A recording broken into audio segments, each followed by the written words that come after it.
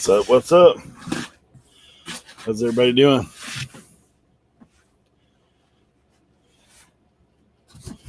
Here live today, doing a little listing, a little hanging out.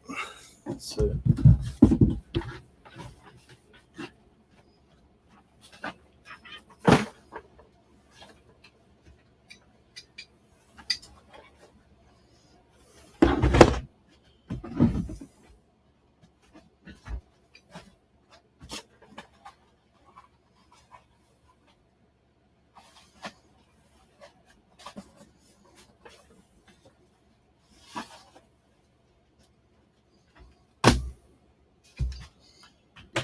what's going on?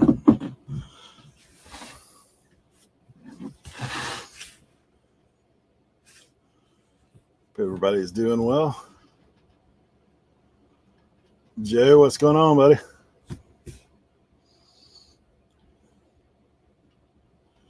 Sir Knock. Shed life. You're right. You're right, buddy. Let's see.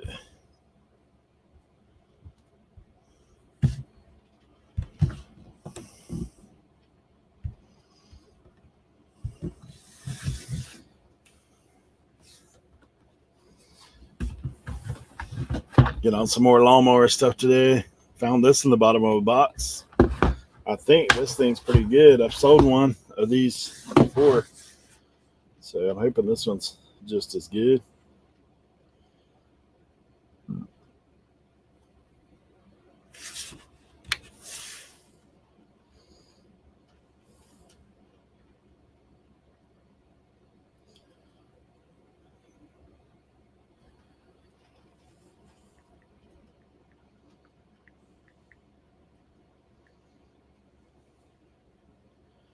Helicoil, master thread.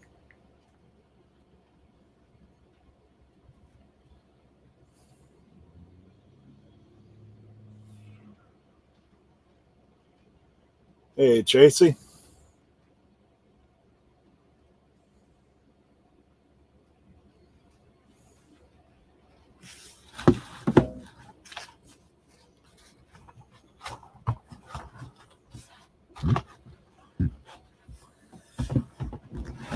It's pretty good.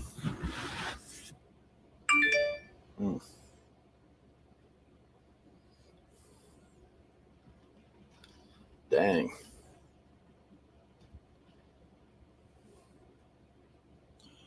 Jeans and jackets. Yeah, me too, man. I've been holding out on my starter jackets. Master thread kit.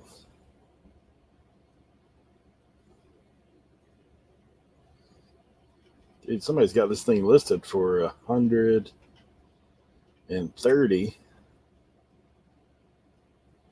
To do a little research.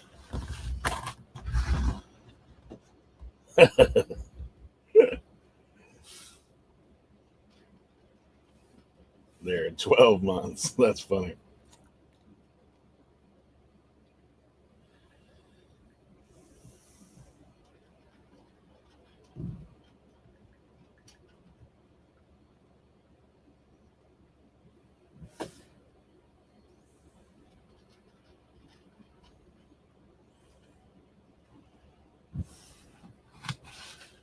Well, we're going to see if we can't get a little money for this thing. Some of these used.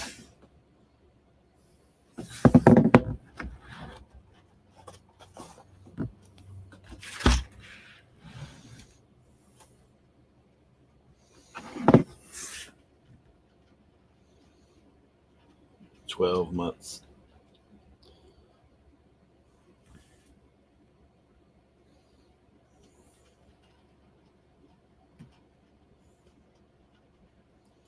None of you guys list mobily, do you? So now when you click the picture on mobile, it actually changes things up. Like, see, you could, honestly, you could take your pictures early and then just pick them out of that rather than at doing the plus thing. So that's something new. Part of a new update.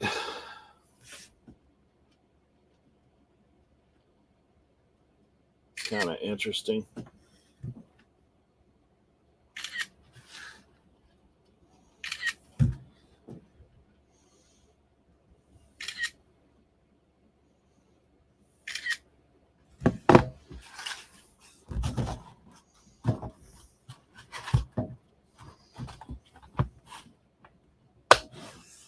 I don't know. I hadn't noticed any problems with my picture. I know some people are complaining about that, like that setup.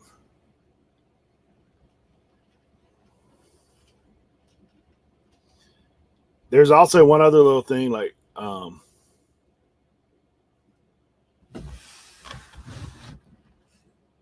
that's weird.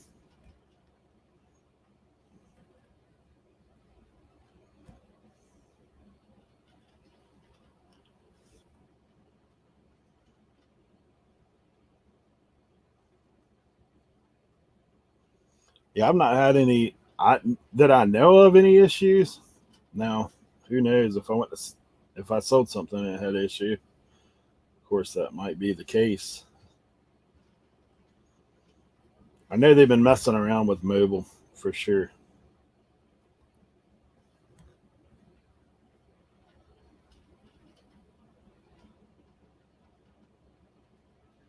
I mean, the other thing they do is they put it down at the bottom because used to, I'll show you when I get a list this next one.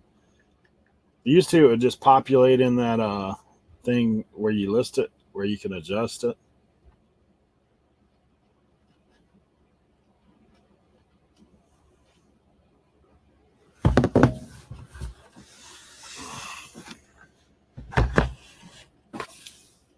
I try to do better keeping track today. We'll see if I can find a piece of paper.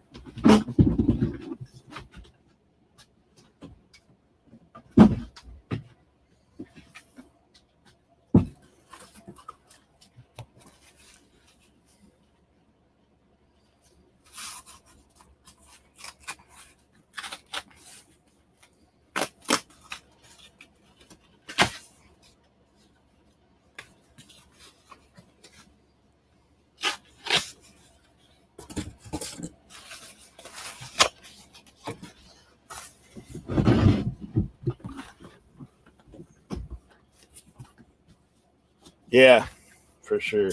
That's what I've noticed.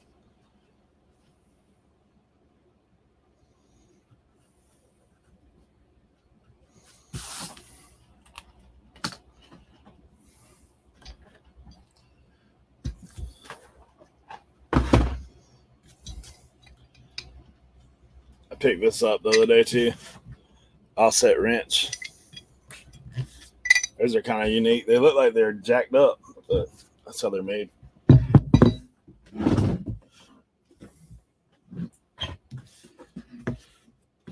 Rigid Tool Company.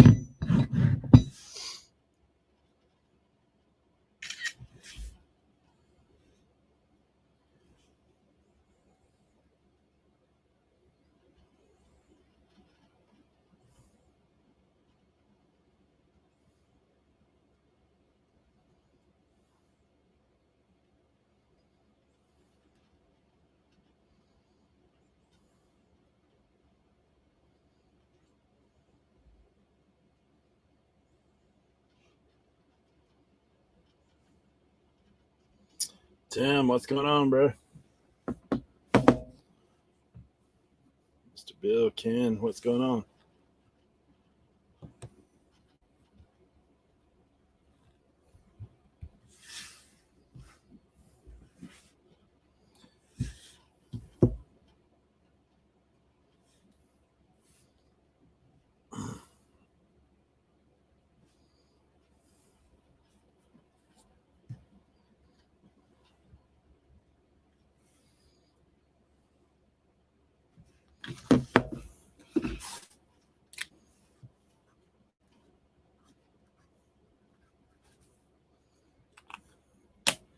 Packing and shipping, listing.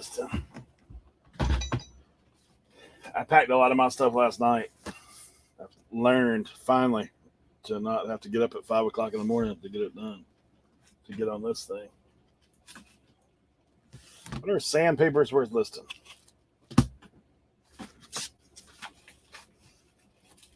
These things feel like they're half empty. Sandpaper from Ollie's. Yeah, I'm gonna skip that. Put that. Let's see you later.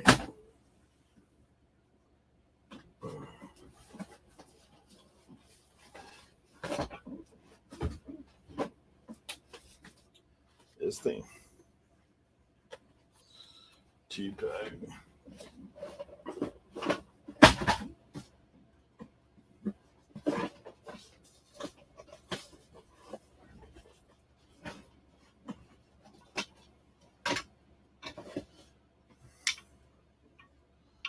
I wonder what these things are for.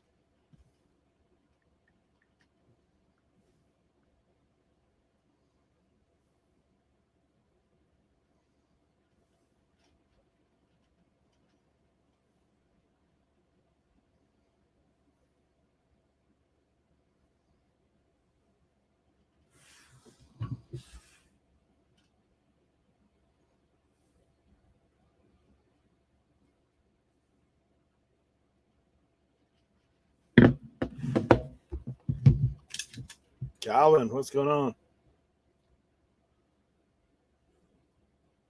Louie, thanks for coming in.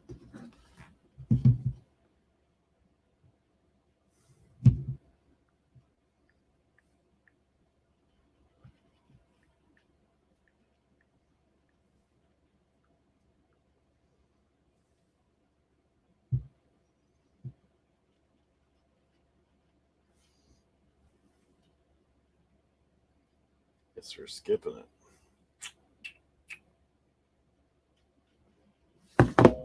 Who knows what that is?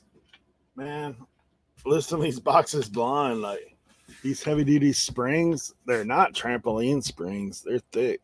So who knows?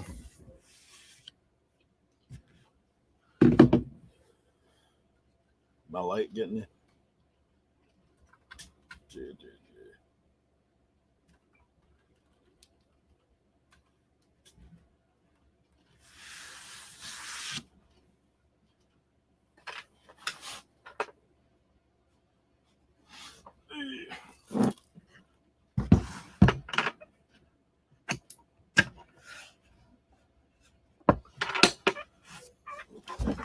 This thing right here is a cool find, man. Rev, what's up? This thing right here, my wife found it at a state sale the other day. Look at that. Silver tone. She's old. problem there. It'll run, just won't play. I don't know if the needle needs to be replaced. The needle looked good, but she'll run. Hums a little bit. Yeah, maybe. I don't know, man. They're thick, dude. Like I can't even hardly flex them. Not to brag, but if I can't flex them, that's pretty strong.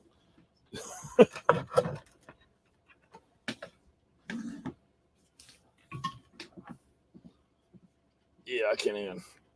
I can't even hardly get them to open at all. Those springs.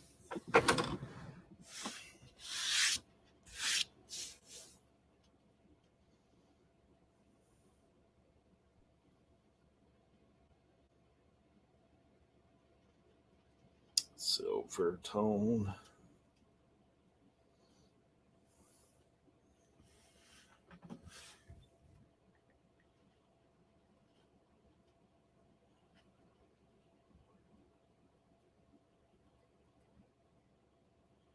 Dude, that thing's too old for that, man.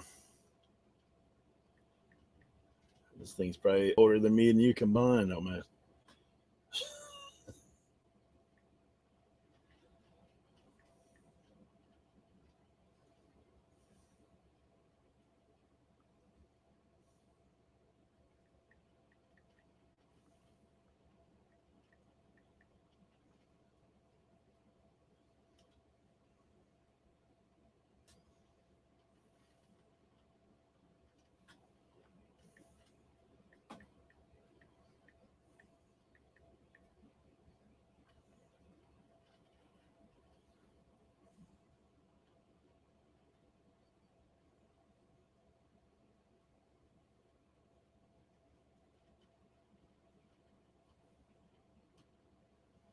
Dang.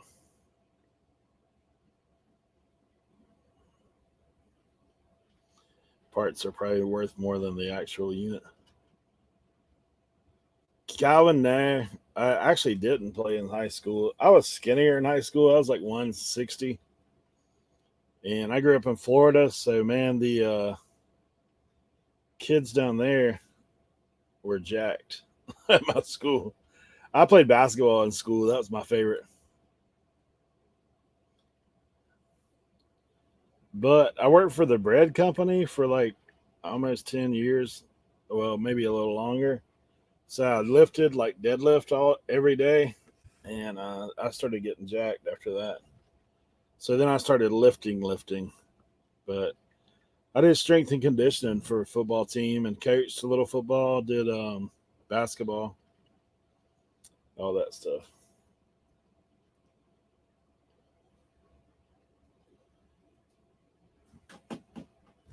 Yeah, our line was like averaged like 250. There was a couple kids in our school. Like our quarterback was like 6'5", 200, something like that, like 195. So they were pretty jacked. I played with those kids all the time. I just didn't want to blow my knee out and not be able to play basketball because that's what I loved.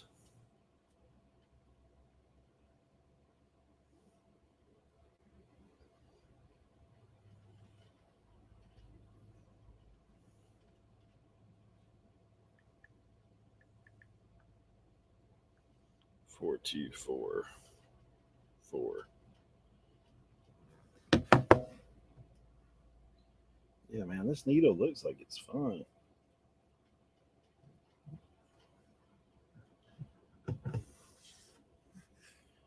Dude, no solds. Set the market. I'm gonna have to list this thing as parts though, because I don't want to take a chance of getting a ding. It's too old not to.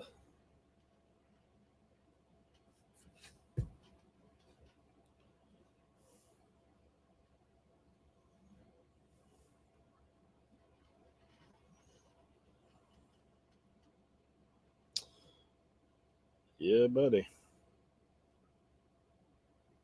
think I'm gonna go 125. See what happens.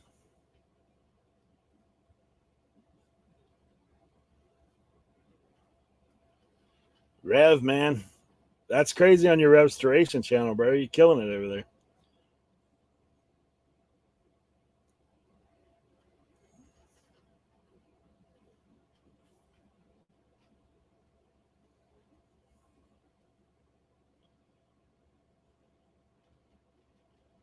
Silver tone.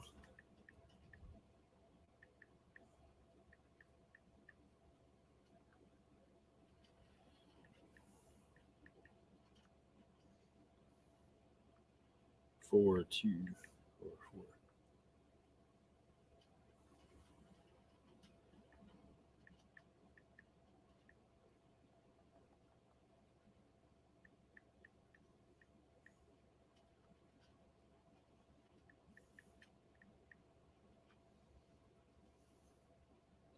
Yeah, that thing's wild, bro.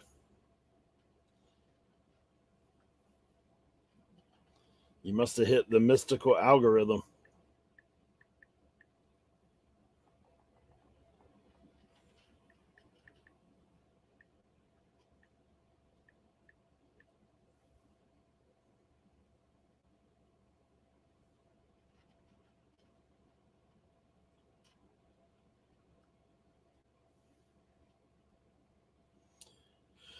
All right.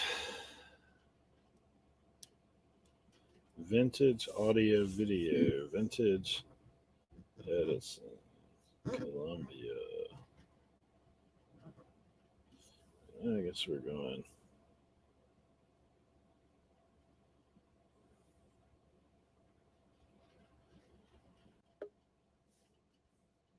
There he is. Speaking of killing it.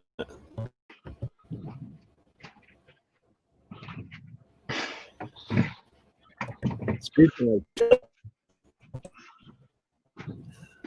Can you guys hear me all right? Yeah, we got you. Can you hear me? Yeah, I got you. I might be lagging. I'm not listening today. I'm going through. Can you see me and hear me? Am I lagging bad? Nah, you're good. I mean, I can't tell because I don't ever watch the stream on the backside. I just watch. I'm going through and testing stuff today, so I'm over here in my work area.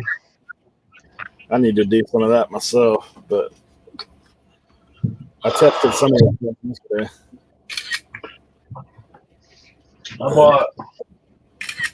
I made my biggest purchase ever yesterday. What's that? Before I get to that stuff, I got to go through all the stuff I had before. Big lot or just one item? Yeah. I bought a video game collection. Ooh. Yeah, it's a lot. But like, got some pretty good gems in there. I mean, this is just I got N64, NES, Super Nintendo, GameCube, Sega Genesis, you name it. A lot. I got to get the rest of my death pile caught up first. So was that like somebody that reached out to you or somebody you found? No, so it was on Facebook Marketplace. This guy had every console and all the games listed separately. So I just messaged him. I'm like, hey, if I buy it all, will you give me a deal? And so we negotiated for a while. I came down there and I said, I got to see the games first. I'm not buying it if the games are in bad condition. And the games are in really good condition, so All right. I was like, I'll do it. Yeah, this game right here is like almost a $200 game. What? I had never heard of it. It's a Dreamcast game. That's like usually the ones that are worth so much. Huh? I said that's usually the ones that are worth so much, the ones we never heard of. Yeah, Skies of the Arcadia. Yeah, and it's for the Dreamcast, so that's even rare. Yeah. I mean, so that's why I bought it. So I paid a lot, but some of the games are really good. Like this GTA 2 for the Dreamcast. Yeah. It's like a $60 game. So you're probably minimum double up then, whatever you paid. I paid a lot, but I've counted about 10 games at least that are worth almost $100, and that's just like the initial look. Yeah. I have over 200 games. So, did you like have an idea in your head when you're in there, like you're looking at it saying, man, I feel like the money's there in this many items, or how did you work it? Like I said, so I looked at the games, and I went through and I priced some of the games that I knew were worth money to see how much they were worth. And basically, I was like, okay, let's see how many games it's going to take me to get my money back, you know? Right. And so when I started pricing them, out of the 200 and something plus games, it was literally only like 35 or 40 games to get my money back. Like this stuff, like that's money right there. Zelda for the GameCube. Oh yeah, yeah. And then another one for the GameCube. I got Mario Double Dash in here.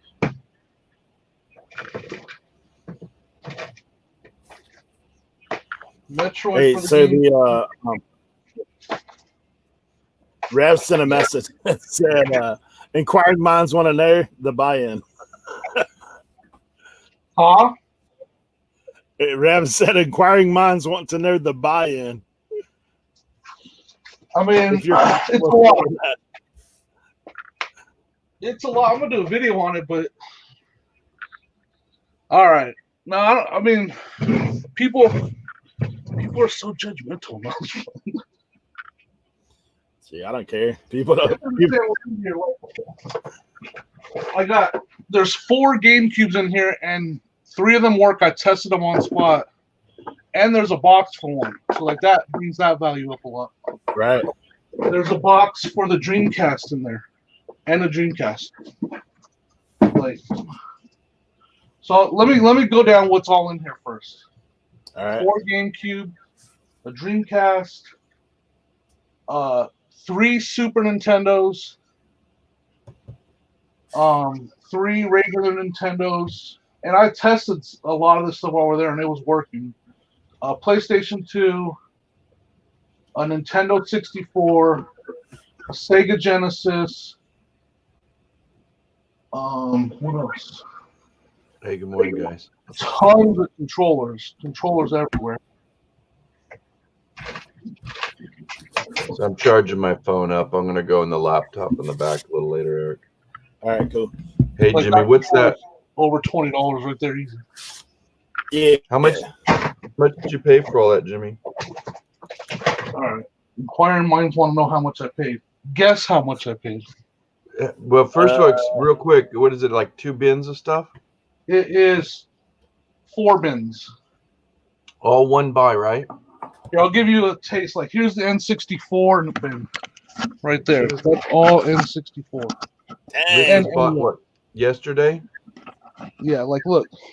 You got, Guys, put your guess in the chat if you want. just so you guys know, it's a lot. So you got your N64 stuff. Eric and I won't say anything until you guys guess. PlayStation stuff. Wow. Sega Genesis and PlayStation 2. And then these are consoles. GameCube stuff. Super NES. You picked this up this weekend, dude? Huh? You picked this up this weekend? Yesterday. Wow. Where, on Facebook? Facebook. So he had each console listed individually with the games. Yeah. Hey, so Rev had 1K. I wish I got it for 1K. Cernock said 750, so obviously he's lower. Yeah, you guys. Unfortunately, you guys are way off. I've done the math though. What'd you pay? About 1,500? No. 2K plus. 2K. Yeah. Okay, but you did the math. Yeah, I'm telling you guys, when you got $100, when you got games in here that are worth $80 to $100 each. No. Right. It's Nah, it don't take long, man. It don't take long to get it back. Calm down, Jimmy. Don't bite Eric's head off. Jimmy, you're thinking like, I mean, you're probably at least going to double that money though. I'm more than that, yeah. Minimum. Yeah, I mean, you're probably more like spend 2 to make 3,500 or something like that. Exactly. Yeah, Yeah, especially when you had that bin full of like just all those games out on the table. Like there's so many. These are all GameCube games, and they're all in great condition. GameCube games, man, if they're in good condition in the box, like those things, there's hardly any of them that are cheap. Like if they're in good condition in the box. Mario Double Dash. That's a good point, Eric. Yeah. Yeah, games like this I never heard of. I got to look this up. Like, bro, you may be like more in the triple. Yeah, and so like Super Mario, like that's a big dollar game right there. Oh yeah, yeah. Super Mario Sunshine. Psh, come on. Do you have a buffer, Jimmy? What do you mean? Oh, those games are great. These games, I checked them all. Yeah. I spent an hour with this guy. Oh, okay. Like this game right here. Hey, so Jimmy, the bigger question is, where did the guy start? Like, what did he say? I started off at so his price was $2,500. Okay. And I started off at 15, so we met in the middle. And you were actually very generous. Yeah. He made me start. Paper Mario for the GameCube, Mega Man for the GameCube. Yeah. Wow. These games are all, you got Zelda, Wind Waker, showed that. They're all high dollar games. So, bro, do you know how lucky you got to get there first and get this guy to, yeah. And like I mean, you have a GameCube, that adds the value so much to a GameCube. What's that, Eric? Jimmy, there you go. Rev put in there, he said the buy-in means nothing if you know it sells. Yeah. I just think about the profit. Yeah, I mean, that's the same thing. If you go into something scared, I mean, Cernock said that he's cheap, but no, I'm like Cernock too. Yeah, I'm like Tank. Like I try for like super low. Myself, like honestly, I'm spoiled. But when it comes to game systems, yeah, it's going to sell, especially Q4. All them prices that you're looking at right now are liable to jump. Yeah, and Jimmy, if it gets to where like not that it's gonna get, that's a nice one. If we get to like another Groundhog Day, just even for 2 months, like a short period of it, dude, you're gonna make money because people are gonna go nuts. Like they're gonna want good games. Yeah, it was a no-brainer to me. Like good. When I saw it and I saw the games, I was like, I'm buying this. Like Punch Out for any. Most people that fuss about that stuff or give you a hard time about video game stuff don't know much about video games usually. Here's the thing. Like, I asked myself, if this was a pallet and I walk, people buy pallets for this much and it doesn't have this good of stuff on it. People buy pallets and don't even know what's on it for that. Yeah, and they don't know what's in it. It's a return pallet of electronics for $2,000. Full of 1,500 phone cases. But what was this guy's story again? Like he was a collector. He just had the stuff. He was his own personal stash. Yeah, he was his stuff. I definitely had some red flags. I was like, why do you have multiple consoles? And he's like, I'm just a collector. And I went down there and I was like, the consoles that he had multiples of, he had a TV set up, plugged them in. Yeah. And he was real up front. He's like, look, one of the GameCubes doesn't work. One of the Nintendos doesn't work. Okay. Well, he did his listing, So when I got there, I tested, and he was 100% accurate. That's awesome, man. Yeah. Do you see? I don't know if you watch Craigslist Hunter much. Sometimes. Dude, one of his latest videos. I hadn't watched him in a little bit, but yeah, he doesn't. He's been kind of quiet too. But my wife likes The Cat and the Bird, so we watch that sometimes. And so, dude, somebody walked in his shop with a Super Nintendo in the box, original foam, everything still in plastic. Right. And it's that Olympic version or whatever that comes with the 2 games in it. Oh, wow. Yeah, brand new, dude. Like, I mean, the box had a little bit of damage on it. Wow. He was talking about it, and that's what I thought about with you, what you're saying. He was saying that, man, that rig for him, he said, I could sell it right now for like $400 to $600 right now. Right. He's like, but if I wait till like November, he goes, I'll sell that thing for $1,000. Because somebody's going to want that as one of them hard to find Christmas gifts that nobody else can get.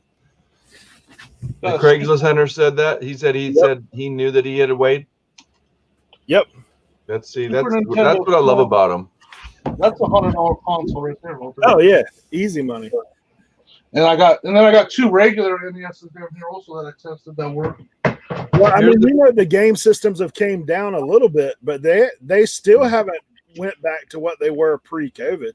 Yeah. Somebody sold a PS2 the other day. He showed me his listing. I mean, he took a really nice picture. He sold it for like $70. I'm like, how did you get $70 for a PS2? Dude, You know, it's probably the one that's plays both. I don't know. I didn't ask, but yeah, he had but he had a couple nice joystick things with it and some other pieces, but no game. That one's still sold. But like I listed, I haven't sold it yet, but I was checking comps on Wii's. Wii's are still up, man. They're still All right, you want to laugh at me? I bought a Wii in this lot, and it was the very first original Wii. How bad am I not going to make out on that?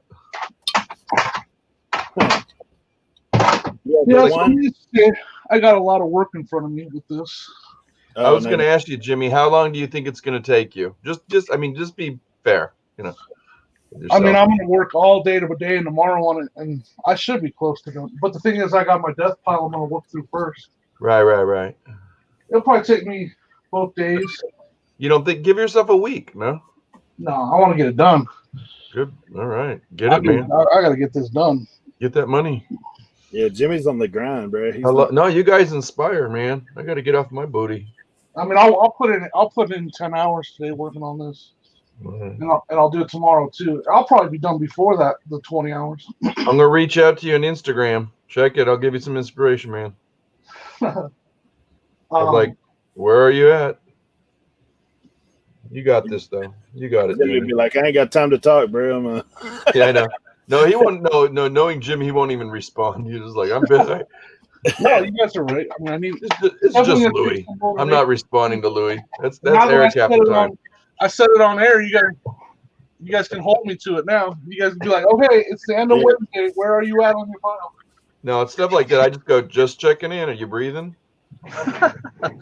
Hey, sir, I said get her done. No Loafing. Yeah, man. I'm gonna get it done. I mean, I'm gonna have it all tested and ready for pictures. All right, here's a dig into Dave. I'm gonna give Dave a little elbow here, but it's like between you, Tank, Jimmy, and Eric, you guys, man, you guys like kill it all the time. But like Rev, we got to get him back on his game. Right. Come on, David. Cars now. Dude, you didn't see his post earlier, man? Rev's fixing to be a YouTube star. Y'all don't know that? Yeah. Oh, yeah. That's what he's. Do you blame him? Nah, man. That video 1K overnight. If he can fix up cars instead of resell, do it. Nah, Rev's got a lot of other stuff, man. He's got a higher call. Yeah, he does. So I don't fault him at all, man, for taking time. You know what he's doing? He's following his heart, though. I got these for free, sir, not Louis. This old man. So I was at an estate sale, right? Wait, show me. I was on a different screen. Show me again. I haven't showed them yet. I got to tell the story first. Oh, sorry. I'm sorry. I just popped in I was doing eBay. Go ahead. I was at an estate sale, and they had the guy and it was a really rich guy. Like, this was an amazing house. Okay. 3-car garage, and then an RV garage attached to that 3-car garage. Middle class. In the foothills of the Rocky Mountains, you know? Yeah. And they had the guy that they were selling his stuff, the daughters had him there, and he was really upset. Well, wouldn't you be, man? Yeah. But she was like, you know what? Just take whatever hats you want. I'm giving them away. Whoa. And he wasn't having. He took a hat back from me, matter of fact. Well, the guy's like us. He knows his shit. Yeah. But so he was like, no, but I got these ones for free before he shut that down. I don't know. The one is really good, but it's like a vintage Moen hat with like Hawaiian print on it, made in the USA. Cool. I got this. I don't know what this is. It's got the 3 stripes on it. Slant fit, made in the USA. Oh, that's a nice one. Is that got the little? Oh, I thought it had stripes inside or something. Yeah. What's the tag say inside of it? It says SKM, one size fits all, made in the USA. Oh, really? Yeah. Yeah. Ask Tank what. Show that to Tank. Yeah, he'll give you a little. That's a nice one. And then I got a Corona Extra Auto. Yeah, that'll sell. Those are And good. this one's probably the best one that was in there. Still got the tag on it. It's a Jaguars Shadow. Dude. Oh, that's cool. Pro line. See that little dead white space that kind of like from about the level of where your window is? You just need to put a straight shelf up. Oh, you can't because that's foam on your wall, huh? Yeah. Oh, never mind. But I mean, I got these hats for free, and I got a Broncos hat for me from the Super Bowl year. Those are I nice. got them when they're for free, and this hat's worth quite a bit of money right there. Did you console the guy? Did you say, hey, listen, No, I'll take you know care what? of that? So he ended up yelling at my wife, and I almost, I joked, but I was like, I told the ladies, like, I don't care. I understand he's upset, but he don't need to be yelling at my wife. Like I said that right in front of, said that to the daughter, because he had some NASCAR stuff, but obviously I don't care about NASCAR stuff. But my wife was like, how much for all, their die cast? How much for all of these NASCAR cars? She was asking him, and he said $50, and I was like, okay, no. And then she said, and I said, but the one on the top was your car. I looked it up, and I said, how much for just the one on the top? And she didn't hear me ask him, right? And he said $25. And then my wife said, for all of them? And then I'm not going to do it on, he screamed. Like, he said, no, for just the one. And I was like, whoa, dude, chill. How old was he? He was in his 80s. Yeah, but you got to understand his, I'm I not did. saying he was right. He's, he's not right, but like his generation's like, you're touching my stuff, I'm about to die. What I just showed you was a very, very, very mild example of how he yelled. Like he screamed at my wife, and I wasn't.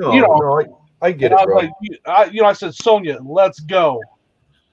And then I told the daughter, I was like, you don't need to be yelling at my wife. And then she said to him, you don't need to be yelling at people. And then I heard from down the driveway, I wasn't yelling at anyone. How would you handle it, Eric? Like, would you just walk away, right? No, I'd body slam that old dude in the parking lot. No, you would not. Listen, that's something.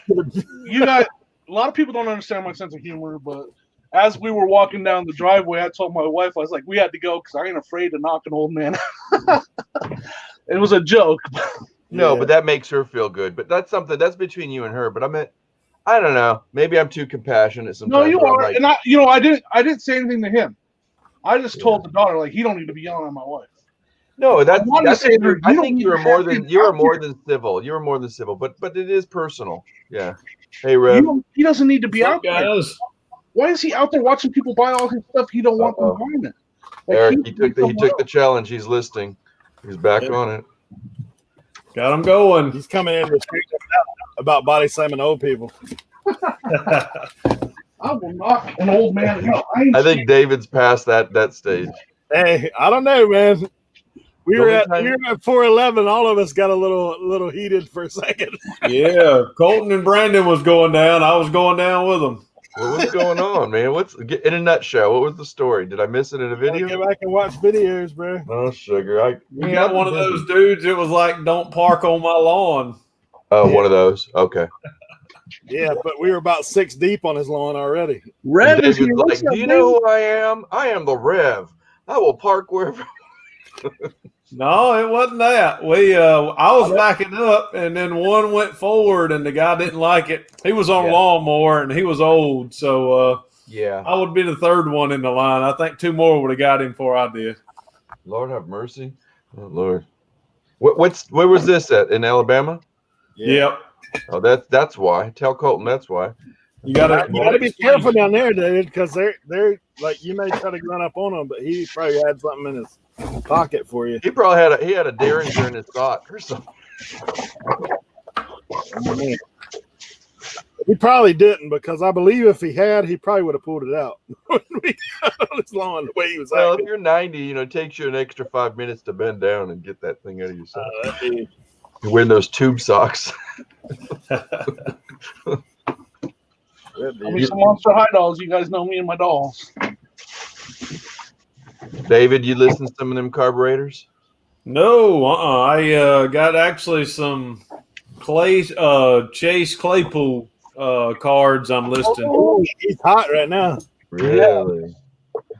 That's the cool thing about cards is that this was a common card, a month ago, 2 months ago, and now it's $10, $15 a piece. Yeah. Six touchdowns later. Yeah. That helps. That dude's blowing up. I got to reach out to one of y'all, either you, Jimmy, or David, or one of y'all that does cards, because I went to what's that, Eric? That's an old school beam lamp. Lamp. Those are nice. I found a binder full of well, the long story short, I got to a garage sale, and you know that philosophy, if you don't get up early, don't go.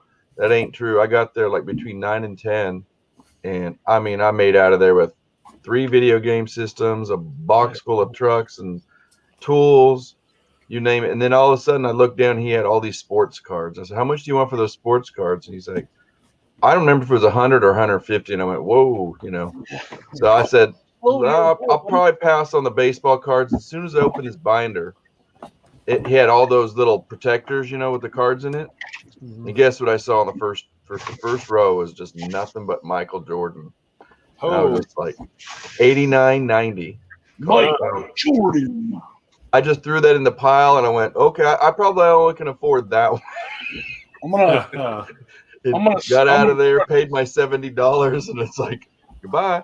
Oh, you found GOAT cards. Yeah. Don't go there. We're not gonna have the LeBron Jordan GOAT talk on this show. I'm gonna say it'd be a short talk. Yeah. Short and sweet. It's always so difficult to have those conversations because, you never it's hard to compare two cats in two different eras. That's true. Yeah. It's all about the eye test. Let's be honest. That's right. Right now. And if you had to pick one for your team after watching them both play, I'm picking Jordan. Oh, without a doubt. Every day, all day. That's right. Yeah, there's some NBA hoops in here. I don't know when it comes to teams, though. 6-0 is better to 4-6 every day of the week. Yeah. Never lost one, right? That's it. If I got to play in the championship game, they ain't but one I want. And the same team. He didn't go chase them. He made them. Yeah. He never had Anthony Davis on his team, no matter how good. Pippen was good, but yeah. When it's all said and done, Pippen ain't no Anthony Davis. No. A couple Sean Elliott's, David Robinson, Tim Hardaway. Ooh, 1, 2, 3. I'll tell you what, I have figured out that I type too much in the item description, but I'd rather be up front and put as much as I can down so you don't get returns. Oh, that's a nice way to do it. Actually, Misplaced had 3 cards last week. I put in the wrong envelope. I guess I was doing it fast.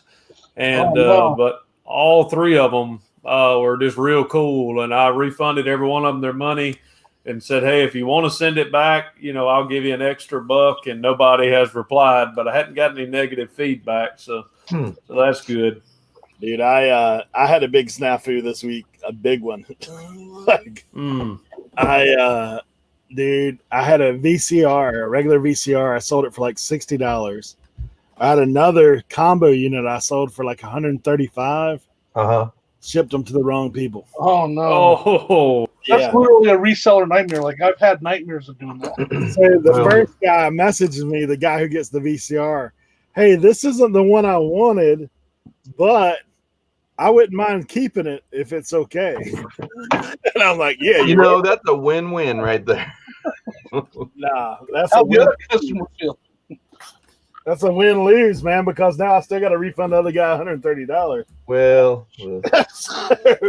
And like I said, yeah. in that respect, yeah. I'm So sorry. I was like, man, I said, if you don't mind, obviously you got the wrong item. So did the guy that was supposed to get that. So they're coming back. The 131 will go back out. The 60, I don't know. The guy was kind of aggro after I told him that. But well, yeah, they have the right to. But if you can get them to where you ship them the label, sometimes they'll ship it for you. I did it once. I'm glad y'all are talking about it because that's a hard topic to swallow. The bad thing is the other guy that got the cheap VCR. Yeah, that joker, he immediately sent it back. So he's like, give me my money back. I like how Eric calls him that joker. I got a big return on its way back. I got a Samsung handheld video camera with the 8mm tape or whatever. It didn't have a battery, but it had the power cord. I said it didn't have a battery. Picture showed it didn't have a battery. He said it was supposed to have a battery. Yeah. He was pretty upset, and I was like, look, it works with the power cord. I tested it. It said no battery included because the battery I had was bad. So he's returning it. Whatever. I'll sell it again. Yeah, those are those cats, man. It just, I mean, you can't satisfy some people. I've come to figure that out. Yeah. And the thing about it is, like I said, my philosophy on returns is I'm just going to outsell them. And I did this weekend, Yep. Smart. I don't worry about it at all. It's like, you know what? My message to him was, I offer free returns. If you want to return it and get your money back, as soon as I get it back, make sure it still works. I'll give you your money back. That's how you do it. And that's all I said. Eric, I'm sorry, Jimmy. I was just going to say, Eric, I'm going to pop off in a minute, but I'm going to sign on in another one. So when I do that, then I'll log off this one. All right.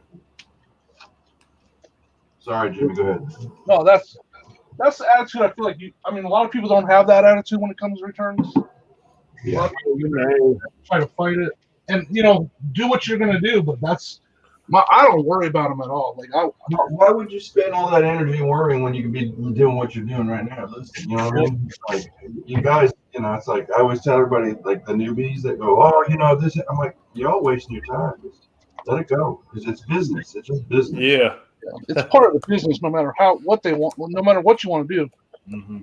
Right, but like if you mentally put yourself in that space, maybe because I've been doing it too long, and it's like I just shrug it off like water off. Well, I do think of my own self. I mean, what I try to think of sometimes is like, what would I do if this happened to me? Like I'm waiting on it, and I got the wrong item. Then I probably would be like, hey, that's the business. Yeah, but that's a good salesman. You know what I mean? Like you got to look at it and from the perspective of like, this for me, I just wouldn't be happy either. And you just write them a nice letter, send them some money. Here comes Jimmy's response. This is what irks me, and it shouldn't, but it does. Actually, it should. He selected missing parts. Yeah. And now I got a missing parts return on my account, even though I said it doesn't have a battery. And eBay won't do anything about that. They don't care at all. Oh, it's just what he selected. Yeah, okay. I had one like that this week. So I sold it as parts, right? Because it's a JVC camera, and I didn't have the charger. It had a battery. I didn't have a charger, and so I sold it as parts. The guy sends me a message. I'm mad. You didn't send the power cord. I was like, bro, it says right in the listing, no power cord. I was like, and I told him that. I said, but I'll be happy to refund your money if you send it back. And so he did. But he probably selected missing parts. Yeah. I'm like, dude, I think you did, to be honest. All right, well, here's a listing question. Y'all can tell me if it works this way for y'all. This is how I do it. I start my listing on the computer. I get the draft up, and then I go take pictures with my camera on my phone. I upload the pictures, and then I come back to the computer, of course, cut all the pictures and send it. But when I do that, now it's taking the best offer off. Does it do that on y'all's? Like I'll click best offer on the draft originally, and then when I'll come back to the computer, best offer will actually be unselected. I don't know if that's mine or if that's if it is just happening that way. You have to talk to Jimmy or some of them because I have listed 2 listings on the computer. the whole time I've done eBay. I do all my listing on the computer, so I don't know. I've never seen that, but I know that they've been having some issues for sure with the. There's Well, some how do you get your pictures? Do you take pictures with a camera and it just automatically uploads to your computer? No, I use my phone, and then I just hook my phone up to my computer and import it Okay. from my phone direct and put it on my desktop. I have a Yeah. file on my desktop that I call listing images. I drop them in there, and as I list them, I just delete them. So Yeah. and I just so that way, sometimes like right now I can go sit at my desk and I have about 15 things in there that I could just start listing right away. Yeah. Yeah. Yeah, wherever you're at, you can do that. That's smart. I just when I take the picture, I just already have the listing up, so I just go that route. Yeah, I like I said, like right today, I'm gonna sit here all day processing stuff, and when I'm done processing this, then I'm gonna spend a whole day taking pictures. Mm-hmm. That way I literally will have 700 things to list, and I can just push through them. Yeah, that's smart. I mean, everybody sort of gets in a routine, and just now that I'm listing cards, I mean, I can list a bunch in a hurry, and sometimes I get in a hurry and forget. I do everything best offer, just because if somebody wants to offer me $1 less for something, I'd rather take $1 less and make a sale than hold out for that $1 and not make it. So yeah, I put best offer on everything. Hey, did you set a bottom on yours or no? I do not. It's real easy to decline. So I just decline them if they're stupid, because a lot of times you get those. It's a big debate. A lot of people say, "Well, counter." Well, you know what? Declining without any comment or counter is just as good of activity. Oh yeah. Well, what that does is it tells them, bro, you gotta come up a long ways from there. It's not even worth my time to put a number in. Yeah. And a lot of times they'll come back with a more reasonable number. Yep. Because there's the whole meet in the middle. Like, let's say you're selling something for 20 and they offer you 15. Well, then you say 17 or whatever. But if they're offering you 5, there's no meet in the middle. I'm not willing to even meet you in the middle. Well, I try to be as honest as I can be, and because of that, I probably lost sales. But if I put in the chat and if I counter and say, say that same thing, and I say 1750 is my least that I'll take, if they come back at 17, I decline it, because I've already said 17 and a half is as cheap as I'll go. And of his word. Yeah, well, I had somebody come back once, and they not only didn't listen like you said, David. Like, this is about as all I can do. Can you please meet me in the middle? Thank you very much. They come back and sent a low ball, and I just said reviews. No, thank you. And they write you this email sometimes, and they're like, "Oh, I'm sorry, I didn't mean to offend you." I'm like, "You're not offending me. You didn't accept my offer." It's like, that's business. Tough luck. You lost it. Hey, I quit doing the best offer myself, but I tell you what happens to me is I get emails a lot of people saying, "Hey, would you take this for it?"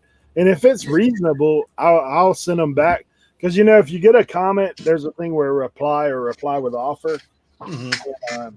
So I've done that and had success. I mean, a lot of those turned into sales, but yeah, I just got tired of my phone blowing up all the time and it being nonsense. Like, this guy, he went as low as he could go. Like, he's typing in, like, you got $100 item. He starts at $25, like seeing what's the lowest that this thing will accept one. Like, to try to find out what it is. I don't know. Yeah. But it's different. Everybody has their own deal. Yeah. About 80% of mine were that. They're like, people are trying to get as low as they can. Yeah, it didn't bother me, to just say nope and keep rolling, because a lot of times, I mean, the phone's always handy, and I mean, I can reply back in a few seconds. Yeah. Yeah. I think I agree with you for the most part. I mean, there was once in a while, if you got a big ticket item that's kind of sitting there and it's worth money.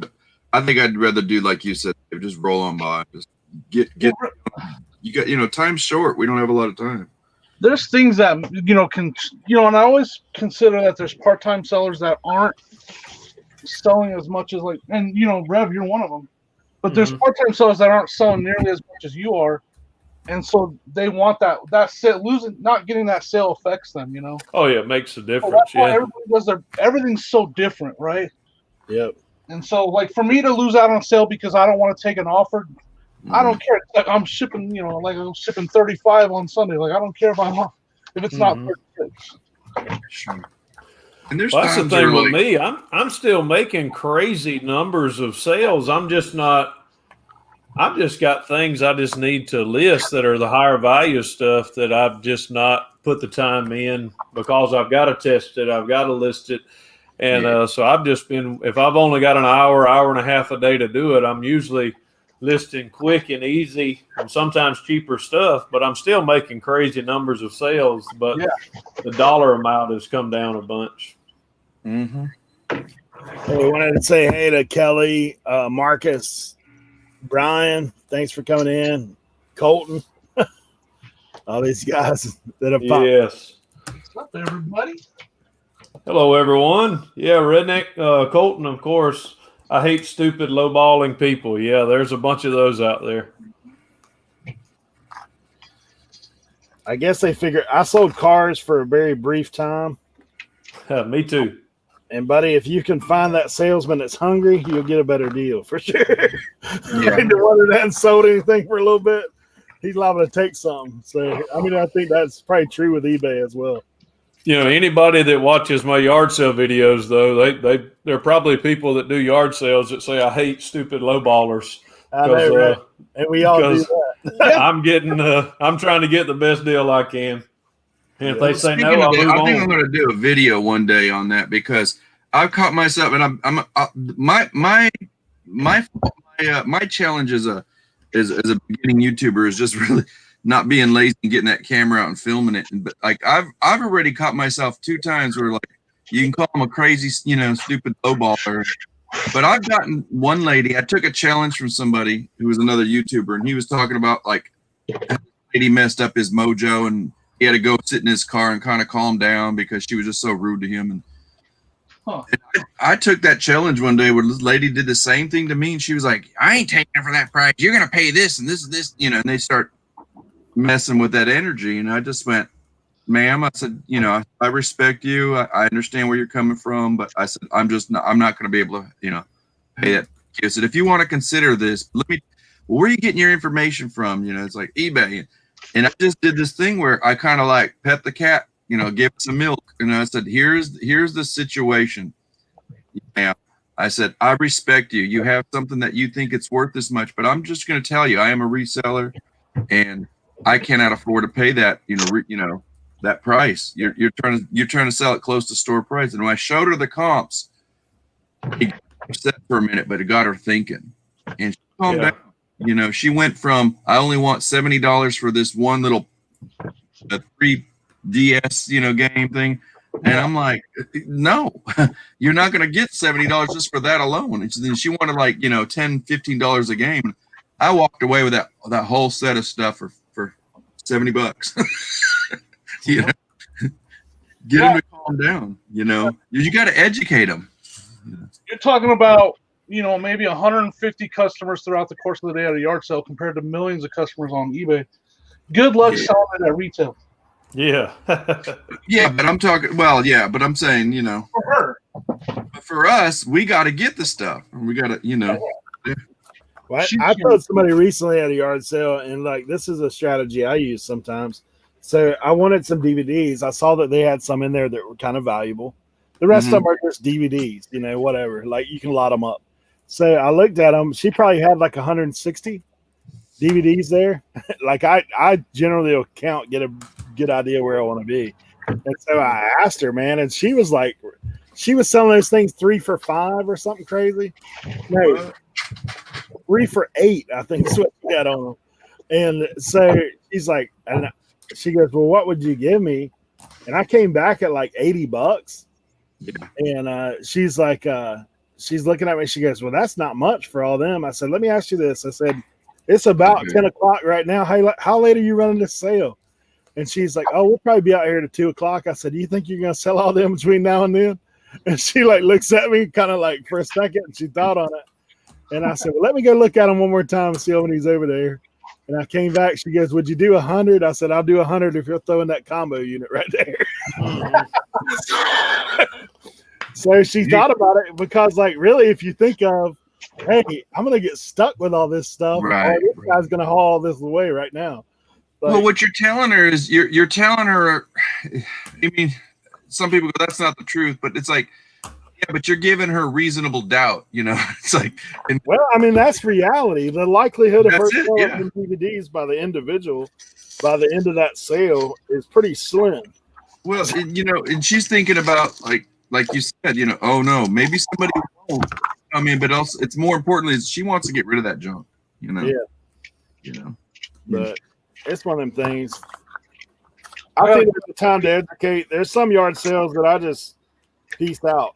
Like I ain't no need trying to educate somebody. Yeah, it's not worth my time. I'll keep rolling. I was like, there's more. That 5 minutes that I'd have spent with them, I could probably picked up something down the road. All right, David, that's your next video. I'm gonna keep rolling. Yes. No, keep it as one of your. Just put it on the back burner. That'd make a good video. When is it time to keep rolling?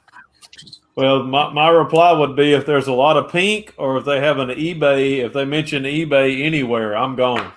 I'm saying, that's a good content, for the context of what you can make a little video on that one real quick. Take old clips and stuff, go through and say, oh yeah, I remember that lady. And then just take that better clip if they got the eBay listing printed out, stuck on. That'd be cool if you had one of those, and then like in between the clips, like where you're showing like maybe just 3 examples. If you can find 3 good examples, Dave, and in between each clip, you have one of those NASCAR things where they're peeling out, going. It's like, next, roll on. Time to tell Nikki to get in the car, woman. Get in the car. That would be funny. Do a little reenactment with Nikki. Say, get in the car. She's just jumping in. Wait a minute. Didn't you have a video once where you took off and she almost got knocked out or she was trying to get in the car? She was sweet on camera. She wasn't sweet when the camera stopped rolling. Jimmy, you still there? Yeah. When you get a chance, hey Eric, put me up big real quick. I want to ask Jimmy what these are worth. Oh, I gotta get up. I got my camera turned around. Sorry. I got my webcam set up over here. The computer's walking distance. Yeah, that I'm one. gonna list these in a little bit. What are they? These are not that old, right? They don't bend at the chest, right? What's that? They don't. If they bend at the chest, they're worth a little bit more. But No, they don't bend. Well, yeah, they do. Oh, he bends at the waist, not the chest. That's the waist. Okay. These are just basic then. Yeah, I mean, you got good names. That's Roman Reigns. And then you got Undertaker's always good. You're looking at $9 to $12 each. Okay, that and I got a ring. Hey, Joe. Off Eric. And then I got a ring that the ring the ring is big money. It's got the. Well, I was gonna sell it as a lot. It's this one. Apart, but this one here, where the base flips out, it flips out. Yeah, definitely look it up. It's the NXT ring. Yeah, you good money. You guys part it out or sell it as a whole thing? I would part it out, but that's up to you. Okay, thank you.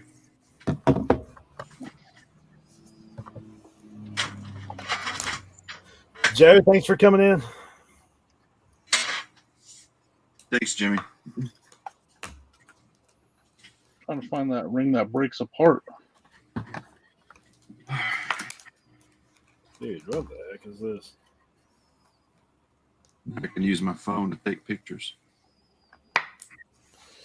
Jimmy, around us, deals like you just had, I mean, I would have taken that deal probably myself. But, man, around here in Atlanta where we're at, they don't stay up long. I mean, if there's a deal like that, if you don't see it in the first 10 minutes, you're probably not even going to get in the door. Right. Well, I mean, yeah. He said that he had to take them down because he had them as pending. And he said he had to take them down because people were messing with him the whole time. Yeah. Well, I think regardless of the size of the town, but I do agree with David. Like, I think it just depends on what city. Like Atlanta's that's a huge monster city there. Austin, Texas, pardon the term, we got a lot of hipsters here that love their sneakers and video games, and so if they'd be attacking you left and right. I was looking up that ring. It looks like it's worth about $30 plus shipping. Well, the one I showed you? Yeah. Woo!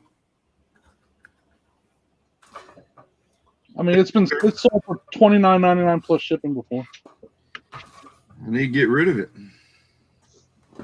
I got a lot of GameCube. I got a lot of GameCube stuff a couple of weekends ago. So I don't know. I mean, they look real clean, all in their case. So I should do all right on some of those. Yeah, if you got the good ones, sell them separate, and then if not, they're cheap. Just put like a nice lot of 2 or 3 together. I love when I see GameCube games, man. That stuff sells so good. I don't think I got any crazy good, but I got, decent stuff. Yeah. There'll be more out there. Dude, still sell. All right, I'm taking a few pictures. I'll be back.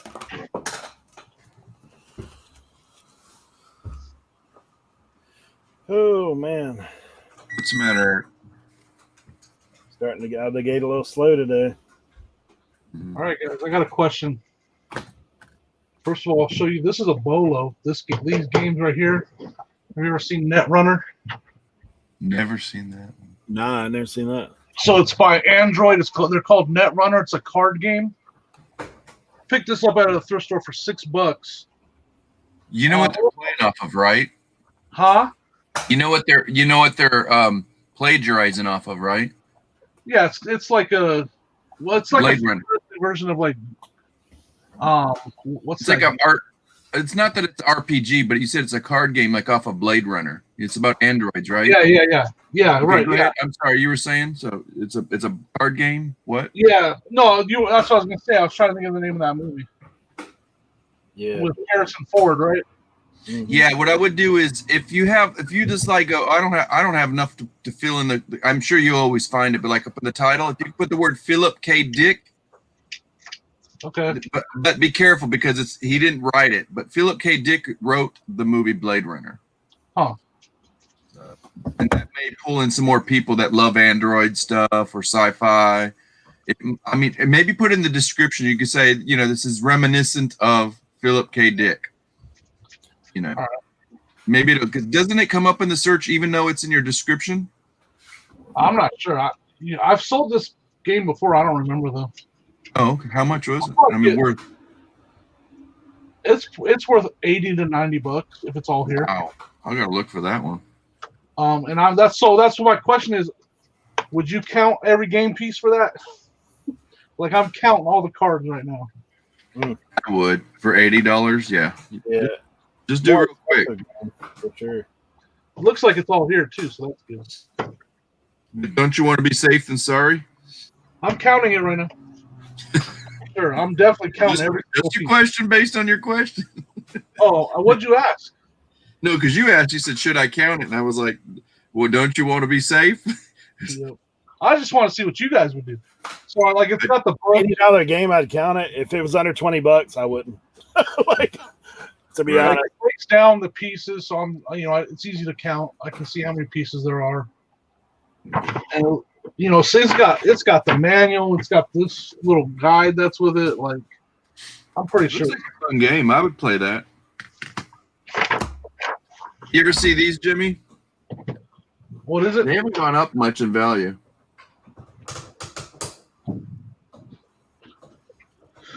Is that Toy Biz? Yeah, it's a Toy Biz. Yeah, from the 90s. This one, you put it in the freezer and it it changes colors because ice. Yeah. But this, I had a couple. I'm surprised. I've actually had this since I bought it back in the 90s. But Oh wow. it's coming up a little bit. It's just aging. It's only worth $20. I can't believe it. Yeah, Toy Biz is so Saturated. Yeah, there's so many that aren't worth a lot. There's only some that are worth a lot. It's from 1992. I probably got it like in 93 or 94 when I was in college. Yeah. Toy Biz is a tough one because I think they're nice. I think they're cool looking. They got that comic book look to them and everything. Yeah, they were on the marketing, weren't they, back in the day? I'm sorry, go ahead. They're just not as popular. Like you said, they made a lot of them. Yeah, I think the market was so saturated, but yeah, Yeah, I mean, I appreciated their toys and stuff and whatnot, and I agree with you. It has that cool look, but Hey, Raj. That's my buddy from India right there. hey, Raj. So, Raj. Yeah, he's a young guy, man. He's trying to get in school in Canada. Good luck. Keep studying, Raj. Get there. Yeah, trying to come here and get his master's. He's a smart fella, man. He knows a bunch of languages. It's kind of wild. Highly educated. Hey, Eric Bischoff. Hey, Jimmy. Wasn't the Bischoffs like wrestlers back in the day? Eric Bischoff was he Announcer. ran WCW. Oh, He was like the commissioner, and on screen that's what he was. He was like the general manager of WCW Nitro. Yeah, I thought back in the day he used to wrestle like Southern Circuit or something, which you probably wouldn't know about that, but yeah, he started off, but he made it to the big time. He was on air. He was like the general manager of WCW Nitro. so man, Eric Bischoff, what are you doing hanging out with us resellers? I'm just messing. I doubt that's I doubt that's the same Eric Bischoff, but it'd be cool if it was. Eric getting a little feisty. Nah, I'm just joking, that guy, man. That's good. Hey, Leroy. Leroy, appreciate it, buddy. Hey, Leroy. Nice. Yeah, every time I see Eric's name, I think of that. Like I remember Me that. too. That's what made me think of it. I was like, man, am I just thinking that myself? So that Eric, is that Eric's real name? Is that your real name, Eric? Is your name actually Eric Bischoff? Just curious. No. Yeah, no shade whatsoever, man. I used to like that old school wrestling myself, so no shade. Just What do you mean? When you say old school, what do you say? Because I got in trouble the other day with somebody, and they were like, and then they started mentioning the stuff in the late 90s. I'm like, that's not old school. well, old school for me. I'm 46 years old, so if it happened when I was a teenager, it's old school for me. Yeah, I mean, I don't know. I think Monday Night Wars is pretty old school.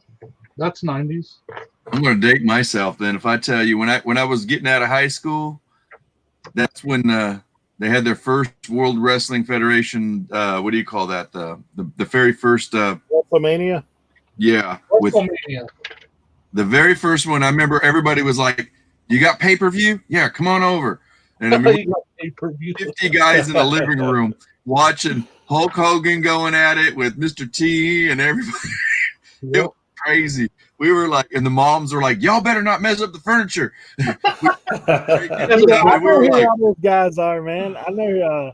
Let me tell you, we had to pay $5 each, and that included the popcorn and the Coke, But that kid made out so much money. He paid probably like $50 back in the day just to watch that pay-per-view. Hey, Bischoff is leaving it a mystery, man. He's leaving it a mystery. I don't need to work anymore. And y'all are awesome. Not as awesome as you, Eric. Hey, man. You can send the autograph photo right on over. Appreciate it. It may or may not be sold on eBay. Yeah. I'll tell you what, Eric Bischoff, the one from wrestling. Yeah. That guy aged right in front of everybody's eyes while he was running that show. His hair was black when he started that show. Oh, man. man. Went up there, his hair was all white. Everybody like being the president. If you were go ahead, Riff. I was just saying, it's kind of like being the president. They always age before our eyes. Yeah. I think Obama. I think he faked his aging. I think he put some fake grays on the side. Dude, I don't know. Clinton looks like he's about ready to go. Yeah. Well, his history, he's always ready to go. Yeah, well, that's shit. I mean, One way or another. Because that guy's living to be. How old? Hey, keep the mystery alive, Bischoff. I found Jimmy at an estate sale the other day. I went in there and I looked at their bookshelf and they had 3 Jimmy Carter books. And then I go, "How much are your books?" She's like, $2 each. I open them up; they're all signed. Wow. Cool. Hey, how far are you from? Because Jimmy Carter lives down by Rev. How far are you from where he lives, Rev? Yeah, Lyons. It's a little ways from me, probably a couple of hours. He's in peanut country, so he's a little further south than where we are. My brother, he's an old dude. He can kick the bucket at any minute. He's old. That's why I was kind of angry at myself. Like Buffalo Picker yelled at me. He says, "Why did you sell those two of those books? I have a third one." I said, "I'm gonna hold on. You better hold on to that. When he kicks the bucket, those things are gonna go up." Yep, that's right. And I let him go. But he just celebrated like his 97th birthday or something like that. He had a bad fall. He's pretty old. Hey, speaking of things that, somebody else. Oh, Brian, thanks for coming in. Leroy said if he had a wrestling name, it'd be Leroy Blood. Oh, now we gotta know what everybody's wrestling name is gonna be. Oh no, I'm not going there. Why not? I'm gonna simplify. I'm Lone Star Louie. That's it. Lone Star Louie. So I'm thinking. I think Retail does it. Lone Star. I think of the guy from what's that movie? Spaceballs. What's his name? Lone Star. Thanks, Jimmy. Thanks, Jimmy. That's the character's name in it, right? Lone Star. Is that it? I don't know. That's a dorky movie. I love it. Dust. What is it? I'd be dust to dust, ashes to ashes. Oh, there you go. I'd be the morbidly obese Hulk Hogan. Oh. I think Rev, that'd be a good one, Rev. David, just do your you said your, would you say ashes to ashes? Yeah, dust to dust, ashes to ashes.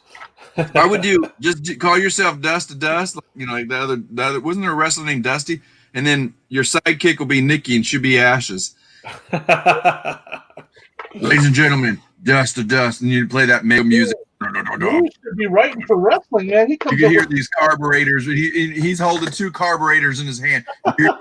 Like in the videos of like cars spinning out. All of a sudden, Nikki comes out. She's like, "And ladies and gentlemen, Ashes," and she's like waving her little, what do you call those little? I know who my agent will be. Louie, Lone Star Louie will be. Jake the Snake Roberts. I'll be that scumbag, agent that's throwing chairs and bricks. You don't know what you're talking about. As long as they keep sending me checks, I'm good. What's that? So we got some wrestling names in the chat, but Bischoff says as long as they keep sending me the checks, I'm good. And, right, Eric, what is yours going to be? Figure Man says the wrestlers when I was a kid was Dick the Bruiser and Bruno Sammartino. I mean, I got you, man. 70s, man. I watched wrestling when I was a kid. I will say I came out. I remember hearing about it, but I never watched it. But my grandfather apparently watched it. He passed away when I was a kid. Kelly, I love it. Yeah. Do y'all remember? Who was the guy who used to say "How Mao, brown cow"? Do you remember George the Animal Steel? Oh yeah. That was my grandfather's. He used to come in and he thought that stuff was real. He would come in and start screaming. He was screaming in Italian. He didn't speak English. He's like, say every bad word. Oh. These guys are real. I'll tell you what, I get committed to. If I'm watching something, I'm giving it all I got. So I cry at chick flicks, and I wrestle when wrestling's on. So I'm giving it everything. Engaged. That's funny. Hey, I'll tell you what's funny is there's a guy who they always joke me about being a Viking. Because they always do that, man. Like a lot of my friends and stuff. So when the movie Brave came out, like the cartoon Brave. Oh yeah. Yeah. My oldest daughter has that color red hair, and it's kind of wavy. And so we always used to joke her when she was younger about that. In fact, we got her like a Brave doll for Christmas. And now that I've gotten older and a little bigger, my kids always joke me about being the dad off Brave. Because we're always looking at people and seeing, like resemblance. Like me and my brother-in-law actually play a game where we take pictures of people and tell them what they look. Like, hey, I ran into so and so today. Like the other day, I swear I ran into Joe Dumars a while back, and I was like, hey, that's Joe. And like I just shot him a little sneak pic and sent it to my brother-in-law and said, hey, ran into Joe Dumars at the gas station today. That's so cool. We always do that. When I owned my Subway, I had Professor Clump came in there one day. Like, no lie, talked like him, everything. That's cool. But I know we talked about this, Eric, but out there, where you live in the LBX, they made that movie Peanut Butter Falcon, which I think is one of my favorite movies now. Have y'all seen that? They actually didn't make it here, but it's about. Yeah, you did say that. They probably made it in Florida, right? No, down Wilmington area. But it was a good movie. It was okay. The guys from here, the guys from my area that wrote it. Okay, so he's a film buff. Wasn't Jake the Snake? Jake the Snake was at the end of it, right? Oh, I don't know. Honestly, I've never watched the movie, bro. To be honest, people always tell me about it. The special needs kid. Yeah, the guy with special needs. Yeah, that's the one. Oh yeah, I've seen it. We've not. I mean, I've seen the previews. I wanted to watch it. We just haven't. We don't. It's pretty safe for the kids if you. Yeah, I mean, I don't know if y'all monitor that. I know they're older. Oh yeah. But it's a sweet film. There's a little cussing in there and some. Yeah, I didn't watch it. They did film back in the day. They filmed what do you call it? Nights in Rodanthe. They did film a lot of that here. The old chick flick Nights in Rodanthe. Actually, you can still see that house that they used for the outside. They didn't film the inside in that house, but they filmed the outside and then parts of the beach and all that stuff. Yeah, the town, not where the church is, but the major area where Walmart and all that is actually called Hollywood of the South here. So we've had all kind of movies. They've used our church for, to use the social hall to eat in, and all kind of stuff was filmed here. Yeah. Y'all have that studio. I can't remember one of the actors. He's an actor producer in African American films. He's a comedian, but that's where they film a lot of that Walking Dead stuff. Yeah, that's right. Perry, isn't it? Tyler Perry? Yeah, Tyler Perry. That's it. Yeah. He's got like a big complex there, and then I heard after the whole Rona thing came down, it slowed production down and whatnot. But it's beautiful. Yeah, there's a lot of studios. I think there's like 6 studios that have built in our city. So pretty cool. How close are you guys to the guys who did Courageous and all that? They're in Albany, so they're a couple hours away from us. But I know those guys. They're great guys. They're actually not Sherwood Pictures anymore. They've kind of separated the church and I mean they're still in the church, but they're kind of doing it. The brothers are doing it themselves now. I got you. Oh, okay. Don't they shoot The Walking Dead in Georgia? Yeah, they some areas here they've shot. What's the one on Netflix with the little chick that's got real popular? It's based in the 80s with the Mocksters and all that. What's it called? Stranger Things. Yes. It's recorded. Part of it's recorded here. Oh, wow.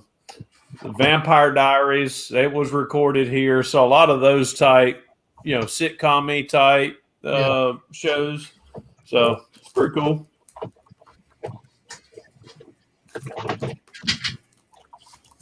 See this RC I found, Rev? Oh, man, yeah. Man, model cars have sold really good for me. Of course, any car, if you put it on there, people are going to want it at the right price. Yeah, but don't sell yourself short, David. Like your stuff. So when you know your stuff, you got you're going to sell it really good, and you know what the comps are and the price points, and the information. So I think that's the best. I mean, that's why people do different things. Is whatever you feel more comfortable buying those at a price because you know it. So that's why Jimmy's a big baby with his toys. I mean, he knows his stuff. Right. Jimmy knows money. I will give him that much. That boy, woo, Got to make that money. not just make it, you got to earn it. I'm making it. I ain't earning. I got a printer over here. He's a cutthroat. Check out I'll this. tell you what, guys that have tradition, that have transitioned like away from putting a lot of content out, and I know Jimmy's putting content out, but like Flip with Chris, I mean that guy's killing it now. Yeah. Putting all his energy toward what's making him money is that makes sense. Sometimes you gotta step back. I've been talking about that on my Mondays Mindful Merchants. It's like that's one of my questions I try to ask everybody. Like if we're going to talk about it from an awareness perspective, like when is it time for you to step back? And it's like people have different reasons. Yeah, that's a good question. I have not that I'll stop, but for the 1,000 and over club that we got with us today. On YouTube, is it worth it to keep going? I'll be honest. For us, we got there and we wanted to sort of kick it to where you would make money. I think 1,000 is the marker to start making money.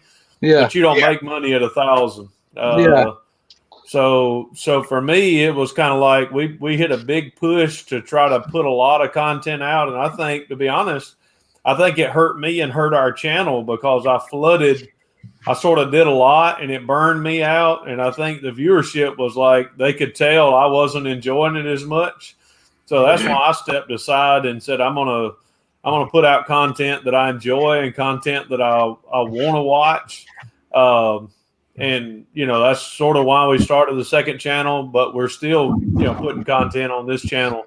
And you can always shift gears there, David. I was proud of you when I saw you step back. I was like, good. He's really taking you're doing what you needed to do. Yeah. And I was just like, good, because it will always be there. Everybody loves you. They're gonna come back. They just and you didn't go for very long. I mean, you were no. Did what you Oh yeah. Well, it's just time is always. I mean, you have to be mindful. I talk about that a lot on the channel.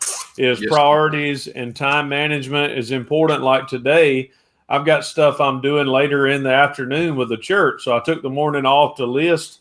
But I've got to keep that in perspective, So that's what I'm trying to do.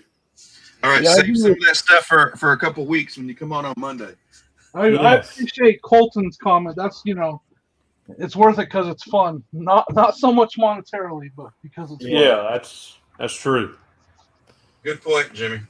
Yeah, I mean, there's some guys I think that can do it, and of course Colton and Courtney, I'm sure they're much more views and making much more money. But even if you look at it at perspective, I mean, you almost have to hit 7,000-10,000 to really start making money where you feel like it's, I don't want to say worth your time, but if you're doing it just for the money, it may make sense then. But it would still be very part-time even then. Well, like you said, everybody, and this is no reflection on Corton and Colty, but they're not preaching part-time, and not, one of them's not a teacher, going to the school and stuff. Like, everybody's schedule and logistics are always going to be a little bit, it's just different. Oh yeah, it's different for everybody, and that's the way it should be. I mean, just to keep that in mind, it's like, okay, where can you, like, it's not that it's not important, it's just where can you set your priority at that moment. Mm-hmm. Hey, Jimmy. I got a, the Kelly Toy Company that makes plushes? Kelly? No, I haven't heard of it. So keep an eye on them. They've been around for a while.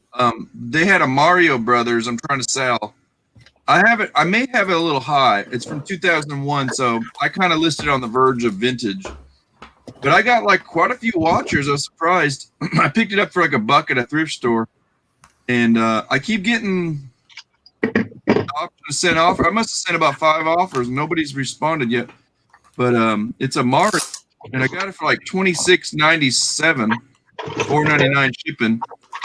Well, and the lowest I think I went was probably like $23.99. You think I should just drop it down real low? I wouldn't drop it down. I'd run a. Do you run sales ever? I haven't done it in about a month. Yeah. I'd put it on a sale at like 15% off or something. Instead of just, if you're going to drop the price anyways, Yeah. better to run a sale. Hey, D, thanks for coming in. Instead of just going in there and manually dropping the price. Yeah. At a sale, it'll get some, No, I'm not going to manual. I was going to set an offer. I was just going to set an offer. Oh, sending offers too. Yeah. Yeah, that's a good way to do it too. That's because I got it where it's like an offer thing. I'm just trying to think of how much I need to let it go for. I mean, I did pay $1. Have you guys noticed something I've noticed when I send out offers? Yeah. I'll send out an offer. I send out offers Sundays and Wednesdays, and I'll send out offers, and stuff that I sent out offers on is selling for full price that day. Interesting. I love it when that happens. That happens regularly for me. Yeah. I've been hearing kickback from some. I can't remember who it was. Somebody was like, no. Why you should send offers out immediately? And I thought, that's an interesting perspective. Some people do. I mean, they say like even big people. Like I remember when I was watching a lot of Rally Roots, like they'd say they do that immediately. If they get something, they send it out because they say it's fresh in people's mind. Like they've obviously clicked to watch it. But Well, that's what I was thinking. That's what I was thinking. Some of it's that, Eric, but I also think in the context, no disrespect to them, but like they have a big following. So like if you get, oh my gosh, Rally Roots sent me an offer, they're going to buy it. what I'm saying is if you watch the item, like if I click to watch an item, unless you do it like I do all the time, I click to watch an item that I'm actually trying to comp. Okay. But if you click to watch the item, then you have interest in the item, but maybe not. It's not enough interest to pull the trigger. Oh, I see what you mean. Yeah. So now, if I send you an offer, it might entice you a little bit more. Like, now it's on sale, kind of thing. Yeah. That's good. But I don't do it. That being said, I don't do it. I don't think it matters that much. Like you guys have seen if you watch my video and on my Instagram, I send out offers on Sunday, and I hit $1,300 in sales on Sunday. Oh yeah. So to me that worked fine. I was fine with that. I'll tell you something else that I've recently heard that I'm gonna do it this weekend. Like I'm gonna try to get as much up as I can. One of the guys that I've been talking to recently said, "Man, when you list, if you can list heavy on Friday, you'll have a great weekend." Yep. That's what I found that to be true. Thursday and Fridays, if I list like crazy, which I'm gonna start getting off of the YouTube on Thursday and Fridays when people are ready to party. I'm not all about that. I'm just want to list. Then I can rest. Now you guys know why I want to get all this stuff done so I can have it all listed on Thursday and Friday. Yeah. What do you mean, now we know? We already knew, bro. Eric, don't be giving out my secrets, man. You're preaching to this ain't our first rodeo, Bubba. This ain't your first rodeo?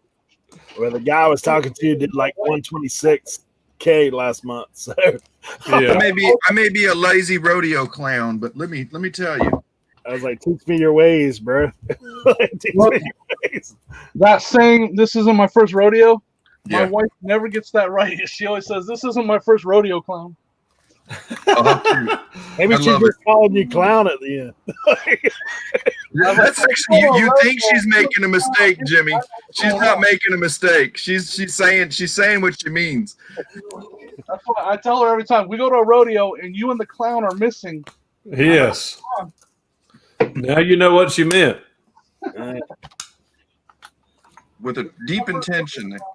What? I Yeah, I just get like that the other too. ones. This is not our first picnic. Tracy said even when you just look at an item, you can get an offer. I get that all the time. Like, because I'll be comping and I'm like, man, what are all these offers I keep getting? I messed up and accepted one time because I thought it was on an item that I listed. Just All right, do y'all ever do this? Now, this is going to be confession time with Rev, and I'm doing the Oh, confession. Lord have mercy. Go ahead. Have y'all ever put like a high-priced item on there and watched it yourself, just like maybe encouraging somebody else? Oh, my goodness, there's a watcher. I better buy it. Wait. Explain. I'm not following you. Okay, you're saying you do an item. Yeah, I list an item, $100. So if I immediately after I list it, I go and watch it, because that tells whoever's going to look at it that there's a watcher on it already. They better hurry up and get it. That's smart. And so about the only items that I watch on eBay are my own. Yeah. All right, Rev. There you go. I can't confirm or deny that, but I will say I have, like, if I see like 12 watchers on something that I'm selling, I will add to the watch, and I'll go into eBay, and then I'll add to the watch to that. So it's like got two more. Yeah, that's right. Go into my backup account and go watch it again. And I tell you what, it does stir the pot a little bit, doesn't it? That's a good thing about having 2 channels on YouTube. Every video is going to have at least 1 view and 1 thumbs up.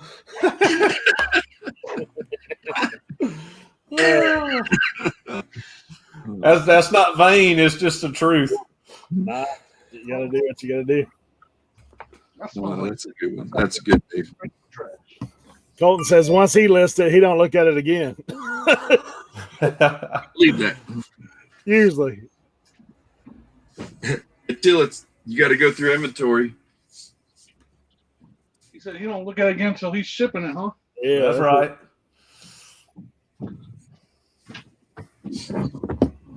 All right, I've already got 3 of those Chase Claypool cards have already sold that I listed just a moment ago.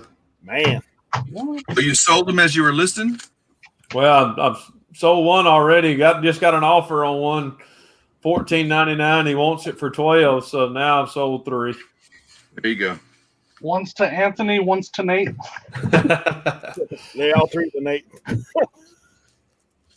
watching in the shadows. All right, where's my headphones, y'all?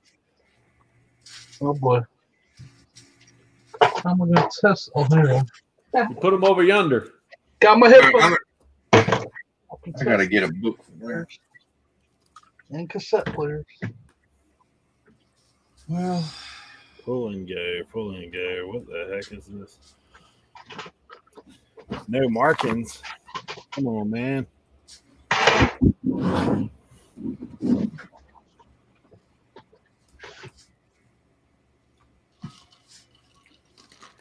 Yeah, I'm up to 12 listings for 400.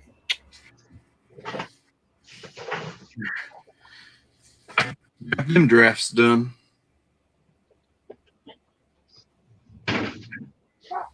Dude. Come on now. I guess I need to aim my camera down, huh? Since I'm working down here on the camera. Something sold. You all see me? Yeah, we got you. That's a better view. I could see more of your bald head. It's better. Good. When are you gonna do the rev?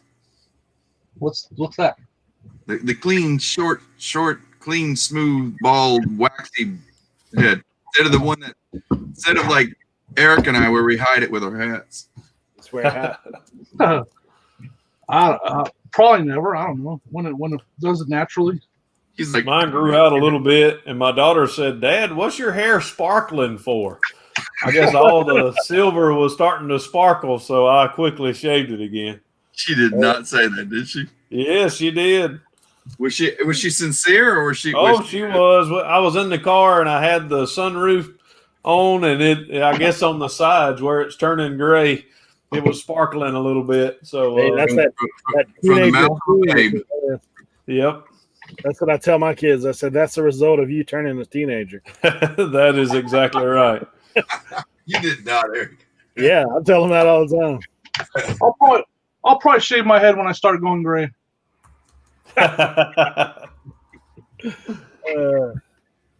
Yeah, mine's fuzzed out a little bit now. Tell you what, I gotta quit. I don't know. I'm working through it. The last 5 years, I've gotten more confident as a reseller. I always think about what I'm picking and stuff, and the last few picks, man, they've been a blessing. Dude, I hate it when nothing has a part number on it. What are you supposed to do? Guess. Was that a complaint? Yeah, no part number, no Google image.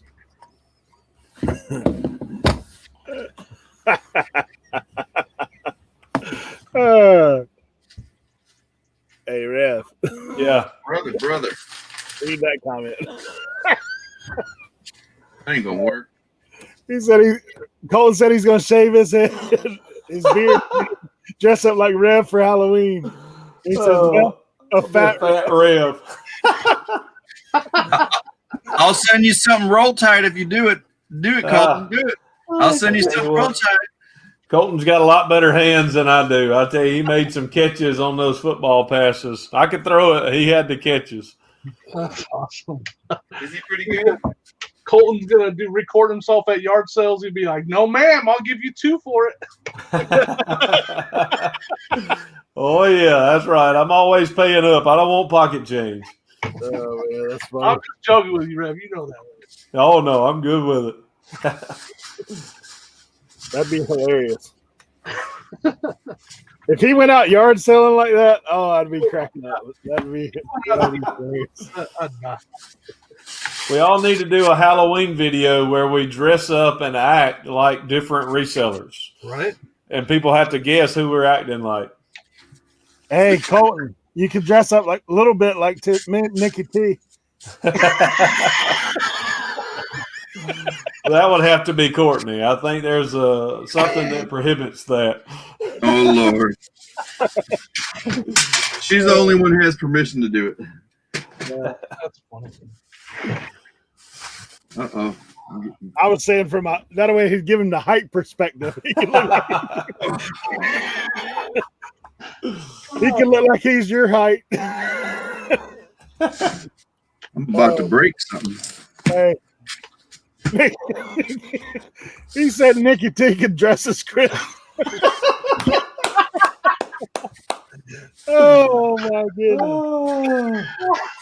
I think Chris have this thing going. They're like hashtag the mini resellers or whatever they call it. They love it. So that's cool.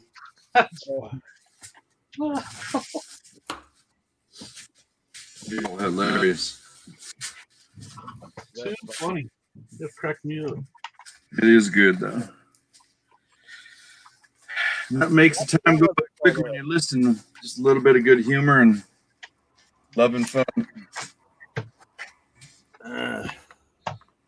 What did I just do with that? I had a roll of tape. There it is. We'll be back. You know what I love about going to a good yard sale, garage sale, whatever?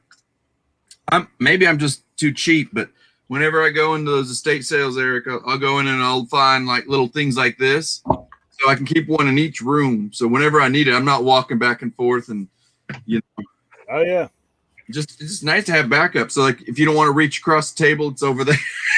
Hey, see these lights? Yes, sir. These things, Estate. dude. Yep. I got these from a thrift store for like $3 a piece. You better believe it. That's the best. I'm like you. Yeah. I'm always like, man, hey, it's more than just stuff to resell. If you need something, Well, that's just it. Like I think I caught you doing something I do. I don't tell me if I'm right. I'll watch stuff and sometimes I don't get to watch the whole clip, but maybe it was on a live. Didn't you find like OxyClean spray or something like that? You're like, I'm dude, I found a whole canister of OxyClean. Dude, I find it at estate sales all the time. I'm like, how much? Oh, 50 cents. I'm like, that's a brand new bottle.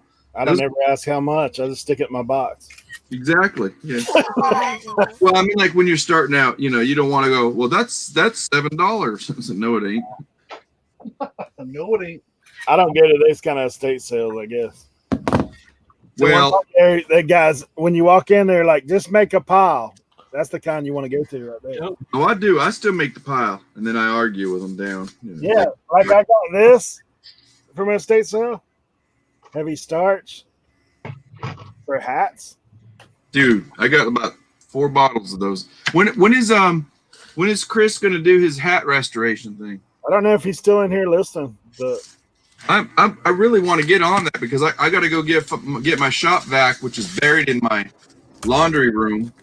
I don't even want to tell you what that looks like. That's a hoarder's mess. Oh, that's a train wreck.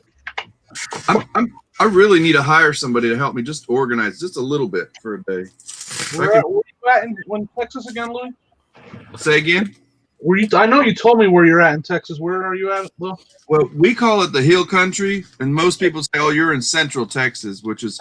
But I'm right here at the Capitol in Austin, Texas. Austin. All right. Yes, sir. I'll come to Austin. I'll organize your. Dude, you come home with so much free stuff. You'd be like, he organized it. There's nothing left. Organize it. I've thought about that. I've thought about like just cleaning the slate once in a while, and then the hoarder in me is like, no, you got to sell all that stuff. It's like, right. It's a process. It's a long process. It's getting hot here. Yeah, every time I start putting a dent in it, man, I come home with something else. Well, yeah, my daughter about let me have it one day. She's like, Dad, you cannot do that to the living room. I can't even walk in here. Hey, James, thanks for coming in. James busted on you there, Rio. Hey, James. Who's the newbie in the right corner? He looks lost. Newbie for sure. Hey, also, I think Lewis came in. Cali reseller. Oh yeah, there he is. Yeah, I think he came in too while you're. He's probably like, oh God, he's on another live. Hey, if I get some work done, Eric, I appreciate you, bro. Yeah, no problem. Just got to get the work done. That's what it is. I've gotten some listed, and I got rid of my drafts right now because I can use my phone and take pictures. That's why I got on this laptop as soon as I could. I've had some people say they struggle selling baseball gloves. Anybody have problems with that? No, sir. If I can find them, no. Depends on what brand you get. Yeah. I just don't buy bad like ones crazy anymore. The ones that are falling apart. Yeah. And yeah, those won't sell. But yeah, when you find a good one, they go. Hey, yeah. Check this out. Oh, cool. This is one of them outdoor movie projectors. She's heavy. But right now, I'd get that listed quick because right now everybody's getting a fall weather in some states on the West Coast. They want to play them movies and go outside with blankets and fire. The little fire in the backyard. Watch them. Oh, wow. Still got the manual and everything. This thing's got the whole hookup in here, buddy. Do it. Even got an extra power cord, but I think I may be keeping that. You are not. This right here, you reckon? I would. I ain't judging, brother. I'd take it too. Watch him go. My brother had one and it had a power cord in it. Where'd it go? It's got the actual power cord. This thing is like an extra where you can plug in multiple, like an outlet. Yeah. It actually don't go with the thing. It's just separate. All right, I got to make some room to take pictures of this junk. I just found me a blank piece of paper for this back room. I haven't taken pictures in this back room in years.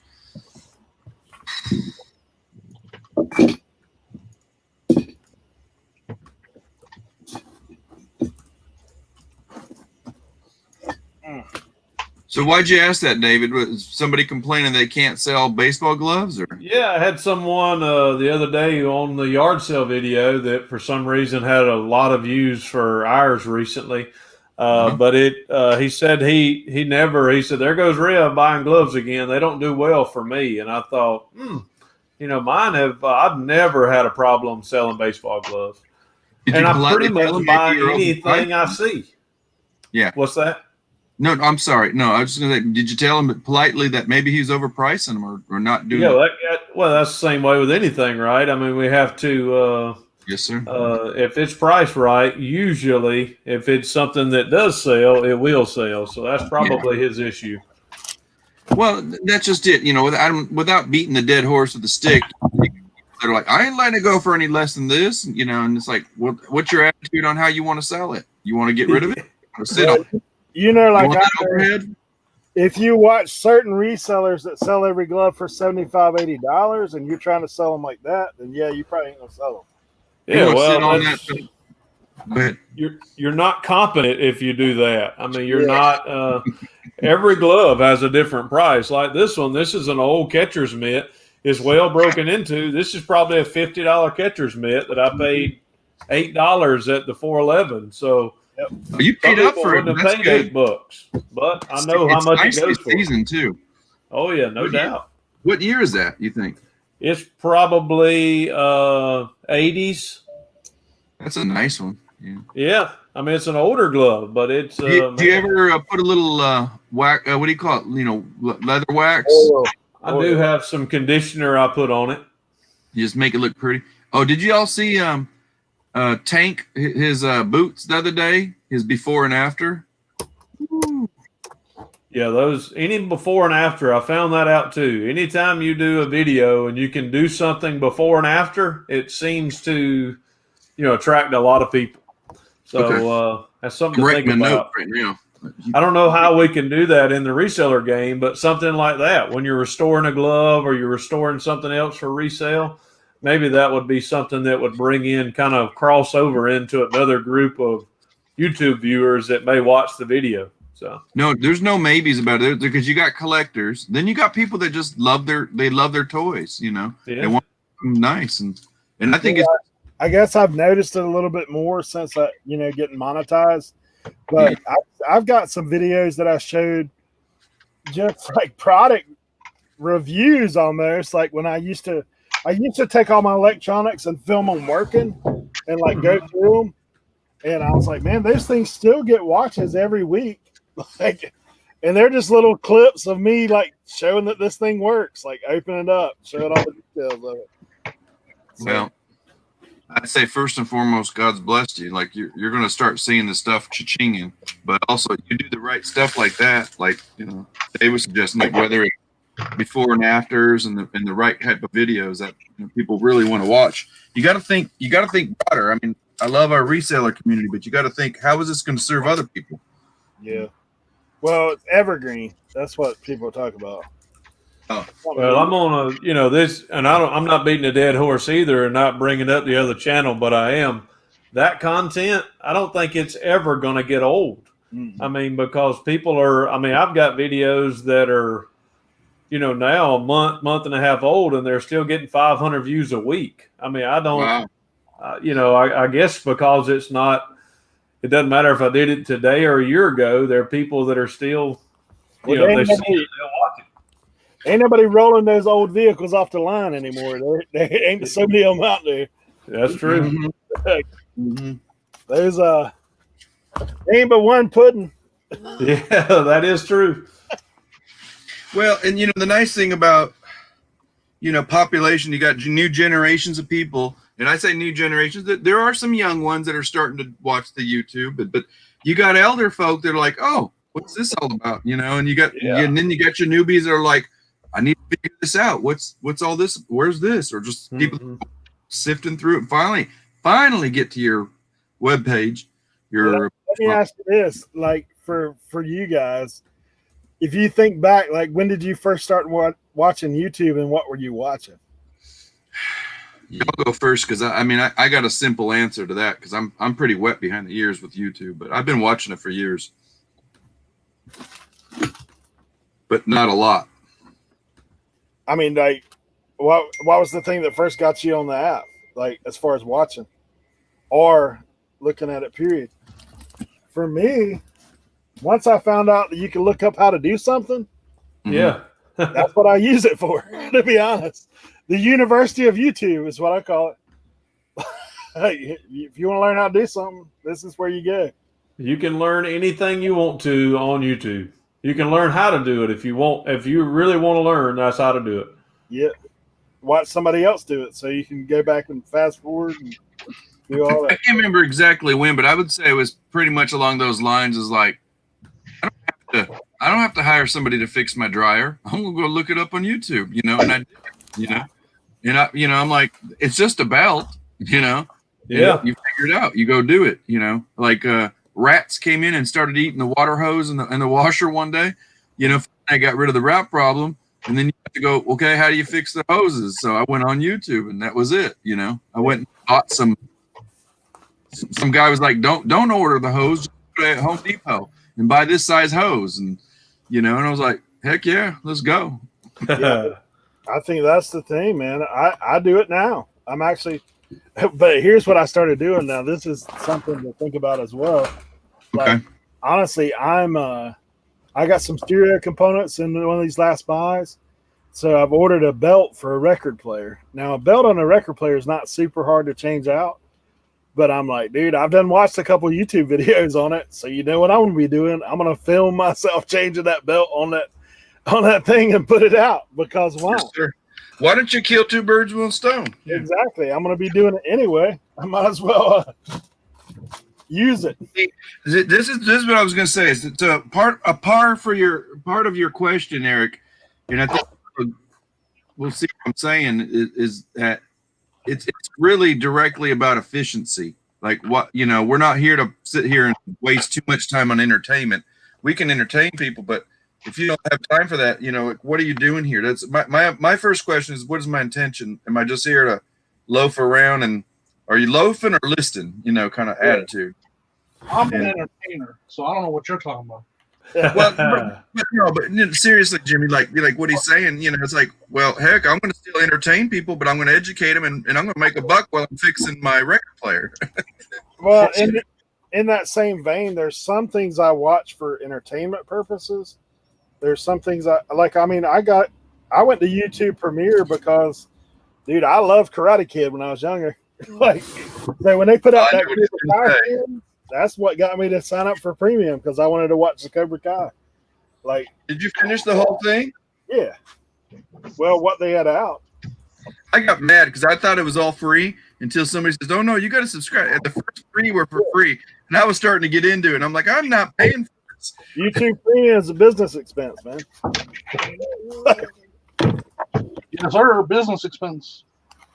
I like your attitude there. Well, you watch YouTube. I watch other resellers to learn stuff, content, all that. Now, YouTube is something I do. Yes, sir. So, one of those things. Y'all ever see these? Remember, Sears, but it's called the Kenmore cookbooks. Oh, cool. And it's so old that I looked it up. I said, one thing when you say, oh, that's old, that's okay. Nothing old is good. When I went, it says Sears and Roebuck Company, but it's a different logo. So when I opened them up, and the lady had 2 on her bookshelf, I've learned, I'm going to give you all a tip here. It's my Bolo thing. It's like, lately, when you go to these estate sales, do not pass up the cookbook section. Do not. Oh, yeah. I'm telling you, I found $200 cookbooks and stuff in there, and sometimes they know it, but the ones that don't know it, I looked these up and I said, "How much your cookbooks? $1 each." Okay. $50 for this set. Crazy. Pretty good. Yeah, cookbook's something you can get for cheap most of the time, because people don't.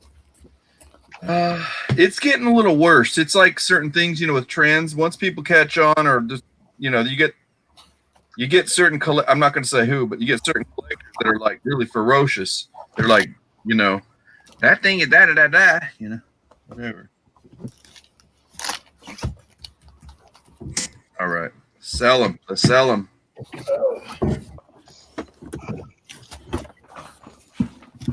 I know I bored Eric with this story, but like that Luby's cookbook, when I read it in Wall Street Journal, I'm like, oh, they're going out of business. And 2 days later, like it already, my cookbook sold. And then 2 days later, I look at the comps. It went from $150 to $250 for this cookbook. And I was like, dadgummit. Oh, no. When you guys were talking about the other day, the cookbook stuff, I'll tell you what I do.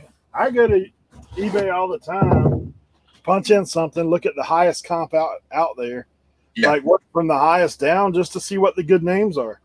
All the time I do that. I've gotten better this last year. I think it may have been Dave or somebody mentioned that once, y'all, when your lives. One of y'all did. Mhm. I was like, yep, I'm going to start doing that.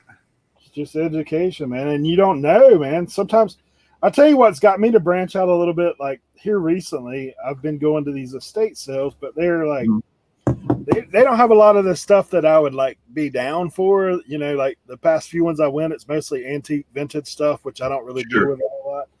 But I was like, dude, you know, I start looking up some of that stuff. I was like, hold up a second. Like this is a lot more valuable than what I thought it was. Pause button real quick. Yeah, like so, but it's We go from thumbing our nose up to something going, I'm not interested in that junk. Oh, how much? Yeah. I like Care Bears. Whatever it is. Exactly right. I like it all if it sells. I love vintage underwear brand new. Yes, I do. Even bikini ribbed underwear. Not wearing it, but I guarantee you I'll sell it. David, I'm not just talking about you two, but you do. You make me laugh when you go off on that. Oh my! I think it's perfect because it goes with your persona. People are like, "Who's this Rev?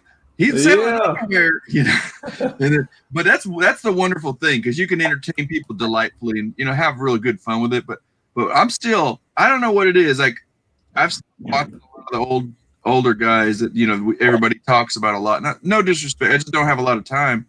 And then once in a while, I'll see something okay, let's see what they're going to go on about. And if I can learn from it, that's wonderful. But what's his name? Part-time Matt? Uh-huh. That sucker's still finding vintage underwear. I don't know how he's like a magnet to vintage. I think that thrift store out there, man, must be some kind of like, I don't know, bro. It ain't just a thrift store. This is the last couple of his pickup videos where he's going to garage sales. He's walking around in his flip flops and he's like, oh look, and he's with his wife. Look what I found. I'm like, he is planting them. I'm gonna ride. I'm gonna go, Matt. Are you planting these underwear? I know you found a box of them. And you're going into these estate sales and you're planting them, aren't you? It's worth paying $2 just to plant some. Go in there with it prepaid. So no, that's not what the price is. That's not our sticker. He finds it, no doubt. No, he does. He's a hunter. He's a hunter. He's not that far from where I was born in California. whole box of junk. Have y'all watch them sometimes? Yeah. Oh yeah, no doubt. Well, I got a question. The reason I'm asking is, was his edits with the music in the background? How long has he been doing that? It's pretty recent, right? I'll be honest, I haven't been watching much recently. Yeah. So I don't know. I know he said he was getting new cameras and wanting to sort of up his game. Yeah. Well, I'll speed through him a little bit, but like at the end, he does this thing where he'll save the comps at the end, and he does this he has this really cool little Western whistle sound and music thing. I'm thinking from a YouTuber, I'm like, this is really good the way he's staging this. He's got you where you're conditioned to you go, okay, here it comes, and then he slowly sneaks in that music, and he'll do the review like where he's standing there next to the lady yelling at him, and then he shows the comp for it real quick, Yeah, that's one of the things I can say for him is that he's not. I don't think he's satisfied. I mean, he's still trying to up his YouTube game, and that's cool because we know the big guys, the Godfathers. I mean, they're doing the same thing they were doing 2 years ago, and people are still watching. More people are coming, and hey, nothing wrong with that. I don't know if I would do anything different. I like that you picked that. Yeah, that's a good observation, David. That his thirst for growth or knowledge and just expanding and just really refining his game to me it's more pleasurable. It's like he wants to. For me, it's inspiring to see him do it, but it's also, I think it's inspiring to see that he cares about his viewers to say, hey, let me get a little more polished here. Yeah, that's right. For sure, man. Like Jimmy, who just keeps doing those secret edits and he won't tell nobody what he's doing. I will tell you this. I was going to say that. First of all, Bob, thanks for coming in. Wendy, thanks for being here. I'll tell you somebody who's up their game. Who? He's right here, Uncle B, man. No doubt. Yeah. I watched your video yesterday, man. Or the one. Why do you think I was giving him a dig? He does some awesome edits. I was like, man. I said Jimmy is on it. Like you gotta make it fun. Now I'm not making fun. That's real life.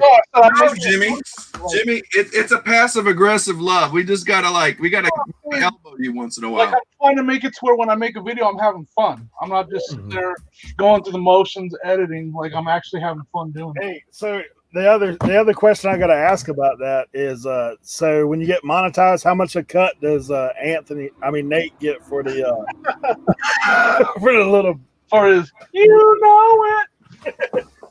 Just so you guys know, that's actually his voice. Oh yeah, no doubt. I asked him if I could do it, and he said, "Yeah, I'll even record the voice for you." No, but you guys share it. You guys are buddies. You share information. If you got something that he wants, you're there for him, and vice versa.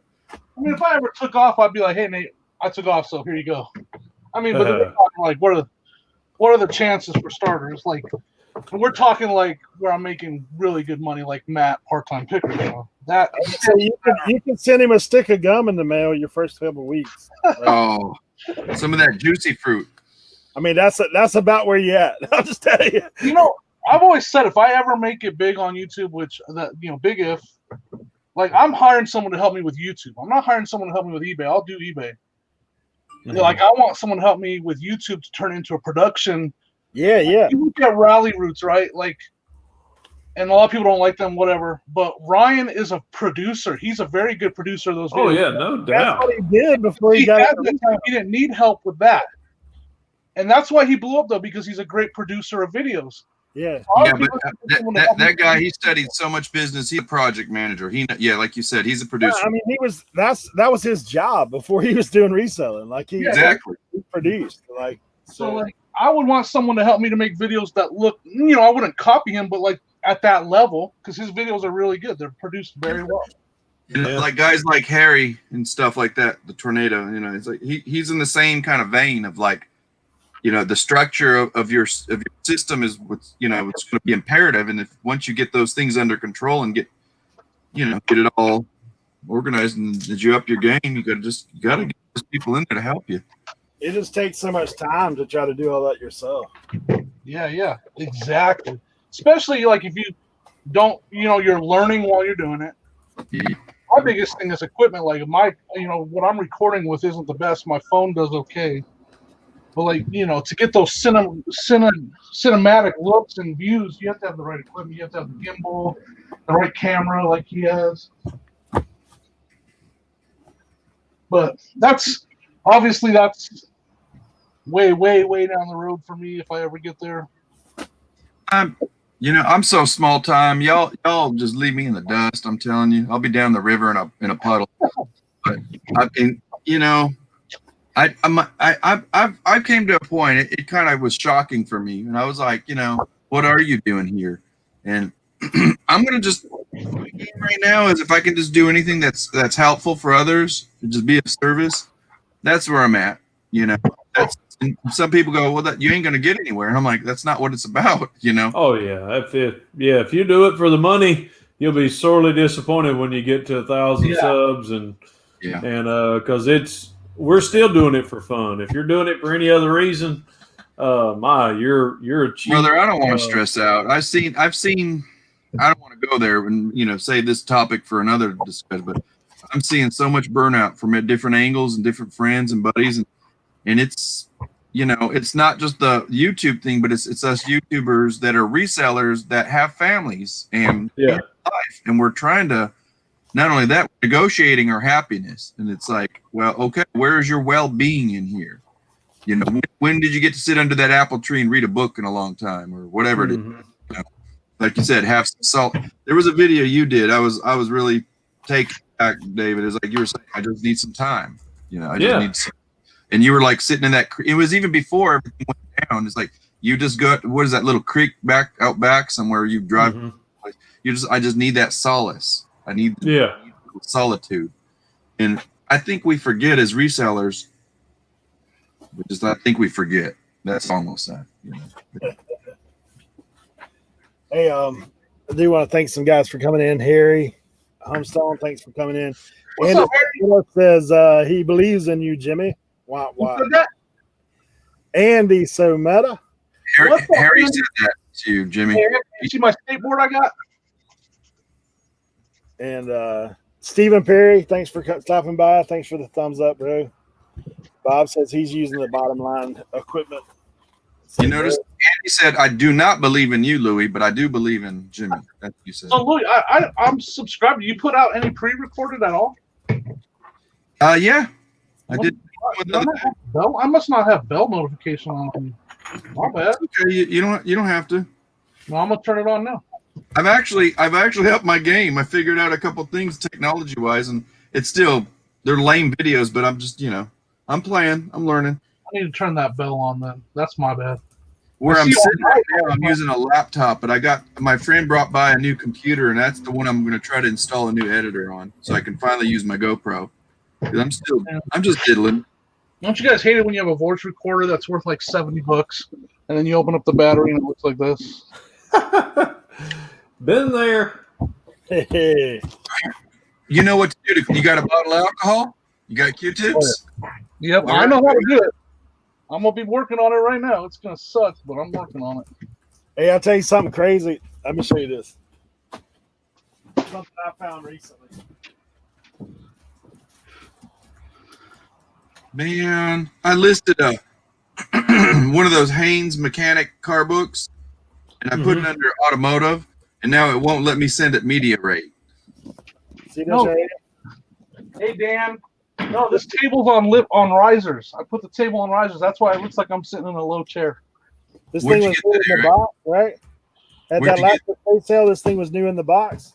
Yeah. This Sony movie time. So like it sells for like $80 used. This thing is new in the box. But when I was going through it in the bag, it has the pre-packed batteries. This is how old this thing was. In the bag with the pre-packed batteries, those pre-packed batteries are roached. They were like blowed out from setting for so long. They got that pretty, I call it cotton candy white puff, right? These things are poofed out, bro. Like they were done. But You said thankfully they poof. weren't in the remote. They were just Say that again. Say that again 5 times, Eric. Poofed. Yeah, apparently they've called this the bald spot cam, Dan, because I'm sitting down here on this chair. They've renamed it the bald spot cam. Is that the answer, man? Yeah. Dan, when he came in, he said, "What's up with these jokers?" I said, "Man, you've been hanging out with Colton and them too long." The Southern lingo. Hey, y'all making me twang here. Don't stop it. Well, man, you live in Texas. Like, Well, you don't understand. I lived in East Texas. In East Texas, it's like the rest of the southern states all the way to Florida. You just start twanging it, and it's like, that's it. Get to talk right. That's what my mom's husband says. You got to talk right there. I'm like, what? You don't you hear fixing what I'm telling you. I was like, all right, Gerald. It's like, you ever see that? What's that King of the Road? You ever seen? That's actually the guys from Austin. And those guys, that one guy that talks, and he's like, that's East Texas. And that's all I hear when Louis talks anyways. Oh. Joking, Louis. Come on. You guys know me. If I say something serious, then you got to worry about me. I ain't logged off yet. I ain't logged off. hey, dude, the funniest thing was for me when I went to the 127 with Rev and Nikki T and all them, and Colton and Courtney. Chris gets out, man, and we're sitting there, and he says, "Man," he says, on YouTube I hear an accent, but out here I don't even hear an accent at all. Are you talking about Chris? He's like, "None of y'all have accents." I was like, I don't know, man. I don't know about that one. You talking about Old school picker. Yeah, Chris was that was funny. He's like, "None of y'all have accents." So I was like, yeah. He's got a couple of them out. I got to catch up on his videos. I love his videos. He's been cranking them out lately, man. Yeah. What do you mean? He's been doing that for the last almost 2 months, it seems like. I don't know how he does it. that's one of the things I did pick up from Colton and Courtney when being around them. For them, it's just routine, man. It's part of what they do every day. Like they've reached beyond like, oh, I got to do this. It's like, no, this is what we do. So it's just part of who they are. Mm-hmm. Yeah, the weirdest thing for me is like having that camera with you all the time. That's what I have a hard time with, Jimmy. It's like I forget it at any time. That's why I stopped doing yard sale videos because I always just didn't bring the camera or didn't feel like hauling it around. Yeah. Plus, when you're fat, that camera sticks out way further in front of you. Catches the belly all the time. Yep. You're scrawny. You ain't got no belly. Oh, man. I do. Oh, yeah. It's tall. It kind of spreads out a little more. I've got that former pitcher belly. Yes, that's a former pitcher belly. That's why I wear extra large. Hide it. A buddy of mine, I picked up a haul, y'all, and haul, y'all. That was pretty good. Hey, that was good. Rubbing off on you. I picked up a haul, y'all, and let me. That's gonna be one of my. I'm gonna do it one day. Y'all are gonna laugh at me when I start getting a little more followers. I'm gonna twang it up, just play it up. Hey, this is Lone Star Lou here, y'all. I'm gonna tell you something today. I'll fix it. Put on some fake teeth or something like that. Now, what you should do is get one of them small cowboy hats. The small ones. One where you got the little rubber band under your chin. You put it off to the side and just kind of go, y'all. I got to tell you something here. Hey, Cowboy Louie. What's the kid off of Charlie and the Chocolate Factory? The TV guy. Yeah. I forget his name. He's got a little red one with a string around it. But I went the other day. I finally got to meet I met a couple of YouTubers, but there's these two guys I've been watching. They're two brothers, and they're really good guys. They're like out. I'm talking about they're out in the sticks, like in the farmland out here, going to Houston, and they call themselves the Resell Brothers. If y'all get a chance, just give them some love. They're barely 100. They actually make some fun vlogs. And they said, "You want to be on the show?" And I said, "Yeah." And I felt like a dope. They came all the way to Austin just to do the interview. And on the way back, I was like, I got to stop at this Salvation Army. I ain't been to the Salvation Army in a while." As soon as I walk in there, I must have found 45 Willie Nelson merchandise T-shirts and stuff. Woo. I went on live on Instagram, which I don't do, and one of them came back on. He goes, "Show me the shirt. Go to the back." And it said, "So-and-so brothers." He says, "You better pick them up. You better go and find every one of those." Why? Turns out he works for the wife of one of the brothers who's merchandise this stuff. He's been working with Willie Nelson since the 70s, and he has the rights to put all this merchandise. This was the concert that didn't happen because of the coronavirus. It was a 2020 spring concert. Oh, wow. And let me tell you something. You buy them all? Yes, sir. I went back, man. I called my buddy. His name's Mateo, and he's a T-shirt guy, and I just wanted to kick the ball in his court and get a little bit more feedback. He gave me his phone number and said, "Hey, I got to tell you something." He wouldn't answer the phone, but as soon as I sent him a text with a picture, he picks up that phone. He's like, "Where'd you find these?" He says, "Did you get them?" I said, "Not only did I get them, I got them they were $5 each." Went in there. There's 45 of them. I said, "I am not paying $5 each." I went to the manager. As I introduced myself, I said, "Hey, I'm Louie. I'm a reseller. I'm gonna help you. I want to get these all off your hand because you're never gonna sell them. They're like extra large and 2XL." And he goes, and he's like, he kind of looks at me, does that sag, and I said, "What's your name?" He says, "My name's Jose." I said, "Jose, can you help me out too?" I said, "I want to help you help me. And I'll help you. Let's get this stuff out and get you a good sales today." I said, "Can you sell them to me for $2.99?" And he said, "Yeah." And I went back and got them all. As soon as I went back up and I said, "Can you really do them for $1.99?" Oh, wow. Guess what? Got every last one of them. I sold 5 of them last night. I made my return back already. Well, $25. What's that? TV. That's the guy he's talking about. It is crazy. Hey, check this dude out. And I thought, that's how you do it. You got to, I said, boy, I got to get that confidence back and just keep going at it, you know? Not just one-offs, just buying in bulk. Afros and 2-cycle engines. How do they get together? Like, man. That was a style back then. Yeah, this thing got it blowed out, man. He got it blowed out. It's coming back again. Louis, that's what you look like under the hat. Is that what you saying? The service bulletin.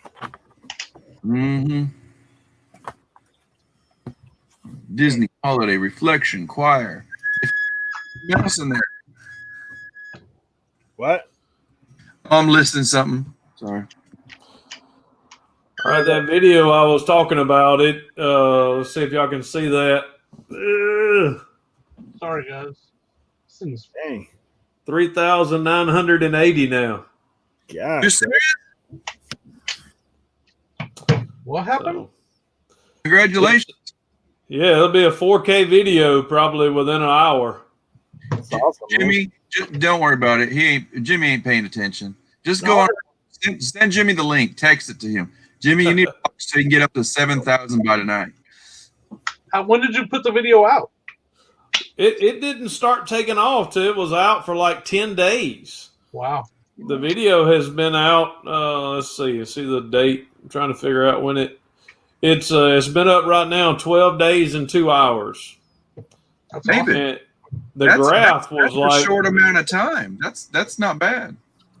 yeah, but it was slowly going up, and then all of a sudden, like on the 10th day, the plane just turned north, and it's just like taking off. You know what it is, right? That's a sign What's from that? God. It's not on your time. It's on my time. Today, It is most certainly that. I'm just giving you a hard time. It's got 1,900 views in the last 48 hours. Wow. I don't think You I know have, what's going to happen? I don't This have is on views total. This is on your car channel, or is this on Rev's channel? No, it's on the Restoration, the car channel. Awesome, dude. Yeah. Give it a year. You're gonna see that thing blow up because all the motorheads and everybody's gonna get wind, and they're gonna go, "Who is this guy?" There's just so many more. To be honest with you, I think there's so many more people on the YouTube platform that watch that type content than do the reselling content. And it's just, Let me they don't. back these Texas. I'll tell them you're going to get like double your money there. All my buddies that fix up cars out there. Tell you. All right. Come on, Jimmy. They haven't been subbing, but it looks like they're starting to sub. I've got like 303 subs in the last 2 weeks. Well, I use both my YouTubes on there to sub to you. Thank you, brother. Thank you. We'll get you up there. Do a shameless self-promotion one day just on the Rev channel. Hey, y'all, I need help. And just put on that pity face. I really need help. We're going to sell this car, and we're going to give it to charity. You should do one of those like where you're helping a kid at McDonald's. I tell you, you want to see that stuff go? Find somebody that's just find a car that you're only going to pay $100 for, and you can fix it, make it run. Go up to that kid who's walking to work. You've seen those videos, Give it away. And say, "Hey, buddy, I want to help you out. What's your name?" Yeah, those people are the people with 1 million subscribers. Yeah. Well, it's Mr. Beast, man. Yeah. Oh no, Yeah, he but how do does you like $1 make million videos? bucks. It's Yeah, like but $1 million, and Be like, You can mean I like- make this video, but you don't really get the car? I just need. I'll give you. oh 50 gosh, dude. in the video. Like I got the Matchbox equivalent. Do that Jimmy, camera you're trick such a where punk. do the camera trick where a Matchbox looks like a real size car. You're terrible. actually, y'all know I've done that. Taking Matchbox and Hot Wheels and like painted to the outside of them and sold them, and they have sold like crazy. So everybody is saying they want me to find the pickup truck and do like 10. and then pudding? give those away on the channel whenever we get to 1,000 subs. So Y'all talking about pudding? Do a 500, but it's like blown past 500. Oh, so pudding, right? Yeah, pudding. Yeah, the old truck. So do a rusty paint job. Call her by her name. Yep. Give her the attention she deserves. Your kids trying to get the truck from you? Oh no, they would rather have something that's got a little more shine to it. My son, he would ride it, but and drive it, but they still have a little while. We'll probably, if the channel does take off, we'll probably be getting my son something like a truck or something and start working on it with him. Well, that's a fun thing about doing this channel is that you still get to do those constant things where you can do it with your family. And like Eric said, well, if I'm going to do that anyway, I'm going to film it. Yeah, that's right. Exactly.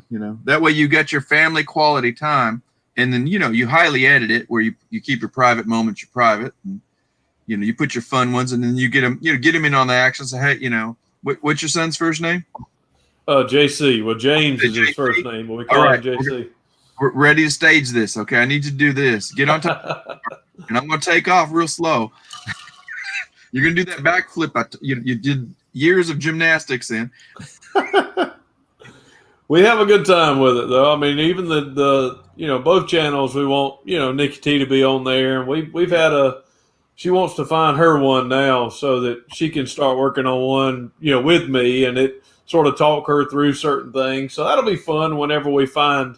I've looked at like 5 or 6 cars over the last 2 or 3 weeks, and everything that's in my price range is like so rusted out. But we'll find something. I'm in the same boat. I'm looking for a van right now, and I got somebody to help me invest in it a little bit. But man, like you said, you start going to look at these cars, and you're like, I ain't buying that. They're kind of like resellers on eBay. We can do some very creative picture work and make a turd look like a diamond, and that's what some of them are doing. Oh, I had a good one the other day. The lady had a good price on it. And it was, I'm kind of going for an older van because then at least I know I can work on it. Some of these newer vans you can't even get into. And I asked the lady, I said, I noticed you didn't have any pictures of the interior. Can you send me that? And she's not that far from me. And she's like, it's all clean and everything. I just got so much stuff in there. And I'm like, this is your storage locker is what it is, Better not be cockroaches and rats in there. Clean is a very relative and word you don't know the perspective. All right, well, let me see your living room now. Let me find out what you mean by clean. Whoa. Don't come in my living room. Oh, no, mine either. I just want to know what they mean by clean. I admit, I leave some dirty dishes in the sink once in a while. But no comment. Whose turn is it? Wait a minute, right now my girlfriend's out of town. That means I gotta wash my own dishes. I'll tell you what, Jimmy is like working. I finally have the screen where I can see everybody, and Jimmy's like getting some work done. Mm-hmm. I'm on the low end here. I'm trying to get this plate. I don't know what it's worth. Well, all right, guys, it has been real, but it's 12 o'clock. I've got to get off, but it's been good hanging with y'all. I've got some things I got to get done this afternoon, so good to see y'all. We'll talk with y'all later. All right, Rev. All right, Thanks Rev. for sharing. Oh, man. See you. I dropped the link for his restoration channel, guys. So if you get a chance and you're not subscribed, go ahead and do that. There's Mateo. Hey, thanks, Mateo. Oh, well, how you doing? Thanks for coming in. How y'all doing? Anybody's welcome to drop in at any point. Have you ever met Mateo? I think I've seen him on your show before. But...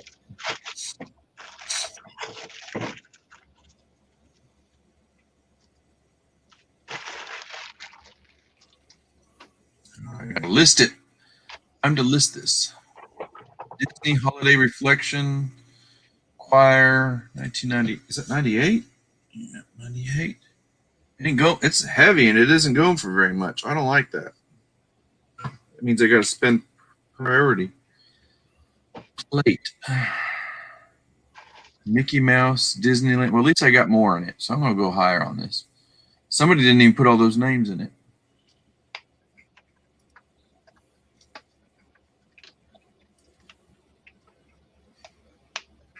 Vintage.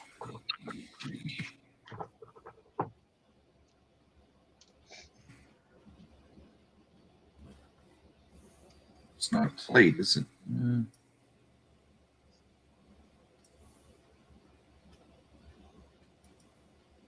Christian, I'm gonna be testing some DVD players and what else do I got? A Blu-ray player. Then video games. Get her done. I also got this Sirius XM radio I gotta test. I'm just gonna make sure power's on, I guess. I don't know what else to do with it. They're so good. Yeah, I've sold this docking station before. I got a docking station for it. Those are worth quite a bit of money. Yeah, if you power it on and it actually plays like you go through channels that don't ask for subscription. If it has a lifetime subscription on it, you're talking about tripling your money. Yeah. Really? On what it would sell for versus what it will sell for. Yeah, I've sold a few. Okay. I'm going to have you help me with that one. Or ask you to help me with that. Yeah, if you, like I said, basically when you pull it up, like if you're looking at a normal Sirius, when you pull it up, it'll ask you, subscribe to the channel. But if you can click through the channels, yeah, it's not asking for subscription, then it's got that lifetime on it. Mm. I got a Sirius XM Lynx. I priced this pretty high. Over $100. Yeah. Do it. Get your money. It's crazy how those things are, but yeah, I've sold a few Sirius myself. Yeah, I have too. This is the best one I've ever found though.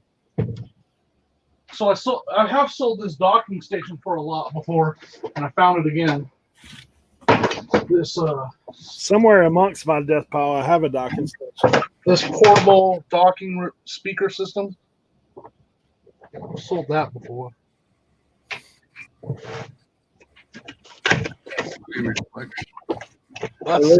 Over here. Might ask if you could handle his listing and managing his items today.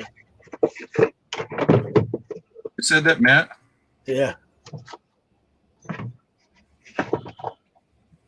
Tracy said if it has Howard Stern, you're good there, Jimmy. Sorry, Mateo. I'm trying to manage myself, and sometimes I don't do a good job.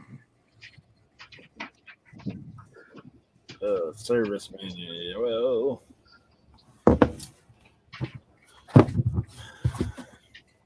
hey Tracy, how was the sushi the other day? What'd you eat? Did you get unagi? Unagi. Ew. You don't like unagi? The eel? No. Yeah. No, I'm not It's down. gotta be fresh though. I love unagi. I'll just give you a heads up. None of it's fresh. Yeah. I used to sell that on the backside. That comes in frozen off a truck from China. Oh yeah. Like I've been right to the Asian market and picked it up. Of course. As long as they keep it on ice and keep it cold and fresh. But like I'm talking like once it thaws, just then put it out. They get mad at me. I usually make them make it right then and there. They hate it. Yeah, I'm not big on the eel. Well, yeah. My ex-mother-in-law, she's from Japan. It's not actually, she's deceased. And she would tell me some stories. Dude, have you ever been in an Asian market? Like, of course, yeah, dude. I told you, my ex-wife, she's half Asian. So. There's some stuff they have in there that I ain't real sure what they're doing. You don't touch that stuff. You just don't ask. Dude, you don't. the you one don't that I buy it. went through, like, I mean, I knew the guy who ran it because I was buying stuff from him direct, like to resell. Okay. Back in the day, I used to For the sell rest- food. Well, my company didn't have sushi stuff, so I started going up there buying sushi stuff from him, selling it to my restaurants. And dude, I went up there and I was like, I'm back there by the fish department, which is already kind of rough. And I'm looking, there's a 5-gallon bucket sitting there, and on the side of it, it says jellyfish heads. Yeah. I'm like, bro, what are you doing with that? Like, I mean, what do you They'll come do? and buy it, dude. They'll come and buy it. I mean, but what do Bro. you do with it? Like, Probably put it in soup or some joke. Who knows? I mean, it's creepy. I don't know. Dude, I lived in New York City, and if you go out in Queens has the biggest Asian multicultural, Yeah. center there. It's just mega. And I'm like, I don't care what Asian community you're talking about, you will find what you need. And I used to spend like a whole weekend out there. It's like, it was crazy. I would go visit my friend. We'd play video games and let's go back out and eat. We'd go like eat Filipino food, and then we would go eat, Taiwanese, and then we would go eat, something else, and we, Japanese food if you can find it. In I mean, India, don't get me wrong. Like I said, I like all that. I mean, I like ethnic no, I food, hear you. but like I said, you go in that, bro, it's like going to the country, man. I mean, you're definitely stepping out into the meat market. Well, that's why you gotta have friends. You gotta go like, hey, I need you to be my guide today. I don't want to get poisoned. I buy stuff from there. Like now, I'll stop by there occasionally because they have certain things I can't get anywhere else. Yeah. Like I love the My Ploy sweet chili sauce. Yeah.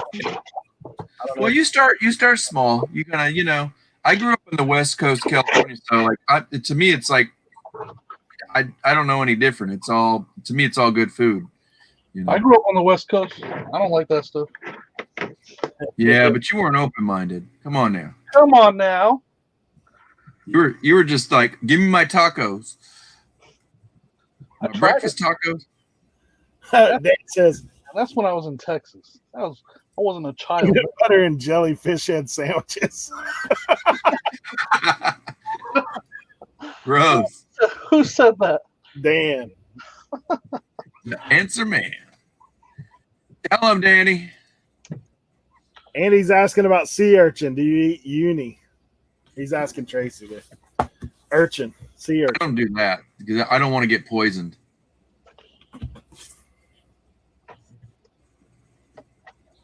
I mean, I'll try anything once. Like that's how I've always been as far as eating. Yeah. But Try stuff. there's a lot of stuff that I won't pay for. Ain't no way. It's like, man, hey, we got fish head on the menu or whatever. I was like, yeah, Right. I ain't paying for that. Like, I mean, if you want to order it, I'll try a little bit of yours. But You know how many of I those? would do fish head before I do some other gross stuff I've seen in Chinatown in New York. Let me tell you. You know how many of those fish heads I've thrown away? yeah, that's what I'm saying. I don't want to eat them. That's how you bait a crab pot. That's what you do with that. That's a North Carolina thing to do.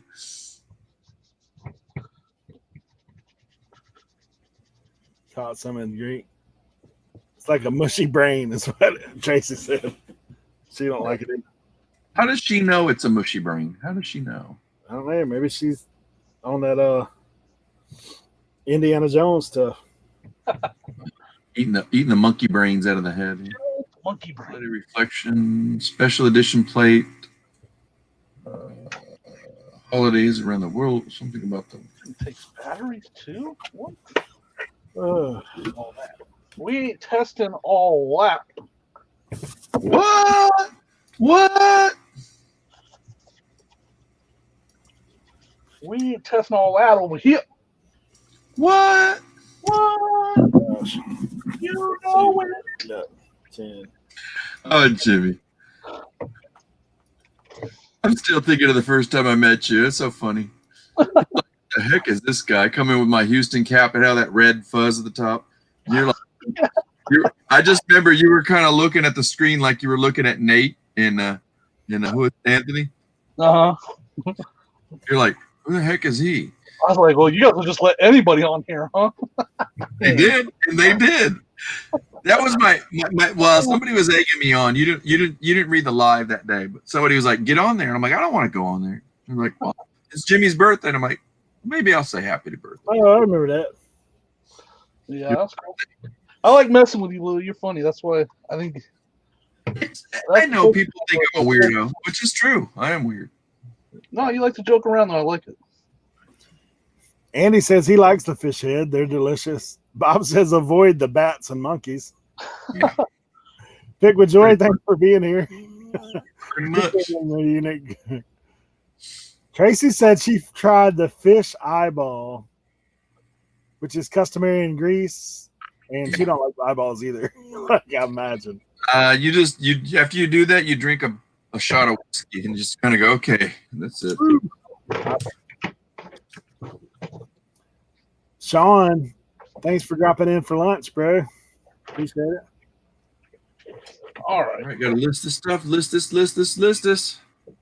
Hey, Bob says, is anybody interested in 6 VHS sets of Faces of Death? 3 new, 3 like new, or know where I can list them? Oh, you can't list them on eBay? Maybe not. I found out that you can't sell half bottles of perfume anymore, so I'm gonna stop buying them at the estate sales. Yep.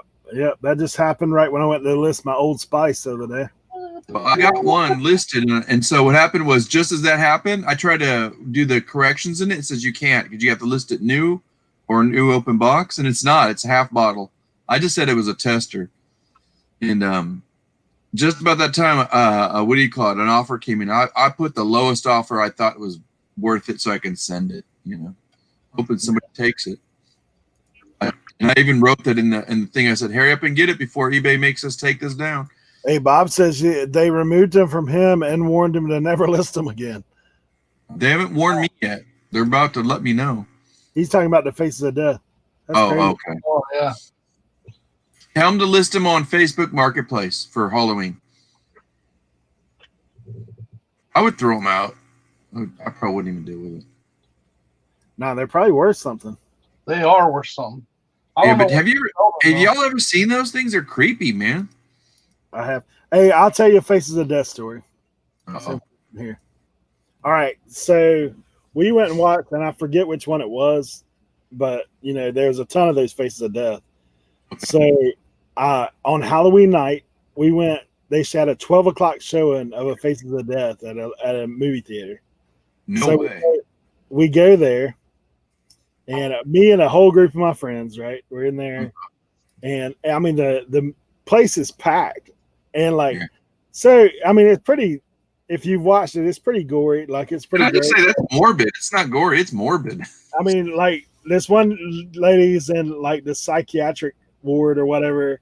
She gets hold of a doctor's pencil and like jobs him in the eye with it or whatever. Like that's so like everybody is laughing like on all this. Like people dying, dude get ran over by a train, drops a car on himself, like all this. People are dying laughing, like everybody's laughing in there. Okay, so then it gets serious, right? They go to this Asian, and I can't remember the nationality. They go to this Asian household, and they're in there, and them jokers are fixing to serve up a puppy. And so, like, they show the puppy, then they show that. Dude, them same people that are, like, laughing and carrying on about people dying, buddy, when they started messing with that people are yelling at the screen, crying, carrying on. I was like, what in the world is going on? Hey, man. I said, you same people, like, people are dying. Like, and you're like, okay. But buddy, I can see Andy Sameta in that going, oh, not the puppy. People are freaking out, man. I was like, that's crazy. Right? Yeah. It's nuts, though. Dan said he did the same thing. Dan was there, midnight showing, Face of Death. And that was the same for me, Dan. I was probably like 19, 20 years old. Actually, I was younger. I was like 18. 17, something like that. Pretty wild. Hey, he said you mentioned the monkey brains. That's a number 2. Okay. Monkey brains all the way, number 7. Extra side of guacamole. You know what that is. Hey, first sale of the day was something I listed earlier. Congratulations, Eric. Get over your chair. I got no satellite signal. What does that mean? $60. Means you suck. Come on down. Is it because my antenna is sitting in my basement? You got to fix that, bro.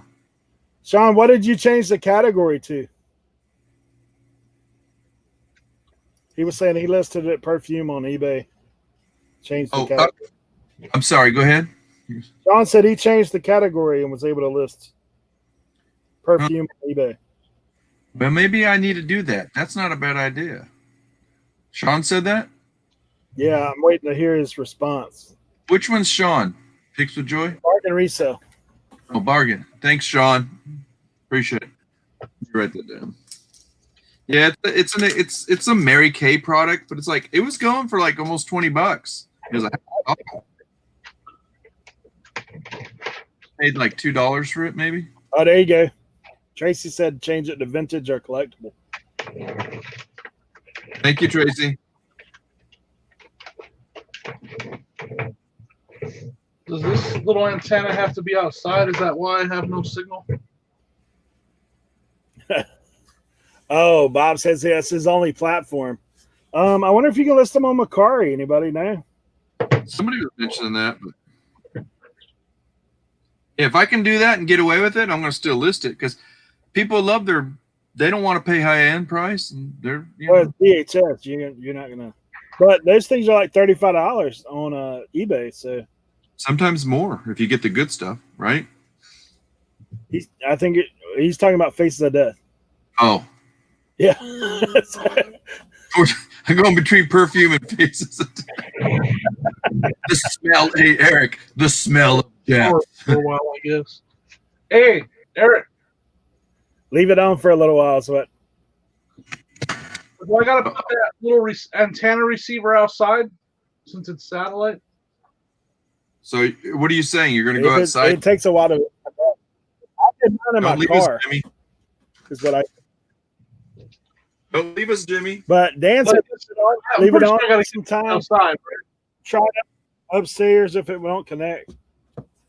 Because it's going through the channels, but it says no satellite signal. Oh. Oh. Probably because you're in the basement, bro. I'm going to let it charge, then I'm going to take it outside. There you go. New Face of Death VHS is 30 to 40 a piece. The set of 6 can sell for 125 to 200. Hey, so if anybody can list it, what about on Amazon? Any Amazon people? Your subscription has been updated or changed. Please press OK. Okay. Sorry, this channel is not part of your subscription. Okay.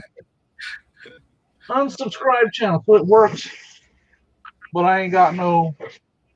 But I ain't got no. He said, I ain't got no satisfaction. How do you go to the free channels? You just scroll on the. It should have a button. All right. Well, it works. That's all I need to know. I don't need to get top dollar for it. Hey, did you hear that? Start to play.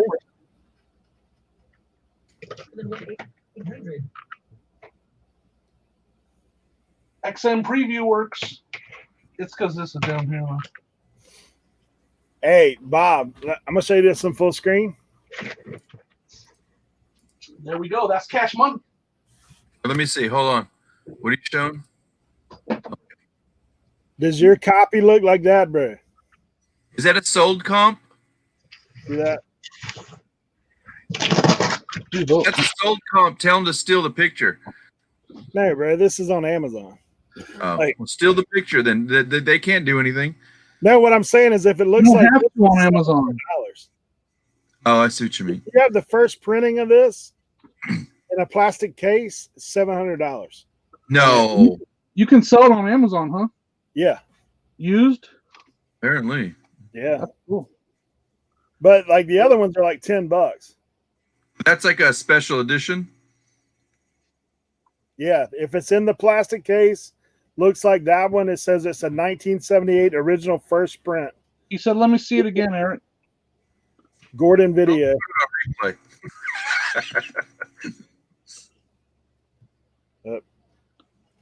Eric's like, that's why I went live. Rewind it. All right, Dan. Yeah, it did take time, like you said, Dan. I do have to take it upstairs, though, because you heard it cut in and out. So that's what I'll do. But it And works. that's what it says Face to the Death. 1978 first print, Gordon Video, plastic case, mega rare. Plastic case, is that what it said? Yep. Protect it. Dude, that's pretty crazy. Yeah, but you can sell them used on Amazon. I don't know. They're probably not going to bring you as much money. Big box. I'm losing my mind, yo. Oh, here it is. I find it. I'm losing my mind. There it is. It's in bad shape. Yeah, I mean, I'm sure it is fake. Like, I'm sure it's fake because I don't think that you can kill people for movies. In real life. No, those are real clips. Yeah. Disgusting, but I mean, they're kind of hokey. Like, you can tell. Didn't look too real, but Yeah, I mean, 15. nah, when I watched it, man, I was like, dude, this is like, of course, like back then, everything was different. Like, I went back and watched Pet Sematary. That movie used to scare the mess out of me. Like, I've seen it. I was like, dude, that cat looks like it's like someone's posing it. right. It's weird. Damage for Riches. Thank you, guys. Did my first listing in over 30 days on eBay. Time to get the train rolling again. Rolling. I'm going to go inside and get something to drink, fellas. All right. I'll be right back. Right out there, man. I know. Jimmy and I are gonna hijack your channel. I haven't found one at a yard sale or thrift store yet. Otherwise, I'd have one. That's true. Very good.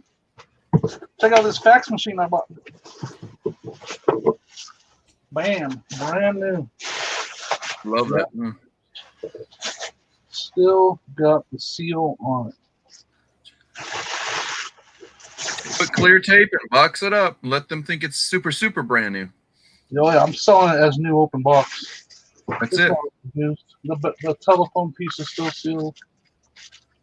I haven't been catching up with the chat. I don't even know who's in doing my stuff.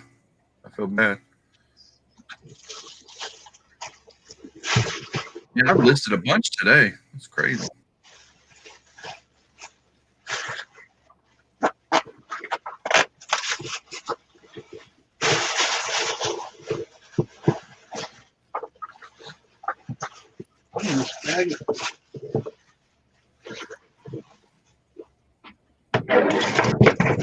That might have been used. I don't know what kind of toner this thing makes. That's what I hate.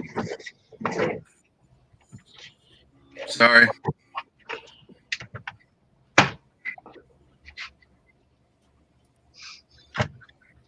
All right. List.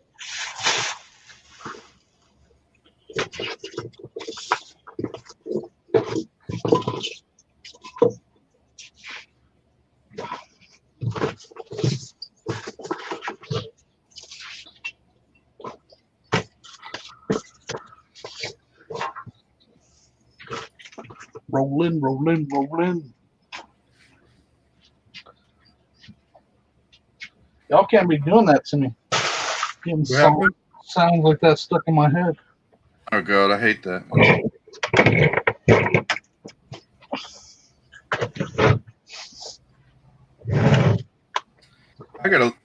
You said, I think, was it you that did a video, or you were just talking a lot that you just sold some golf clubs not too long ago, right? Yeah, my first golf club. Yep. Okay. Boxing wasn't too bad on it. Shipping was way cheaper than I thought it would be. Not as bad. I'll say this: I'm not going to sell a golf club for $15 ever again. No. You want them at least 20, 25 on up. Yeah. It wasn't I worth got it to box. So I sold one for 16, and when I had to box it all up, I was like, yeah, I'm not selling these for 16 if I have to do all that work. Dan, are you still in the chat, Dan? Huh? I was shouting out to see if Dan was still in the chat because I got some golf clubs here I want to show him.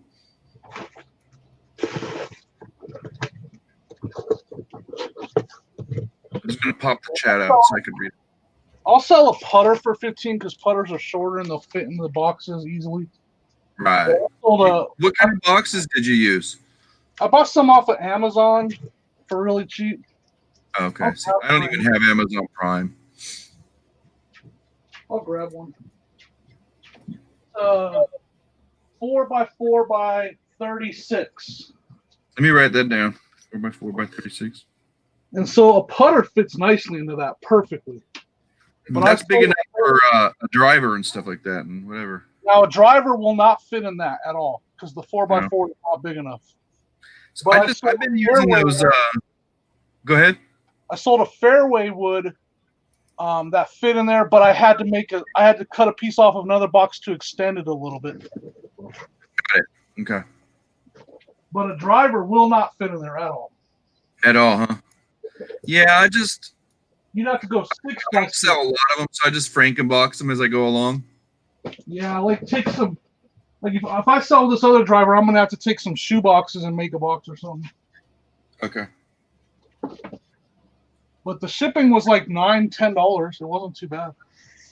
I had one that, well, mine was a lot, almost like, I hate to say, it was about $15 to $17 to ship it. Do you know what it was? Huh? A trainer.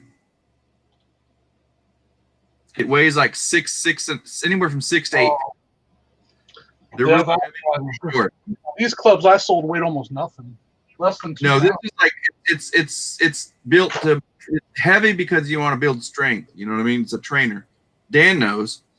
Right. All right. So I tested this already. I actually tested this at the estate sale, so I know it works. I just gotta clean it. Dan, I was going to show you some golf clubs I got not too long ago. Let me take these pictures and I'll show you if you're still there. I know you're working, so. You talking to Dan? Yeah, he's working, but he's listening. You know. Yeah.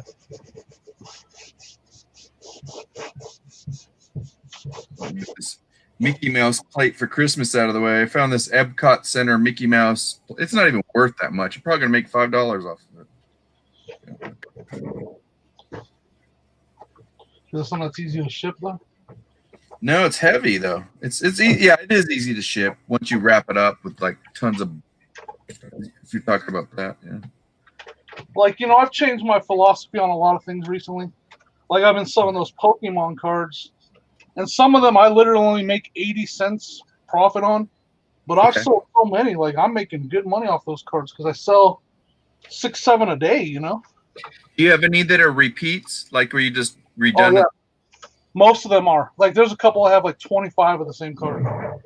That's why would you not want to list that? Because you do the total 25 times, you said 80 cents. That's a lot of money. The best is like yesterday I had one guy buy 5 cards, so it was all one shipping cost, and he spent $42. It's like, isn't it great though?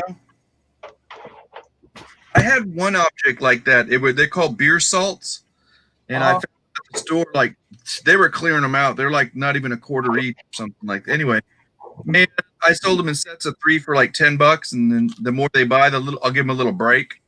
Right. They bought the heck out of them, man. I sold $50 one day, selling like 3 lots of, or no, it was like 7 lots of 3. Yep, that's good.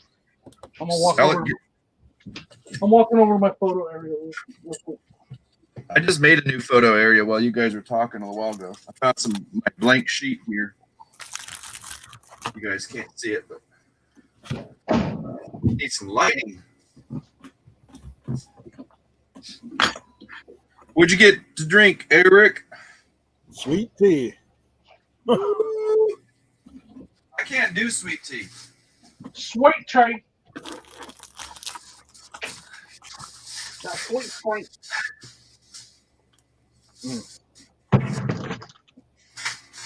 All right.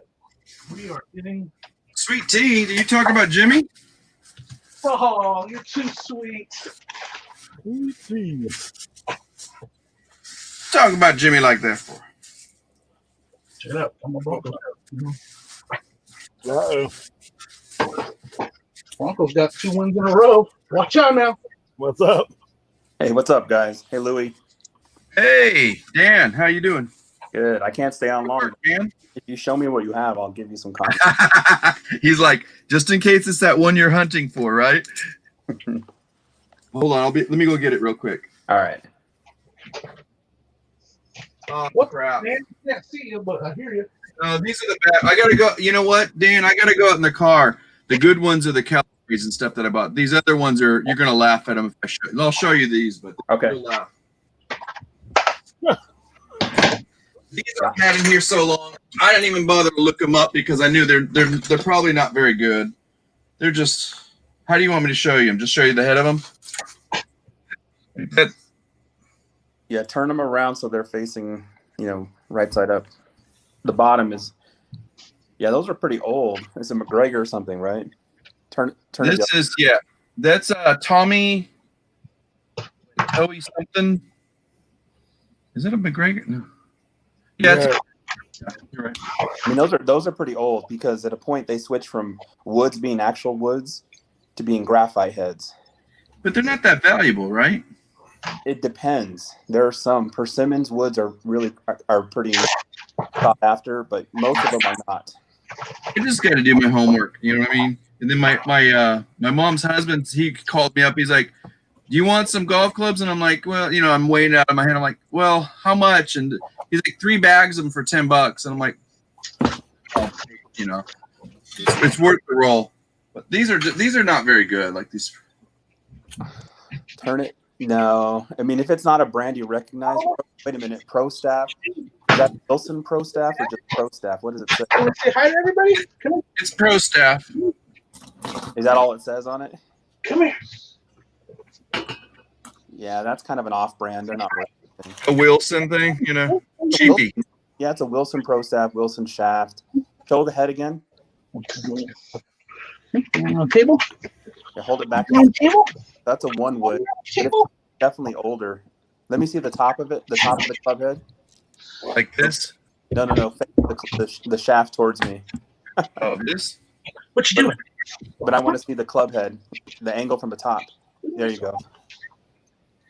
Yeah, and one thing you could look at too is on the club head face, so where you hit the ball, on the top, if it's all scratched up like at the paint line, people don't want that. Those are called idiot marks. So there's a lot of idiot marks on this one. Look. So where the metal is on the front, where the grooves are. Like that? No, the other side where your pinky is. This side? No, spin it. The face is the flat part on the front of the club. Yeah, right there, that where the grooves are. And then the top where the red paint is. That's the line. That's the top of the club that's facing you right now. This here? That's the face. So that's the face. Hold it up. I'll show you the parts real quick. Okay. That metal part is the face. That's where you actually hit the ball. Right. Now the top where it's painted, that's facing part? up, that's called the top. This? Yep. Yeah. And the bottom is where the name is. That's this. Yep, that's the bottom, and the back is opposite of the face, so that's the back end that tapers. So you're saying they look at idiot marks in the top or in the face? Where the face meets the top. There's a little bit, like looks like paint on it too, or something. Yeah, there's a paint line, and because what happens is when you hit. No, I meant like they got paint. Somebody threw paint on it or something. Well, that's from hitting a tee. A tee will make marks on the club head like that, the golf tee. I don't know. It looks like paint. Yes, because golf tees are wooden and they're painted white or yellow, so paint comes off the tee and it transfers onto the club. Unless they hit it real, the heat and the speed of it. Yep. Really? Yep. That makes sense. Physics, right? Oh, That's why I'm fascinated by golf. There's so much science and physics behind it. It's Yeah, about. I heard you talk about that. I love hearing you when you talk about it. You're like very strategic about this. You know. Yep. Like I said, I should consider doing a live where I talk about golf terms and golf and whatever if people are interested. So that's a Tamiya Moore. That's also a lower end iron. It's not good. I'm probably just going to dump these back off. I don't even want to deal with them. I mean, somebody would buy them if you have a complete set, because irons typically are like a 4-iron through like a pitching wedge. So it goes what, 2 through 9? It depends. Modern sets are like 4-iron through 9-iron pitching wedge. I think this is a kid. This is a kid's. This looks like a kid's, right? That's a putter. And putter. It's a J is a junior, right? No, not necessarily. That's just a J2 series Cougar. So that's a putter. But then putters can vary in length because some people want short putters, some people want longer putters. Yeah, it's not that long. You see? Are you guys on full screen right now? No, it's okay. I mean, unless he wants it, but if you want to, you can put on full screen, Eric. Yep. So a putter, it's hard to tell. If it's really, really short, it could be a kid's putter. But that looks like a kid. Something tells me that, because when I looked it up, I think I remember something about youth or something on it. That's possible. Yeah. If you were measure the length. Yeah, usually J's. If you see putters that are about 33 inches or longer, they're usually adult putters. Well, I was dumb. This guy probably paid like $10 for all these. I'm like, I don't know. But then it depends if you have full sets, that's better, because sometimes a collector would want to buy just an old set because they might have had it long ago and they just want to have it just to have it. But the clubs typically aren't that much and they're old like that. These are all pro staff. So I got, these are it's not. Probably, I'm guessing it's a Wilson pro staff bag. And if it's a full set, you can sell it as a full set. And when I say the term bag, I mean complete set of clubs. Yeah. Oh, I thought you meant the whole bag too. It could be. Tanya, I'm wet behind my ears on this stuff, but yeah. This is. There's 2 of them. They say 3 hybrid. Well, no, it's 3 pro staff and one's a hybrid. Yeah. Whatever. So what happens? So in golf clubs, you usually have a driver, which is the longest head, then a 3-wood, and they just kind of decrease in length. This is the driver, right? Oh, number 1 on that is a 1-wood or a driver. Yeah, these are like you said, there's a lot of, that's the one I think I just showed you. Those are probably from like the 90s or early 2000s would be my guess. He was happy to get rid of them. And then it depends, because you have 14 clubs in your bag and you can have any combination of clubs that you want. But typically people have a driver, which is a 1-wood, and then a 3-wood, and then like a 5-wood or maybe a hybrid. Okay. And then you get into your longer irons, a 4-iron or a 3-iron, and then you start working your way up 4-iron, 5-iron, 6, 7, 8, 9. And then what you is get it? That's a sand wedge. Okay. Sand wedge. Leave it to Jimmy. Bring the back. Turn it around. An Adams sand wedge. Let me turn this back. Yeah, there you go. Yeah, it's a 56 degree with 10 degrees of bounce. It's an Adams golf sand wedge. Anything good? Let me see the face. Where the grooves are. Oh, wait a minute. I gotta go. There you go. Hold it up higher. There you. Yeah, it's not in horrible shape. It just needs to be clean. I clean it up, right? Yep. You know those when you do dishes, they have those little scrub brushes with a handle, long handle. Oh, you mean the actual ones with the bristles? Yeah. Yep. Not and just soft bristles. You know, they're firm, but they're plastic soft bristles. You know. I just found a brand new one the other day at a stick staff.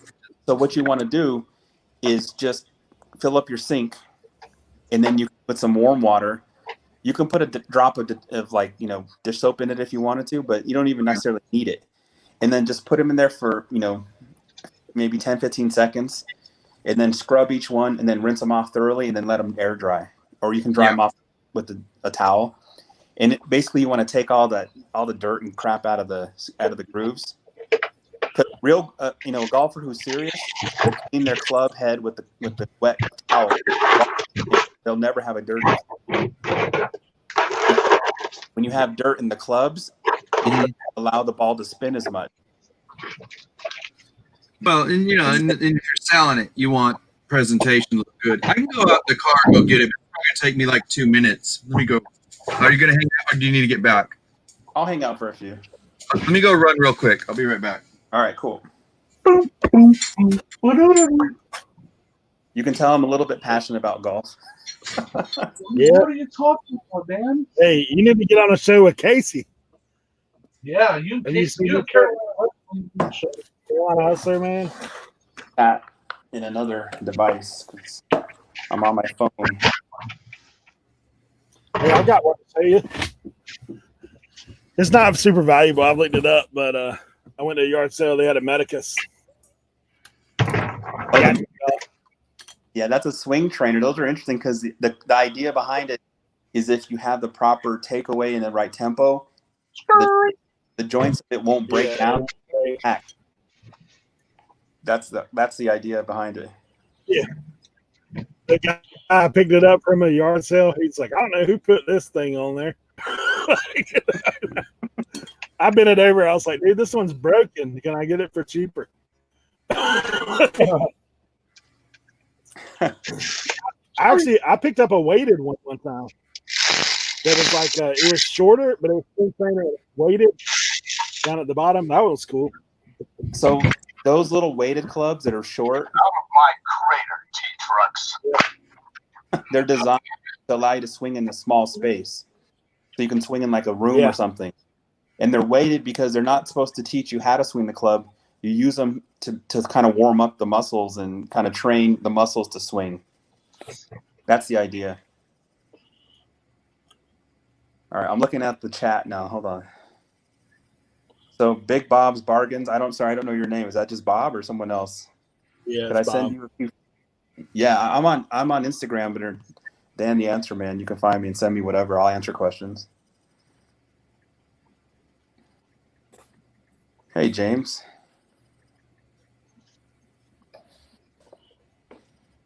Well, Jimmy, what was that? A robot toy or something you were playing? I was going to show you. So I bought all these dyno trucks for $25. They're dyno trucks. Look at how much that yellow one right there alone. Yeah, see that? No, it's too small for me. What does it say? 60? $50. 50. I just realized why I don't golf. Why? Because you have to carry the heavy bag? That's why most golfers ride in a golf cart. Exactly. Are you pretty good about your golf courses? Oh, yeah. Do you know where the Woodlands is in Texas? I've heard of it. I've never been, though. Okay. So in Houston, when I say Houston proper, like you got South Houston, you got East, West, and like when I say that, it takes anywhere from 30 to an hour to get across. You know, Dallas is a lot bigger. I have family down there. Tell me, yeah. Oh, I'm sorry? I have family down in Houston, and they talk about how long it takes to get anywhere. So next time you're there, just have them drive you to the Woodlands just to go look. But my sister lives in Spring. She's right on the border, so she doesn't pay the taxes. Woodlands is like the Hollywood of Houston and Texas area. You know, it's like it's pretty up there. But so this bag, as soon as I saw this bag out, I went boom. So this, let me see where I can show you. I just saw it. Well, it's on the strip. Somewhere on the bag it says the Woodlands. Let me see. Oh, look, spider eggs. Front by the pocket. I just saw it. I can't find it now. But anyway, on here it said the Woodlands. Oh, it's at the bottom of the bag. I'm not going to pick it up, but yeah. Well. Oh yeah, yep. That's typical. They'll embroider the pockets for either the club or person's name or whatever. I'm sorry. It was. Can you hear me? No, go. Yeah, it just I was rattling. Go ahead. So typically, a golf bag, people will embroider names or the golf club or the course will embroider names. This is a country club. It's a high-end one. Yeah. Yep. And so, So my nephew, he's a little bit about branding. He's always been like, he's a really good kid. He's smart. He golfs. Actually, if I ask him, he knows his stuff pretty good. I don't see him all the time, and I don't want to bug him. He's in the oil industry. He makes 6 figures. He's doing good. But one day his mom, this is before he became before he finished school, he wanted to go golfing, and his mom was like, "We're not going to the Woodlands." She checked out the price just to go for, and you have to have the membership, of course, like you said. So let me show you this one. You know what this is. Turn it sideways. Yep. Oh, sideways, or? Well, I want to be able to read the name when it's at the camera. That's good. So that's a medicist. That's a training club. You're not supposed to play with that. Just strictly for training. Yep. Let me look that up. So if I type, I'm out. You know what I'm asking? I'm looking for keywords. So just type in medicist putter. Okay. Yeah, I think it said something on the face too. And he was trying to tell me you use this in golf, and I'm like, this is not. You don't go out in the field with this. This is, like you just practice with it, right? Well, it depends. Sometimes a trainer, like a company that's known for being trainers. So Medicus is known to be a training club company, but they might make a club that you can play with. Normally you wouldn't though. So that's an MM1 model, and the shaft, when it hits the head, it's centered. You see, when it hit the head, the club head is the bottom part, and so it's a center shafted putter, meaning the shaft is attached at the center. Usually they're attached at what's called the heel or the back of the putter. Oh, yeah, this is the center, like you said, yeah. So if you're looking at the face where it's flat, the face is where the grooves are. Yep. And if you're right-handed, the heel would be closest to your body, and the toe would be the farthest away. Yep. So because we describe the club head as being like a foot.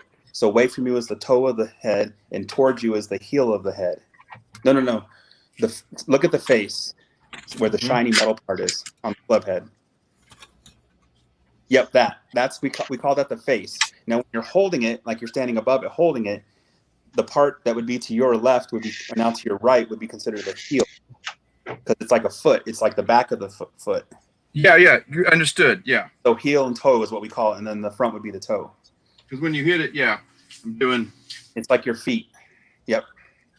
So if you ever watch golf or hear people talk like, oh, I hit that out of the toe, oh, I hit that out of the heel, it means they were off center and they hit it more towards the toe side or the heel side. As opposed to, directly aiming right down the middle. Yeah. Or what they call the sweet spot of the face. If you hit it in the sweet spot, that's why pro golfers are really good, is they can hit the ball on the sweet spot or the center of the club face. These are just this is what I'm worried about. These handles are just like. So here's the deal. So those are called grips. Okay. And you can clean grips. All you have to do is there's a couple things you can do. First, you can just get a wet rag, a wet towel, and just scrub it and get all the oil and stuff, because your hands is what's making it dirty. Yeah. And a lot of people clean coming off a little bit. Now, if the grip is old and it's starting to break down and deteriorate, it just needs to be replaced. And you can put a new grip on for $10, $20. It just won't be the brand, but this is not necessarily the brand, is it? No. Well, when you buy a new club, usually it will have a grip that's either the same brand as the club itself, but a lot of people, there are certain companies that make grips. Yeah. See, this is the one that came with it, I'm pretty sure. Yeah, that's just the same. That's just the cheap, grip that came with the club. But I should be able to replace it, right? It's not common to have a different grip on a club. Like, it's very common, right, Dan? Like for me, like if the club's only worth $15, I wouldn't replace the grip. Yeah, exactly. Yeah, the grip would be worth more than the club itself. Right. Hey, I'll tell you something too. Like if the rubber's kind of gummy feeling, like it feels gummy, sometimes you can put powder on it.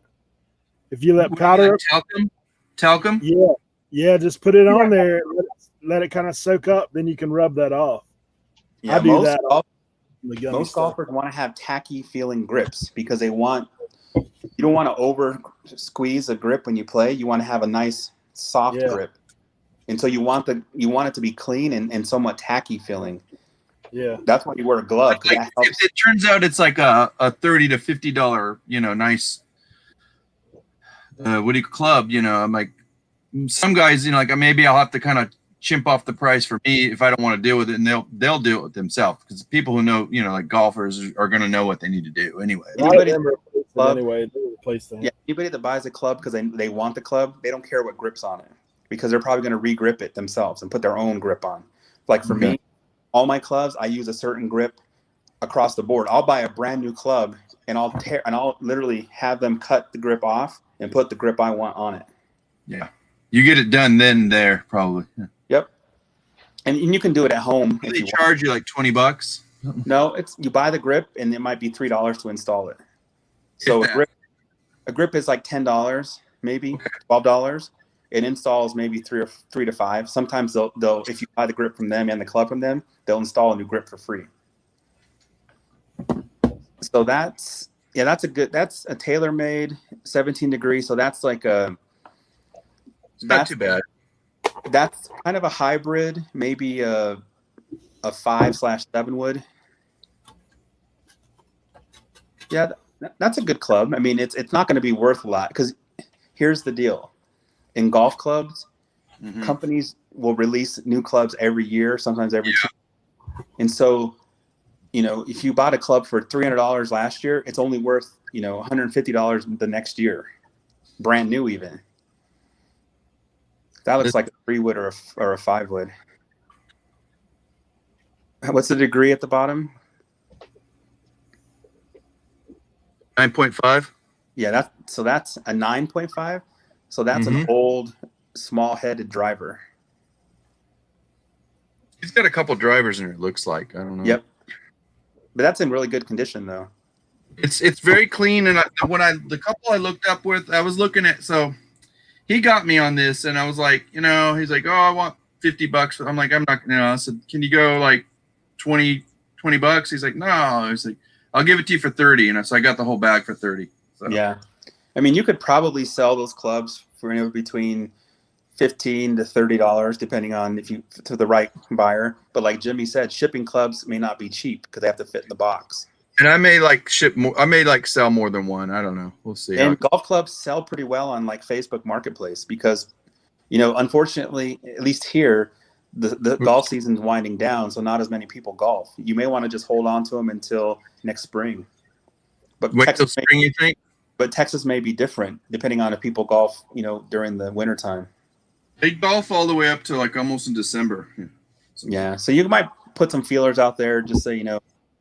Because some people, when they have old clubs, like a complete set like that, they'll just list the whole bag and say, selling the whole set for $50 or $100 or something.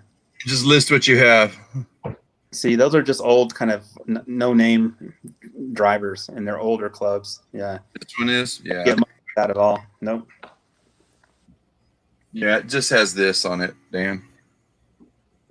Yeah. I mean, that's kind of a no-name shaft. It's just a cheap shaft that came with the club.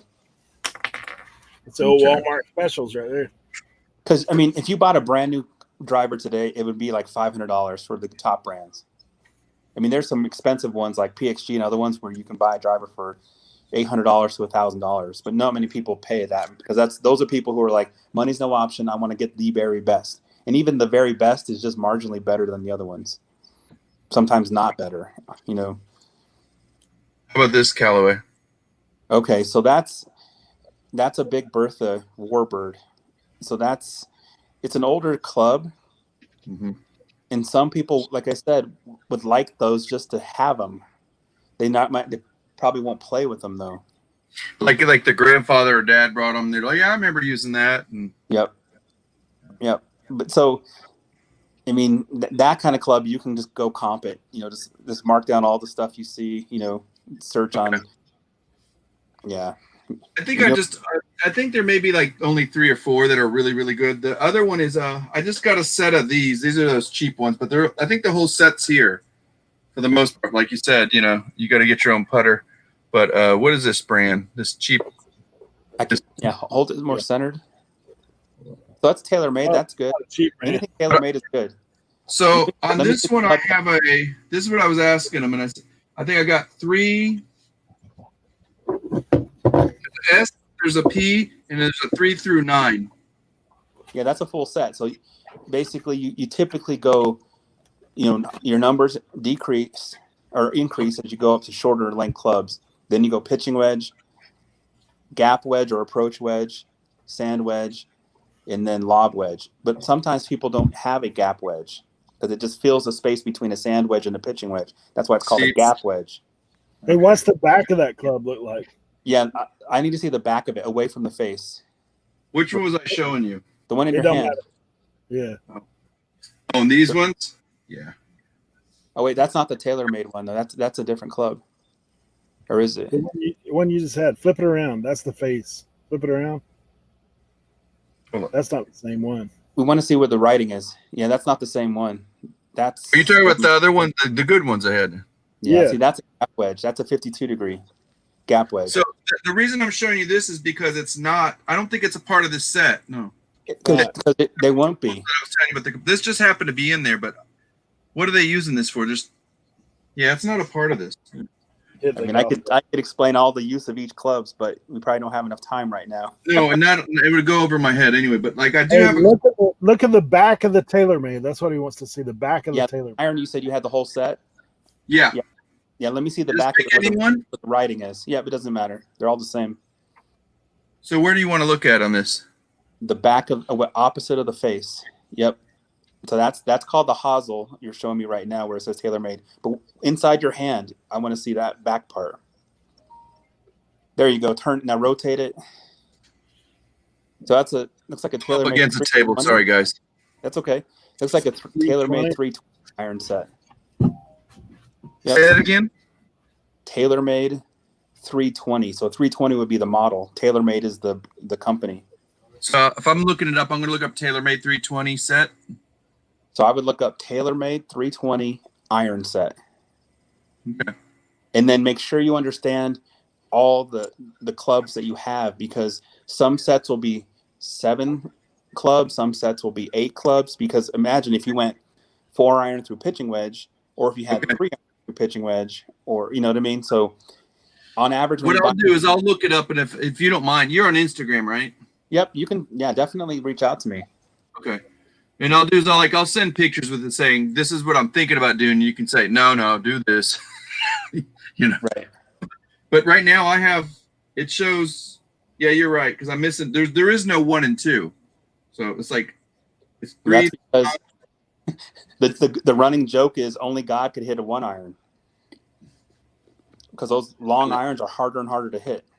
I think I get that in theory, but like I said, I'm not a golfer, so. So here's kind of the rundown of irons. Okay. Let's say a 4 iron is 21 degrees loft, and essentially what that means is the club is longer, so the shaft that you hit it with is longer with the lower number iron. So a 4 iron would have a certain length, and the loft is measured, like a right angle. So if you have 90 degrees, would be 90 degree club. A 4 iron would be 20 degrees. So it's, well, I take that back. As the numbers variate, the angle is going to variate, of course, right? So a perfect right angle would be 90 degrees is how we would normally think of it. But that in golf terms is 0. It's perpendicular to the ground is 0. So a driver would be 10.5 degrees. So it's 10.5 degrees of loft from 0. Okay. 3 wood would be like 15 degrees. 5 so hence why they probably got 3 through 9. Oops. Sorry. So those are the woods. Now a 4 iron, let's just call it for argument's sake 21 degrees. Okay. Go about 3 to 4 degrees up from there. So then a 7 iron would be like 34 degrees.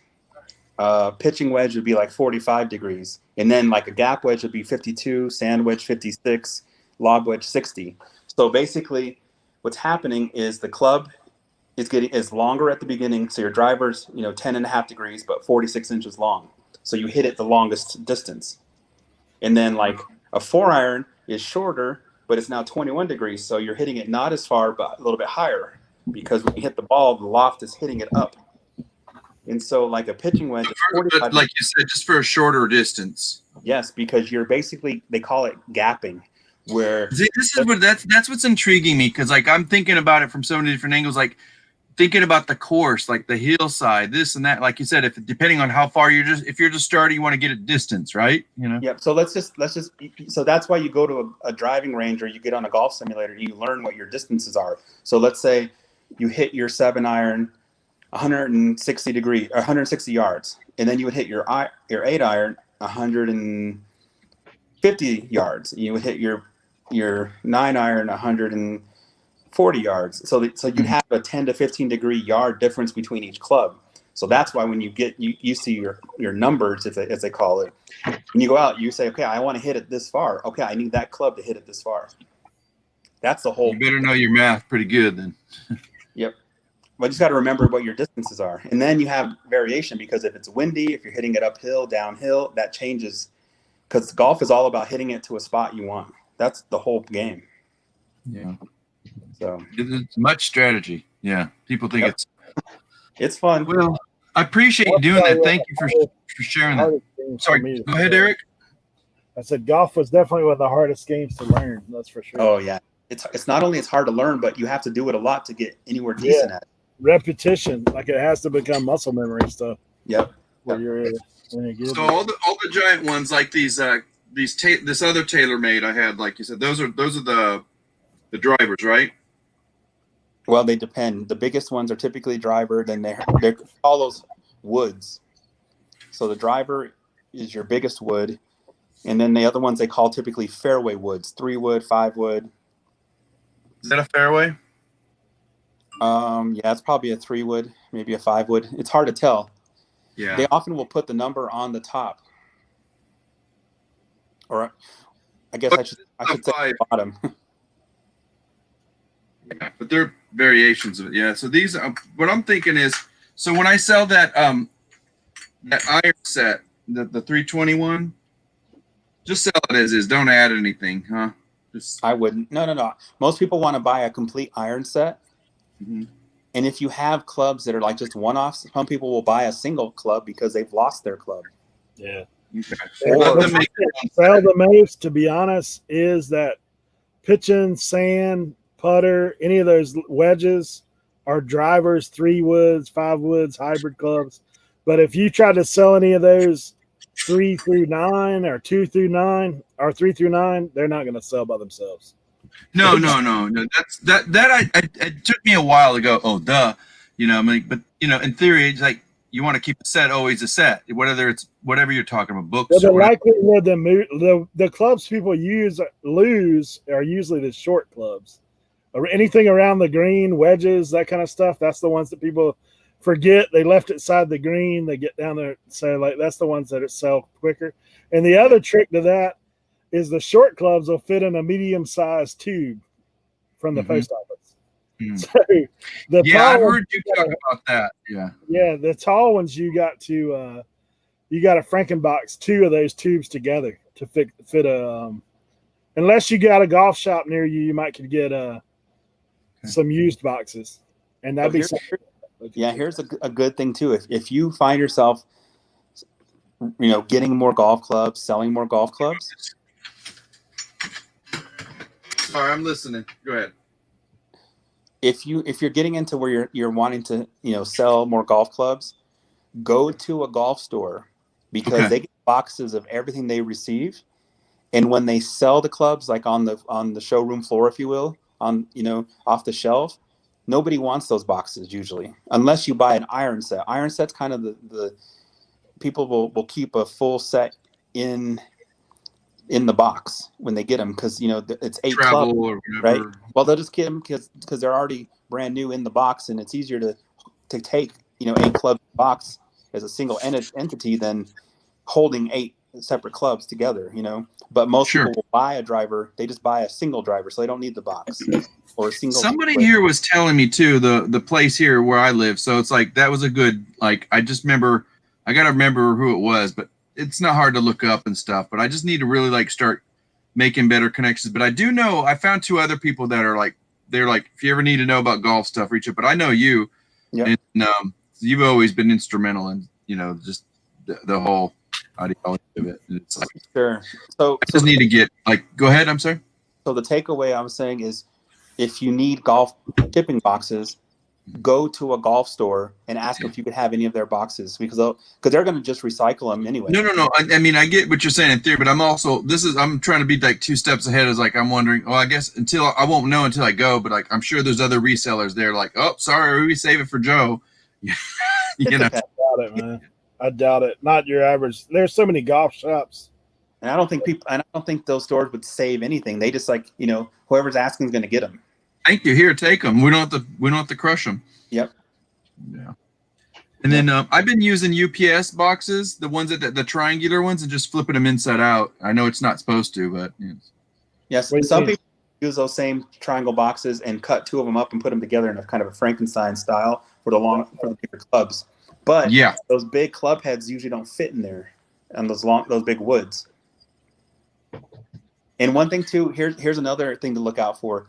If you see any woods where the shaft goes into the club head and there's a screw that holds the shaft into the screw head or into the club head, that means that it's an adjustable club. Those are more modern because you can change the loft. Are you suggesting take it off? Or? So you can just unscrew it and take the club head off completely. Like when I travel for golf, I always take my club heads off, because when a club will break the shaft and the club head will snap if there's any force on there. So by taking it off, you just have a single shaft by itself. You avoided wasting $200.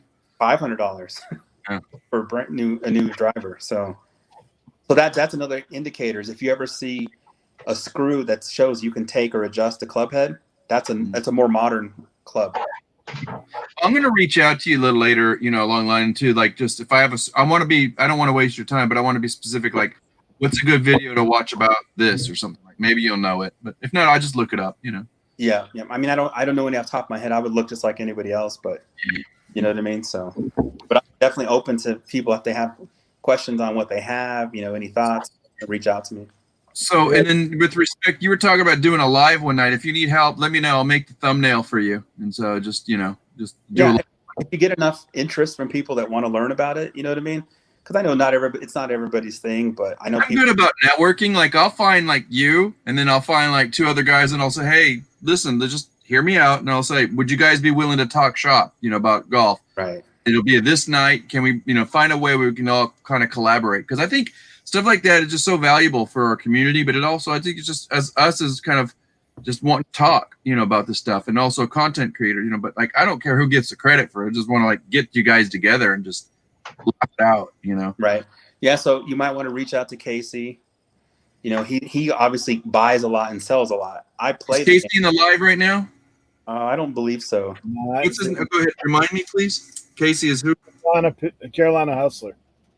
Oh, yeah. Hello. Is that the one that Emily was talking about? No. Usually if people talk about reselling golf, then his name comes up. Okay. Because he'll I've heard a few, but go ahead. Casey will know much better than me on what moves in terms of reselling, because that's what he does. I can tell Carolina Hustler, Casey.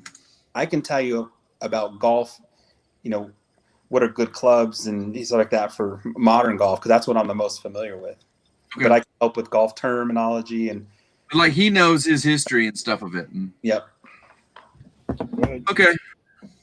I appreciate you, man. I thank you for letting me know, because that'll just I may have overpaid a little bit, 30, but I know I'll probably no way you didn't. You'll pay that back with one club. One of those TaylorMade clubs will sell for 30. I mean, the iron set, you might be able to get $100 for the iron set. Yeah. So you think I did good? Yeah. I mean, if you have a complete set of irons, they'll go. I'm cleaning it up tonight then. Especially a good brand. I mean, Titleist, TaylorMade, Callaway, Ping, Mizuno. I got one Callaway. I got a couple of the Taylors, yeah. And then this is just I'm not going to even bother showing you, but that's just, Yeah, it's kind of a no-name. That's a one-off. This is a one-off that was in there. So Yep. That may have been from the previous one. Yeah, I want to. Well, I'm just trying to think like in terms of strategies as a reseller. I'm not just talking about golf, but like if I can go and pass by and see a whole set for like $5, you know, I'm going to grab it, you know, and roll the dice. People who live in warmer climates, so Texas, the Southeast, you know, Florida, you know, there's so many more golf courses because people play year round, you know, and so there's going to be a lot more used, you know, product available in thrift stores. But also, like you said, you know, just because I'm in Texas doesn't mean somebody from Texas is going to buy it from me. But if I can sell it, you know, with that, there's your set right there, $81 plus 14 ship. Dude, send me that to do it like a share if you can on that, and then do it to send it to Instagram or wherever you want to send it. All you gotta do is look up on your eBay. Just type in TaylorMade 320. Okay. Iron. It'll pop that I'll look up. it up. Cool. Thank you. All right, guys. I don't like to be on during the workday, at least on a panel, but that's okay. I just think it's much easier to talk to you about it quick, you know, live like this. So I appreciate you taking a risk there. All right. It's okay. It's all good. Thanks. Hey, Russell, thanks for coming in. John, thanks for being here. Small Town Picker, appreciate you coming. All right, guys. Dan, thanks for hanging out, bro. Yeah, have thanks, a good Dan. See you later. All right, take care. Yeah, thanks, Eric. Appreciate it. Yeah, I'm trying to send it to you now, but No, don't worry about it. I'll look at it. Like you said, don't worry about it, man. Go back to work. yeah, it's just, Sometimes it's an easy share. Sometimes it's not. I think you have to go into just one example. I don't think it'll let you send all of them. I just sent you my screenshot. So, was that you or is that Dan that was talking about the handles? Like when they get a little, like they're flaking apart. You said, well, like there's a difference between flake. You know, how sometimes rubber handles get like look, where they feel gummy. Yeah, you need to. Like what I do now, this is just me. Other people do other things. I take powder and put on them and kind of rub them, like let them kind of cover up, then come back with your like you can even clean that with just like straight dish detergent or something. But I would probably, like if I see it's kind of like where it looks like it's pretty worn down, I'm just going to mention that in the description. Say, listen, that's what I would do. Just take, like when I take a picture of that, you need to take a picture of your face. Like you said, you need to take a picture of that. You need to take a picture from the top, one from the bottom, like then the shaft, like you need to get all that. If there's any writing on the shaft, you need to hit it on that all the way up. You take a picture of your grips. Sometimes on the end of the grips, there's actually like this has something wrote on it. So like I would take a picture of that as well. And then this can be tedious with the set because then you got to like, I think it would help to like roll them up. So that way the other thing is put the thing, measure it out. Because sometimes people ask how long it is. And then the other thing, I don't know if you guys touched on this while I was in the house, but people want to know, is it regular? Is it stiff? Is it flex? Like they'll ask about that on the. Usually that's all. Email me any questions, and then and some guys are pretty nice. They'll tell me how to look at it. You know. Yeah. Jim, you still there? What's up? Poor Jimmy got left out of this conversation. Jimmy's actually working. Fucking golf. My DVD VCR combo works. Sweet. Does it work? Yeah. There's King Griffey. That's a VHS right there. All right on. All right. Let's see what we're gonna listen next. I got another one to test. This one's a recorder though, so that one's worth more. All right.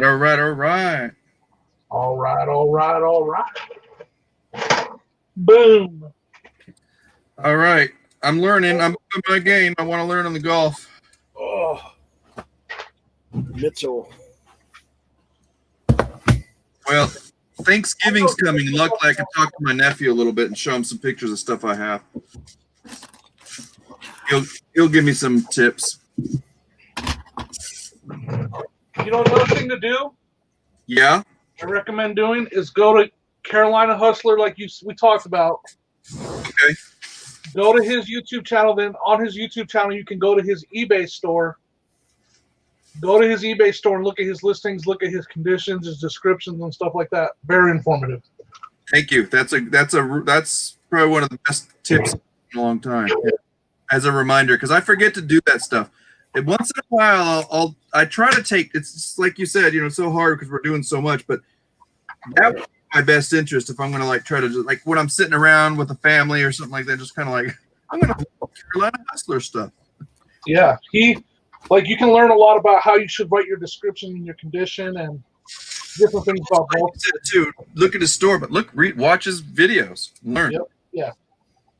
Yep. There's a couple other names, but it seems like he was like Eric said, he's the big name that I remember hearing a lot, but I keep forgetting to watch his stuff. So He's selling over $10K a month, just golf clothes, pretty much. That's why I tell you something. I go to Spring, Texas all the time. It's right next to the Woodlands, and I can't tell you how many garage sales I've been to that have so many good golf clubs and stuff that I can't afford to buy them. I'll tell you what else is crazy. You could pull a Kevin Commonwealth picker, man. Yeah. In the off season, he goes to his golf courses and buys their lost and found. Really? Yep. He goes to like the country club. Yeah. That's smart. That's very smart. Yeah, Casey's putting up the same sales numbers that I am, and he primarily sells golf clubs. His 90-day total is almost exactly the same as mine. What's that? I'm at 32,000 for 90-day total. Wow. Killing it. You're doing that good, man? Yes, sir. All right.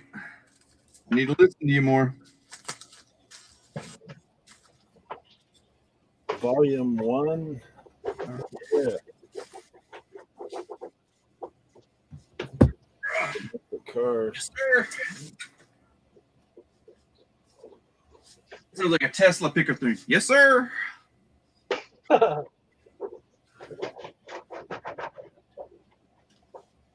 haven't seen Dave around in a while. He's been kind of quiet. He was on. Where did I see him in the chat the other day? I don't remember now. He comes in on mine occasionally. Like That's where it was last Tuesday. I saw him, huh? Yeah. Yep, that's where. He was in Cats the other night for a while. I see him around. Or no, last Friday when you did your live. It was Friday, right? That's when you did your live. Yeah, he was on Friday as well. Yeah, he was in there on Friday.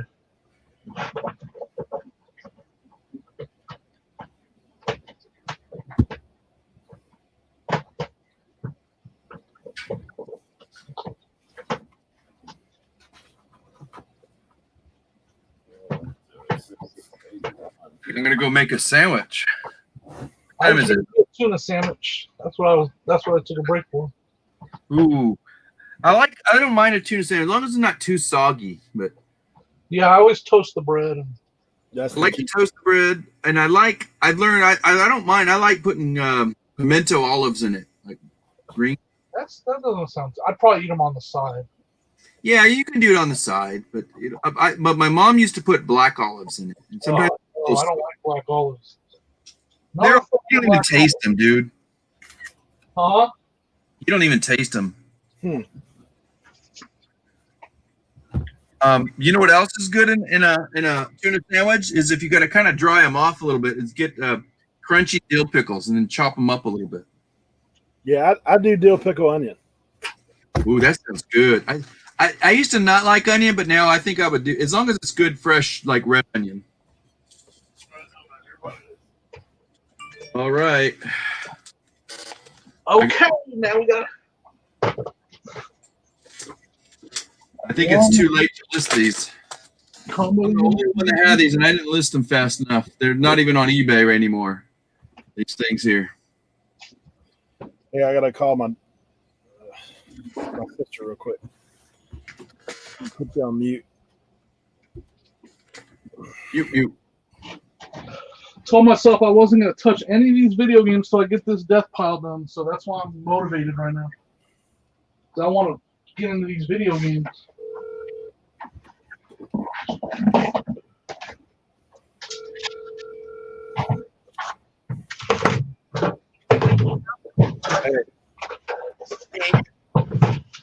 Would you be willing to take my car and meet Carla to pick up the kids in like Rodanthe?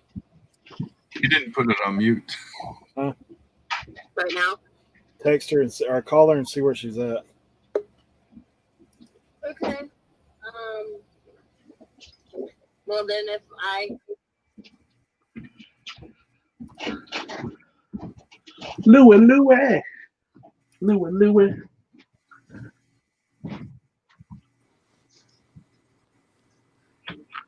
Guys, stick around. You'll get to see me test a laser disc. Louis, can you hear me? Yes, sir. Oh, hey, you're back. I went out to the garage because I wanted to show you a couple things. Let me flip my camera around. Hold on.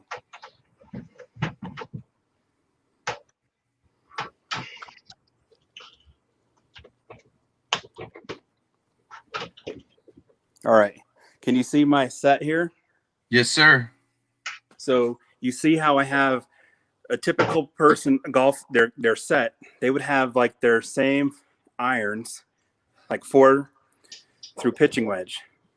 Mm-hmm. And then they would have some wedges. And sometimes they'll have the gap wedge will be a part of the set, or sometimes they'll do their own. So I have a 50-degree gap. And then I have a 54 and a 58, which is like sand wedge and lob wedge, right? And then I talked about new clubs would have the following. Uh-oh. You drop out? I don't know. I don't see him. I think he fell. Eric's on the phone, huh? Oh. He's muted. Mute. You're on mute, Eric. I think he's on the phone talking on. No, well, he's done now. He was talking. Hey. Yeah, he must have hit something on the camera. I think when he went, there he comes. Hey. Sorry about that. Sometimes on the phone, when you try to switch it to the other angle or the other camera, it cuts you out. Yeah. I just hit a wrong button, I think, when I was trying to take this club head off. That is the most organized garage I've seen. Yeah, go ahead and pan to your right there, Dan. Serious? No. We don't need to see the golf clubs. Oh, that's sweet. We'll go ahead and just look. Oh. Okay. But you see this little screw? Yes. That means it's adjustable. And so like this is a 9-degree head, but I have it cranked up one degree. So it's effectively a 10-degree head. Okay. And that essentially just makes it a little bit higher loft. It'll make the ball go up a little bit farther, a little higher. Is that the perfect one you said God uses? No. Nope. That's a 1 iron, which nobody really has them anymore unless good players can hit the 2 irons and 3 irons, but I don't see why we could use it. That's an awkward angle, isn't it? Yes. Oh. Go ahead. Yes. I mean, it's the longer the club is, the harder it is to hit, period. That's why a driver is one of the hardest clubs to hit in the bag, because it's a longer, you're farther from the ball. There's more room for error. It's a bigger swing, etc. So, but I just wanted to show you that real quick. They're nice.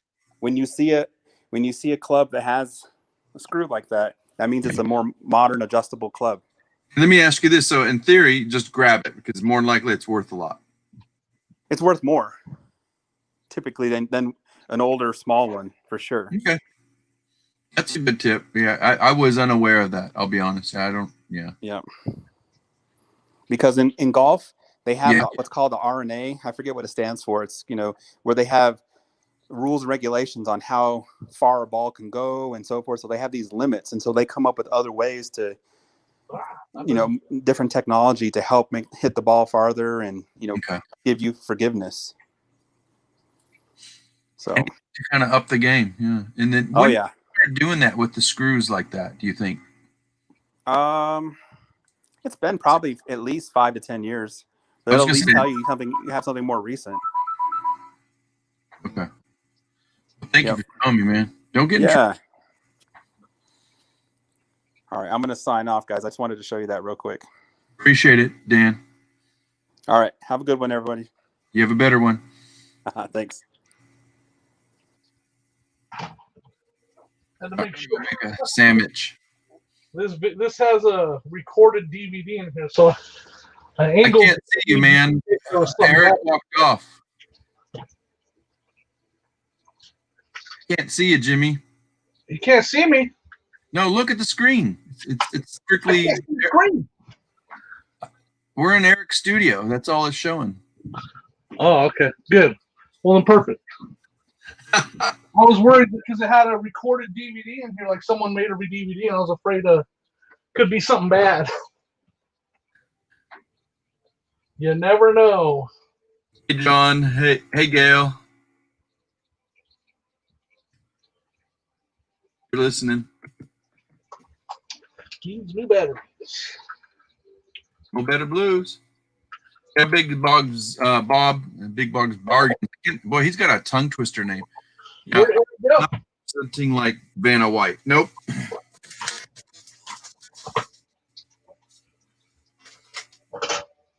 All right, hold it down, Jimmy. I'm gonna go get something to eat. Hold it down. I thought we were looking at Eric's studio. Well, since I'm holding it down, you guys make sure you go check out my channel. Hit that subscribe button. Shameless plug.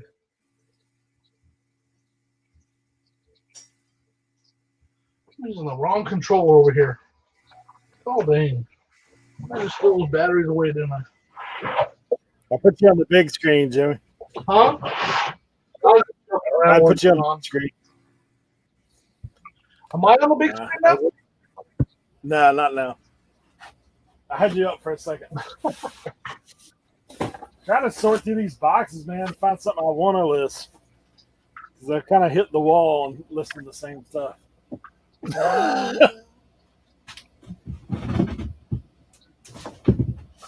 I was telling Louis, like I plugged in this DVD player and it had a recorded DVD in it. And so I was kind of scared to let it just play on, so I turned my TV away. Hey, so some of those guys have been selling those things with the commercials in them. Like, well, I was afraid it was going to be something inappropriate. Oh, yeah. Nah, I feel you on that. It's a Rock Johnson movie. I don't know what movie this is, though. I think hey, Johnny's in. Thanks for coming by. I've seen this before. What is this movie? Tim put in the ball and chicka wow wow.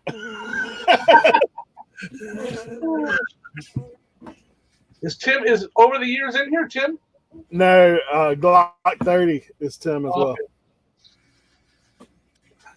Okay. Over the Years is probably about neck deep in shipping right now. Right. He just started doing that Monday auction. I bought a glass piece and I have no idea anything about it. Oh, yeah? All right, let's see what we got here. We might have a little... Dan Andreas was that movie.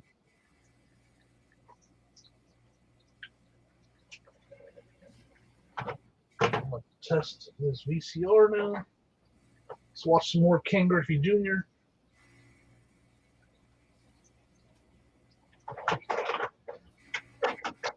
This is like a $200 DVD recorder right here. Nice. If it works. Send it to the wrong person. There we go. I like what I see. In case you guys wanted to learn about how to play baseball like Ken Griffey Jr. Nice.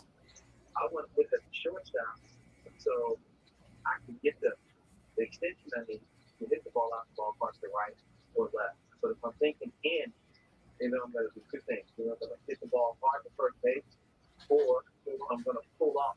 And I don't want to pull off because once I start pulling off, my back speed slows down and I'm going to leap right That's off. one. You tell him, Ken.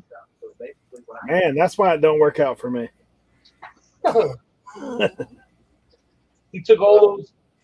He stopped doing all that stuff once he went to Cincinnati. the ball in. You can't. Yeah. He's probably like, yeah, if you want to do good at this, don't play for Cincinnati. Man, he was my favorite player while he was with the Mariners. And then he went. I mean, he was still good with Cincinnati, but he wasn't great. He was great in Seattle. Look, I even got the book with it. Got the book. Got the remote. Got the money. Nice. Couple hundred, right? Sure. Hey, I got some of your stuff right here. Auto repair manuals. Whose stuff? Ain't that what you used to do? Oh yeah, mechanic stuff. Mechanics. They never did me any good because I can't read. Hey, this one's got a lot of pictures. A lot of pictures. I'm hoping some of these are good. They were a throw-in on a. I opened up one of those boxes from all the stuff that I bought that day, and they were in there. So, Man, it's been a good day. Knock on wood, everything's working. Oh wait, no, I had that. I had one Walkman that didn't work. yeah, I've got a lot of 3 Walkman that don't work. I list them as parts. Yeah, the one I checked it for parts. It was literally like $9. I'm not gonna mess. I should lot them up. You're right. I should say That's usually what I do is I lot up some of that electronics that don't work. Like there's somebody out there that likes to do that kind of stuff. Maybe I'll do that. Maybe I will do that. This is a Chilton's. Hopefully this one's better. They're not in the greatest of condition. Laughing Picker, thanks for being here. He was on. I saw him last night on the live. He was on live with Louie last night. It's crazy, man. I don't know if I'm just starting to see new people in the community, or like we have new people in the community, or what's going on.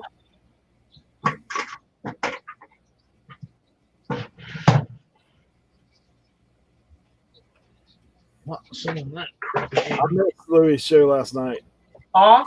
I missed Louis' show last night. He was on Show Me Picker channel. Is that his name? Yeah. Show Me Picker? I was on a little bit. Are you talking about Show Me Picker's show last night? Yeah, you were on there last night. Yeah, but I couldn't. You know what's funny? You guys probably didn't know that. Or maybe you did pick up on it. I couldn't tell. I couldn't hear half of what they were saying. Yeah. Like I was using the phone. I got out of there. What's that? I could. That's why I didn't stay there very long. Oh, okay. Did a couple guys get in an argument or something? No, they were razzing each other, but there was this one guy that came on that usually stirs the pot, and he got off real quick. All right, let's just leave it at that. I don't want to. I was just like, I was listening. I heard what was going on, and I got out of there. Oh, Laughing Picker's been around a long time.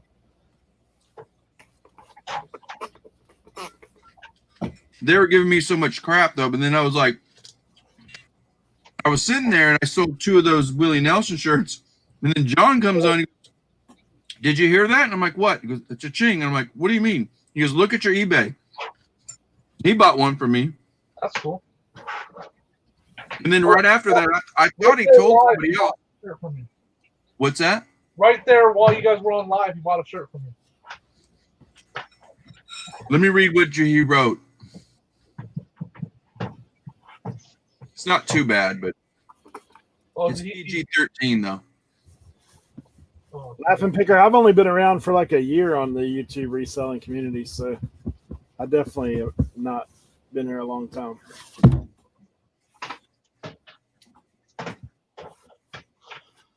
I've been making videos for about a year now. My first ever video came out October 25th.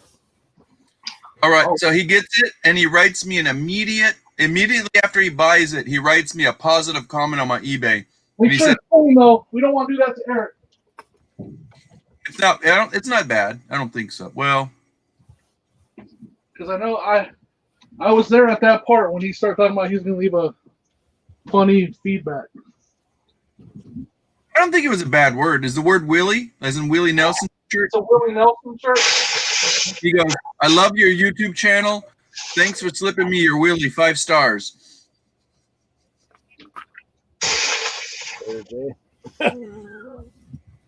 Is that crazy or what? My air's about to run out. When you Is have that too bad? boys, Is that too bad, Eric? that have gaming PCs, your air is always empty.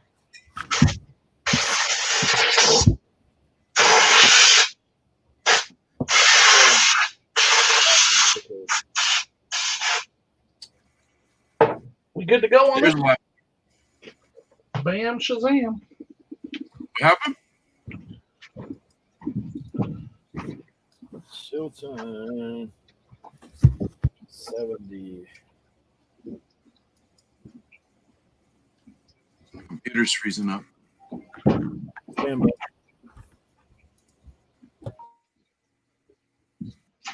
I must have sold 4 T-shirts last night. Really? All the viewers or what? Well, that's what I know. One was John, but then I kept asking, "Who's this guy's?" And they didn't. Nobody knew who he was. I said, "Is he in the live?" I just want to thank you. But another guy after John, I think it's just coincidental. The first guy that bought 2 for me bought it for me about a week ago or 2 weeks ago, and I relisted. I didn't realize I only listed it on one listing instead of putting multiples. Gotcha. He came back about 2 more.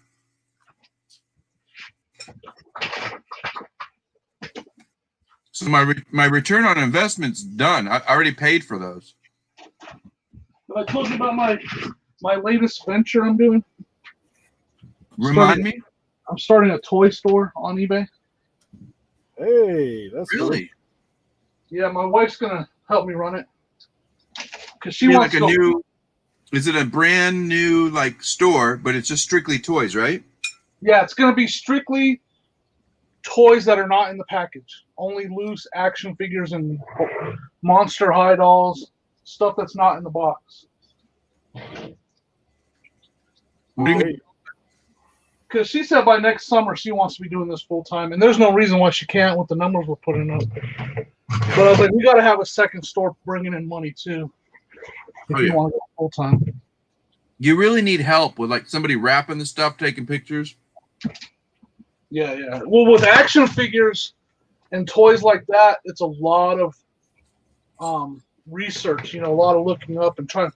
Like, there's so many that you'll pick up. You have no idea. You might know it's Spider-Man, but what line, what year is it a special? You know. Right, but Jimmy, you can do the drafts. All they got to do is do the pictures. You know what I mean?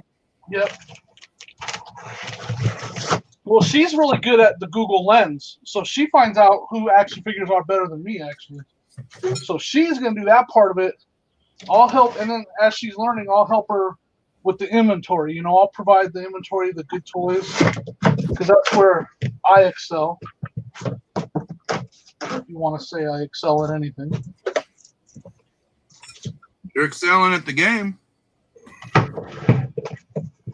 So if you're at 32K, you're doing pretty good, bro. You're doing pretty good.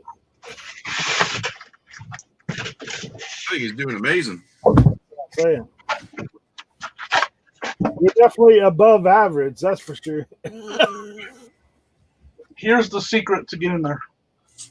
Electronics. It's not a secret, but this is higher dollar items will get you there for sure. Isn't like glamorous sales, but I sell a lot of stuff like this for good money. Yep. And I test it. You see, y'all are witnessing right now. I test it all. But well, you know, after I test this Blu-ray player and those 2 combo units over there, you're looking at close to $400. You know, I can't pass that up.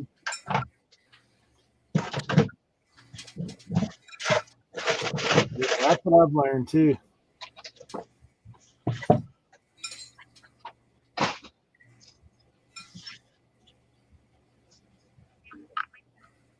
Hey, this Blu-ray player is big though, and it picks up this whole dang table.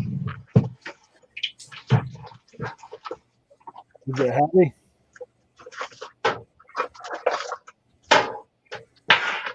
Is that one of those heavy ones? It's a Magnavox Blu-ray player. It's just older. It's got Dolby Digital built into it. It must just be an older model because it's huge. Look at it. Yeah. It does. It does have HDMI. So. I've got one of the first Sony ones. Mine's like that Has too. that HDMI beam. It's Magnavox. Yeah. Mine's big like that too. I don't even know if I have a Blu-ray. Oh, upstairs my kids have one. All right, You can put a DVD in here though, right? Yeah, a lot of them do that. So used to digital now. I don't own any Blu-rays or DVDs that I use. I own a lot right now, but they're reselling. Yeah, I have some for resale, but I don't actually have any that I use. Yeah, I've got a whole lot of them. I'm gonna go find a Blu-ray real quick. I'll be back, guys. All right. don't get lost.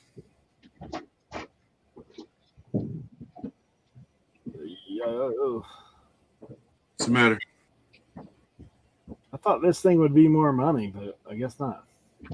Chilton's import. I guess so much of that stuff's online unless it's like the old stuff. Yeah. It's not Is it worth listing? Meaning, like, what is your threshold, Eric? Man, if I've got it, I list it a lot of times. Like it Yeah, depends me on too. how much time it takes. Like Well, my thing is, like, I have like you said, a Gomer pile. Like, if it's under $10, my threshold, I don't have time for that. Yeah. Well, unless it's an easy list, like an easy list, easy ship, like a DVD or something like that, I'll do that. A lot of times I'll lot them up, but like this is like about $16 with shipping. Of course, it'll go out media because it don't have advertising in it. Some of that stuff's heavy. Sometimes you end up spending like £7 on like a really giant book, and that's like $6 to ship it. Yeah, I've never had a media package over like $4, $5. I have. I've had up to 16 pounds for like a lot of books. Jeez. Well, but it was all one author. Yeah, that's a lot. Yes, sir. Truck and van, diesel. Yes, sir. Buddy, these books are grimy though. Yeah, I did a bad deal, but the deal that came after that was okay. It kind of made up for it. It probably will make up for it. But I bought a whole tub of Stephen King books, and I only took out one or two, and I didn't pay attention. But the ends of them were just they're just dirty. Well, these are these Chilton books. They've been sitting in a mechanic shop for probably 30 years. Those guys don't really care. I've found as long as you just ship it to them nicely and just describe it in the thing, Tim said I can't count on a $100 chunk of aluminum every day. Hey, by the way, I did sell that the other day. $185 is what I got for that. That crankshaft straightener.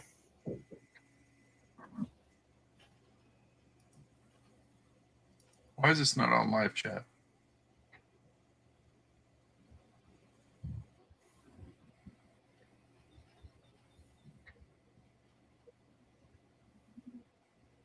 Hey, Johnny, if you're still here.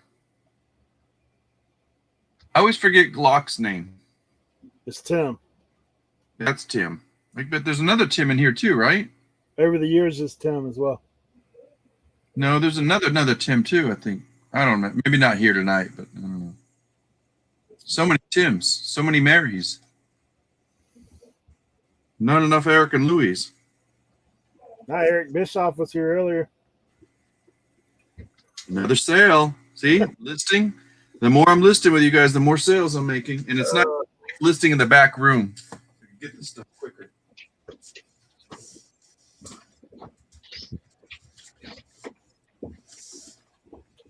This is one of those finds where I asked the guy, "How much do you want for this?" He's like, 50 cents. It's sold for $18.98 and $4 something shipping. There you go. Say what? Maximum power supply. All right, what do we got over here? Say what? Say what? Say what? All right, I'm gonna go make a shipping label. Be back. Oh, this told me hello. Hi, DVD player, Blu-ray player. Oh yeah, that's one like mine. Then that's how mine does too. It says hello. Loading for about 5 minutes. Open. Check that out. We got us a movie over here. Let's see if it works. So sleek. Closes all slow and.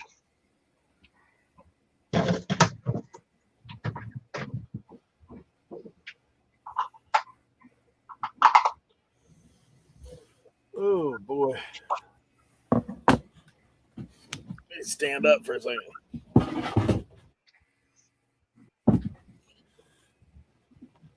Get the circulation flowing.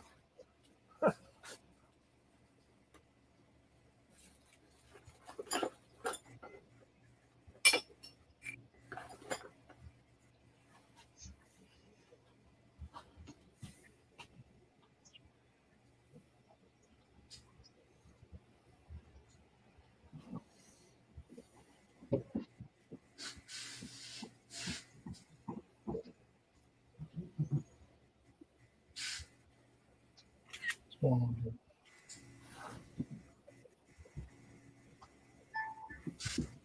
English, please.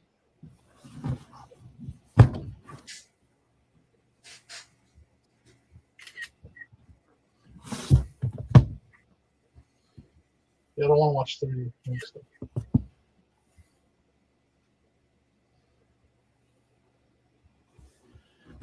Well.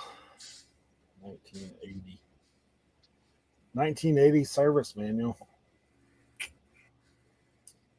Man. Does it have to be a 3D Blu-ray player?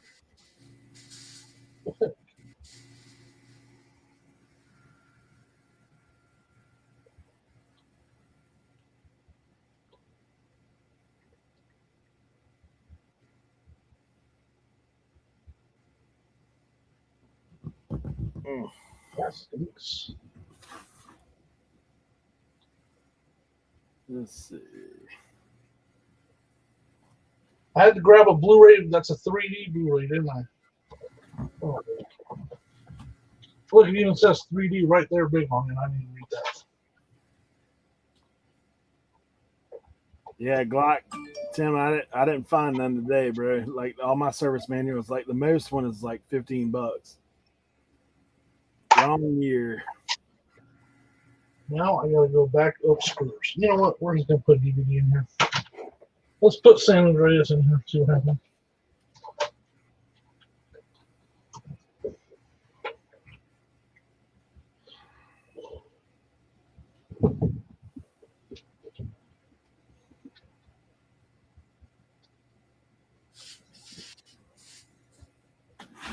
All right. I'm gonna put some of this junk away.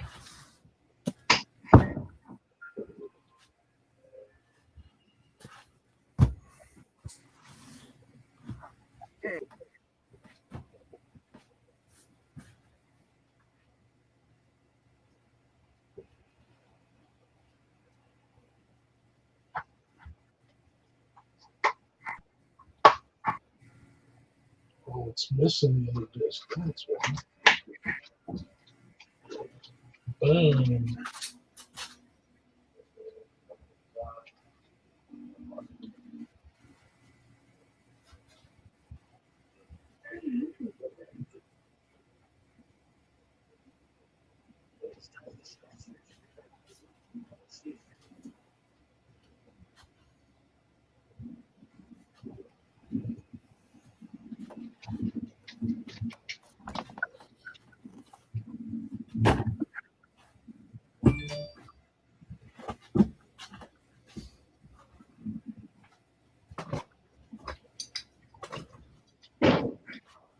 All right, it works. Nice.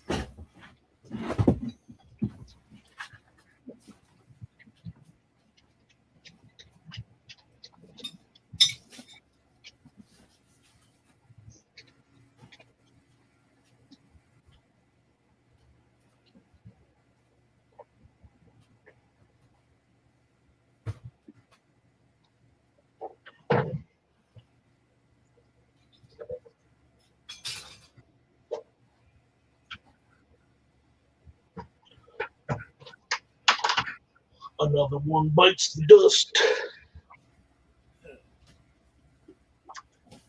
Hey, Stay Jimmy, on all day, Eric. I'm probably gonna have to get off a little earlier than normal today. But hey, check this out. Hold on, So, I gotta get up. saw that video I had. This hand mirror. Yeah. This thing, man, I couldn't figure out what this hook was for on it, right? Like it's got this weird hook on it. So come to find out, you put that thing around your neck. Hey. That's awesome. I'm like, that's wild. Yeah, I was trying to figure that thing out. I was like, man, is this thing hooking the shower or what does it do? That's fun. Dude, this mirror is like $50. Dang, man. Yeah. That's cool.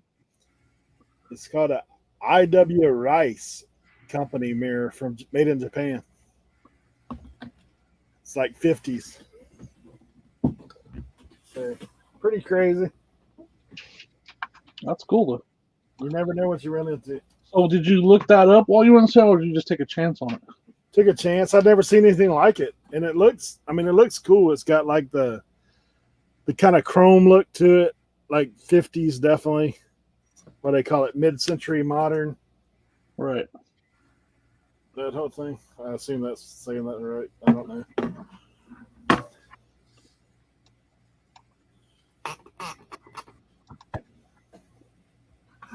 I just saw that it had writing on the side of it.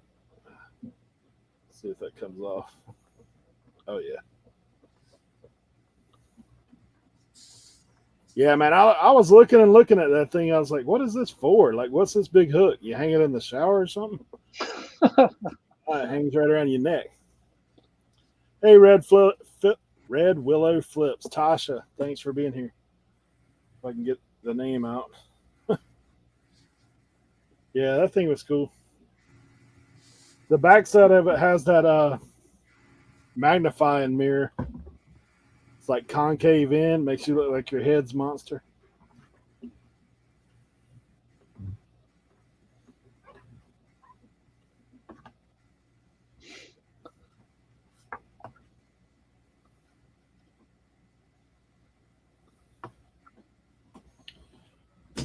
Yep, it was cool there. Huh. See what Glock 30 said? Yeah, Shade Tree Mechanics like the original paper. No, he said, the company that made that got sued when someone accidentally strangled themselves with that.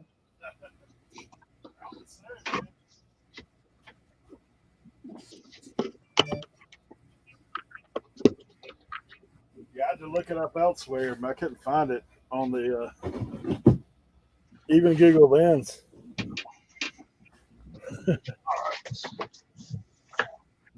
Raj.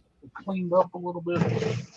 My buddy Raj Sheka says, maybe to know what your dentist is going to do to you.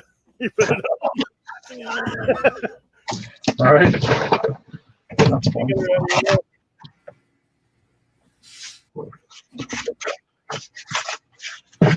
All right, let's clean this sucker up.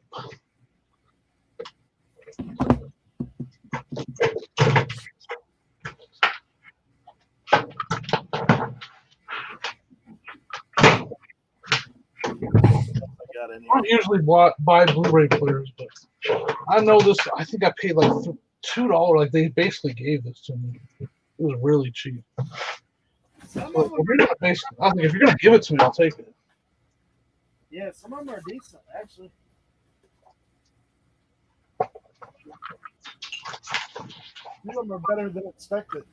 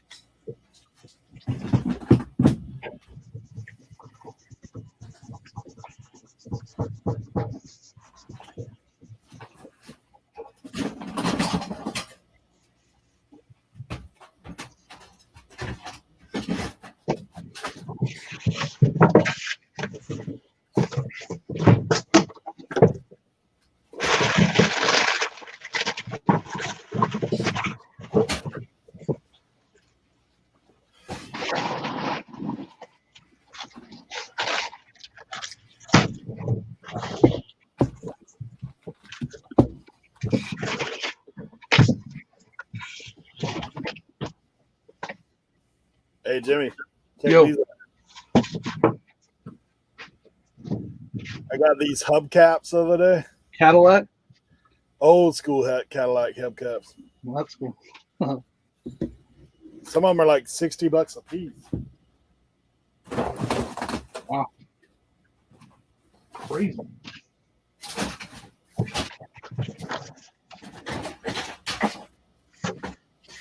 Am I missing a lot? Yep. You missed it. I'll just rewatch it later. I just cut myself on one of them. Uh-oh. What'd you go do that for? I don't know. What has gotten into you? Reseller hazards. That's my next video. When you're messing with old hubcaps, when they do you dirty. Giant pieces of metal. Look, these are the cool ones though. Look at this. Those are the ones the kids used to pop off to make necklaces out of. Yeah, these things. Did you remember did you ever hear about that where kids would go to the Cadillacs at the front of the hood and rip them off and put them in their necklaces? Yeah, Mercedes, all that stuff. Those are the ones you Back in the 80s.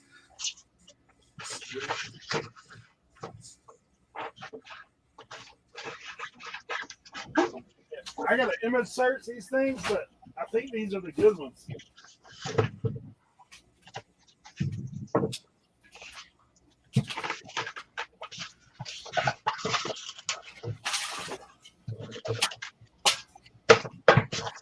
Oh Lord.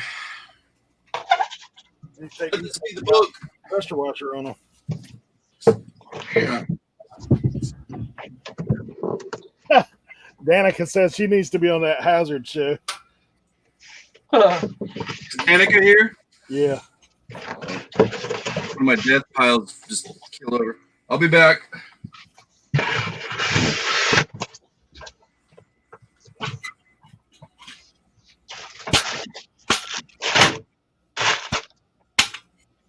Dude.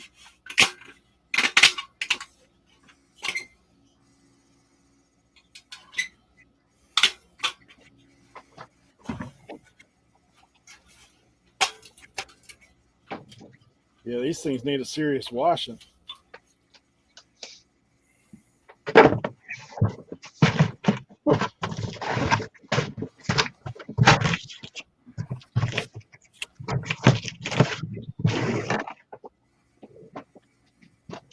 Like filthy from handling them.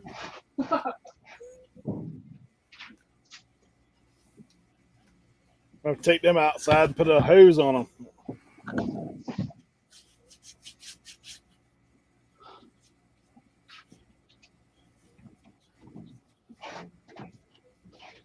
All right. What am I going to work on now? Guess these board games.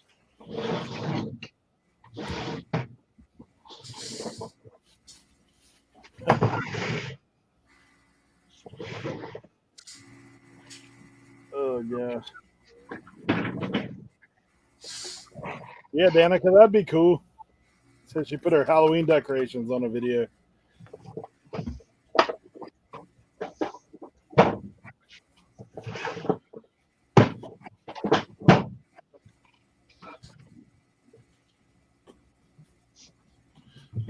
Oh. I got some rigger gun locks. The shot lock. I think these will be good.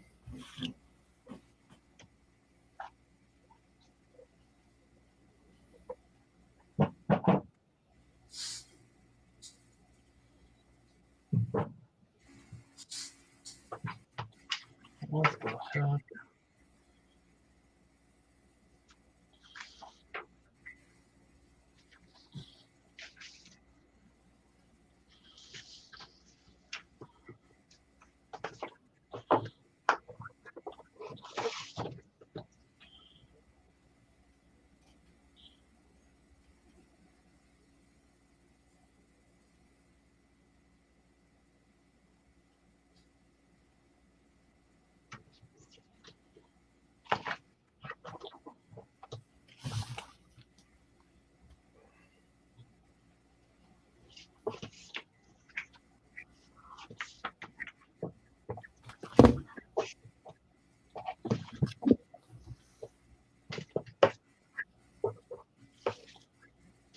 I don't know, it's just me today. Feels like it's going not as much momentum as usually for me. It's for sales or? No, just getting my listing done. No. My like 28. That's kind of slack for me. This game is so crazy intense, man. Like, look at this game board. Holy. So that's a big one, ain't it? What game is that? That one you were chatting over? It's called Blocks in the East. I don't remember. Like, there's more of them. Like, there's all of these big old boards in here. I don't even know what's the. All these game pieces. Man. So I got a question. I bought this at an estate sale, right?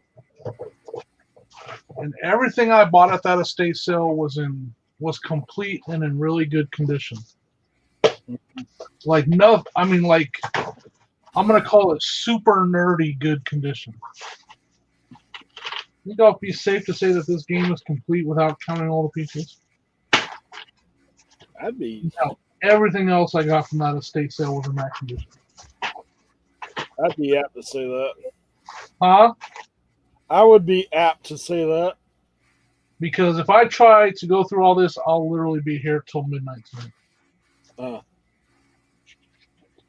So the likelihood of what I do in situations like that is I look at is there main pieces to it. Yeah, I mean, you know, where it's like 8 or some pieces. Like all these little pieces in here, man.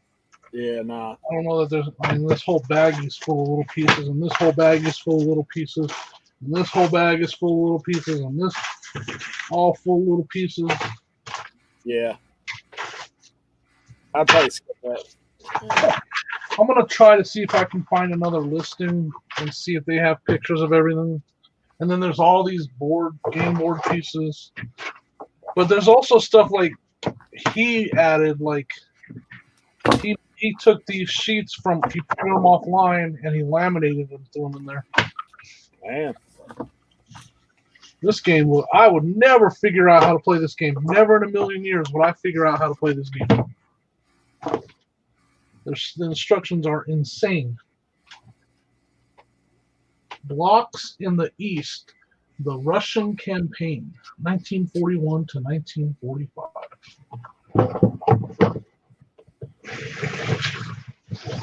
Let's see if I can find any information on it on the interwebs. One time I knew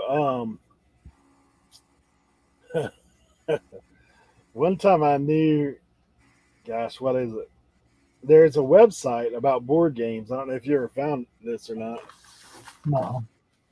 And it has like even how many's listed and all this kind of stuff. I found it because I had this game Hijack that I couldn't find anywhere. Like nobody had it. Like nobody knew what it was.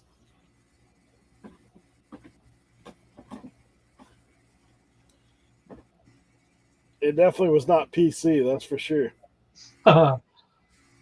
Because the game was Hijack. Came out in the 70s. And it had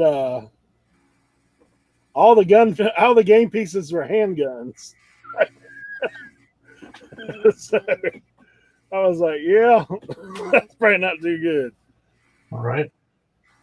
And it was all like the basis of it basically is you're either a terrorist or a hostage or you're trying to stop it, one or the other. Right. I was like, yeah. This was definitely before 9/11.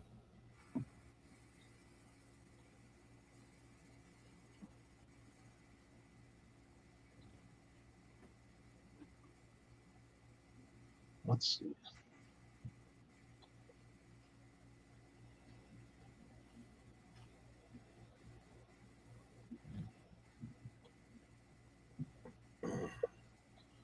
Board Game Geek. That might be it.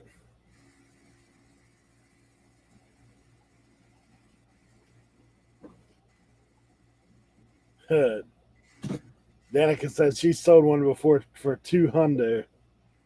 Sold one what? I think she's saying she sold that before, that particular game. This game? Yeah, I know it's worth a lot. I just need to see what all's here. She said she sold for 200. Yeah. Wow.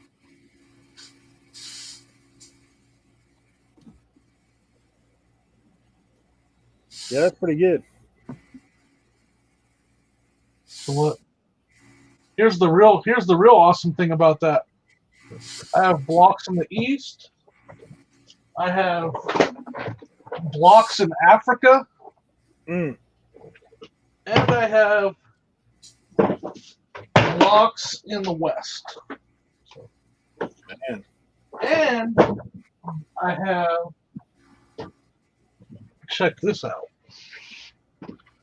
This is what made me buy it, because I was able to look this up easily. This giant Mylar game mat. I'm going to have to stand back here to show it to you. This goes with that game. Oh, wow. That's worth $100 right there. Yeah, Dan said you can play all those games individually or together. Uh-huh. Dan said you could play all those games individually or together on that one big board Mylar piece. Yeah, it's crazy. So I wonder if I should just do a big lot and have it for like $1,000. That'd be crazy. I'd be apt to try it. And so it was on the last day of an estate sale, and everything was 75% off. So total, it came to $150, and then 75% off. So what's that? $30-something, $40? Not even $40, right? Dan, do the math for me, please. $150, and I got 75% off of that.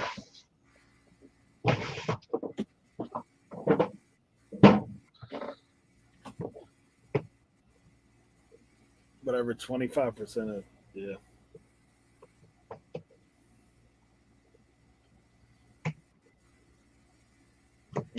That'd be 25 plus 1250, right? Yeah.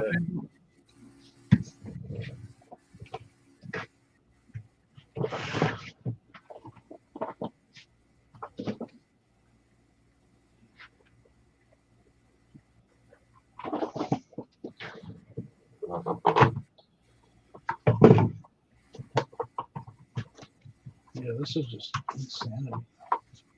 The amount of game pieces that are in here. I think I'm just gonna do it as one big lot and just say everything in the pictures is included.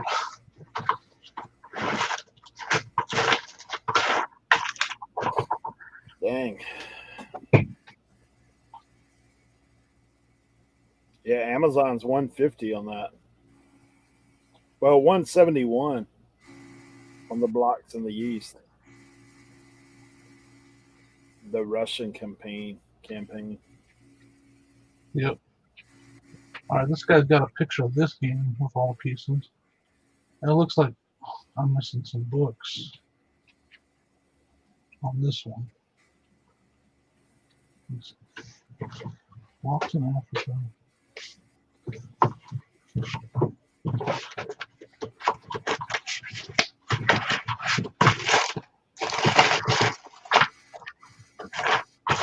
So it looks like he might have combined a lot of the stuff together from all three games into all the boxes. Sorry. I'm multitasking now. Board game. Sorry. What'd I miss? I'm trying to figuring out these games that I bought. That's what you meant. Raj, I cut my finger on the hubcaps. Did you get a Band-Aid? Nah, just put a thing on it. Bro, listen, little brother to big brother. I would get for your shed, just have yourself. I know, like you can always have a little first aid kit, but also just to have the alcohol for when you rub stuff off and clean things up. Keep it out there, man. I have alcohol all the time out here, man. Like the isopropyl, I keep that out because I clean with that all the time. Alcohol is hard to find. Every time I go into Walmart, their shelves are clear. That's because of the people are making their own hand sanitizer. Well, I mean, I know why, but I'm just saying. But if you can get peroxide, that's just as good for cleaning. Yeah. Huh. Bottle peroxide is good. Not for cleaning resell and stuff, but well, I mean, it's good, but for wounds, yeah. Half the time, I can cut my hands. I won't even know that I've cut my hands. I didn't then until I rubbed blood on something. I was like, oh, must be bleeding. So while I was out of the room, I was answering a phone call, printed 3 labels. So my postman's coming. Saw my neighbor, and I have an amp, and he's a musician. So I said, would you test this for me? He's like, what are you doing with it? I'm like, I'm going to sell it. Oh, yeah. So he's over there. He's plugging it in at his house. Jimmy, do you know these toys? I think 15 years ago. They're not the. I'm trying to remember what these type of trucks are called. What are they? Are those the ones that twist? Yeah, at the bottom they do. No, like that one truck in the other hand, does the wheels, the left body twist around? Only this part. Yeah, this is like a whole. This one does, but the others don't. But I have like these. This is like the Teenage Ninja Mutant Turtles and stuff. Oh, yeah. Is that made by Hot Wheels? No, I don't know. That's the thing. What's that new company? They're not the. But look at this. All that for $5. Yeah, that's a good lot. I mean, I would just sell it as a big lot. Okay. But some of them, I'm trying to remember the name of the company, but somebody was telling me something. I asked on Instagram, and they're a little beat up, a little bit, some of them, but I figured for that price, I might as well get them, right? Jimmy, it says that thing has 600 wooden and plastic components. Which one? The 600. I believe it. There's so many in there. I think what I'm going to do is I'm just going to put all 3 games together and just do a lot and just say, I don't know. I'm afraid to say it's complete, you know, because someone that's going to play that game and buy that game is probably going to count every single piece. Yeah, it's a lot. 600 wooden and plastic components. I bet you it's all there. There's so many of those pieces. But I think I'm gonna just do that. It'll save me time, and I know it'll sell. I mean, there's hardly any for sale on eBay, and I guess they're on Amazon, right? Yeah, it's listed on Amazon there's none on eBay. Dude, somebody's got this on Ventu Nova Games Limited. This is probably brand new in the box, though. Yeah. Because it's $5.50 on there.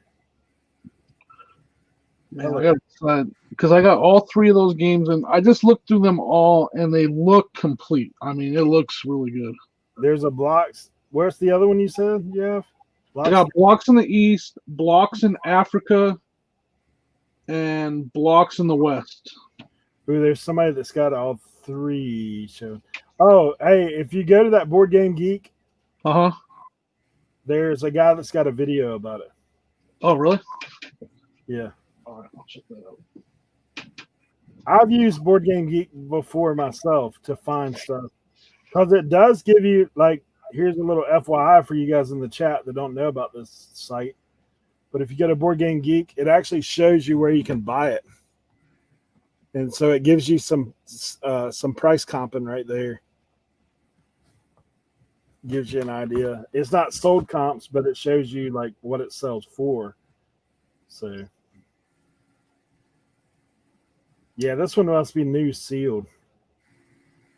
No, actually it says this is for all 3 block games. $5.50.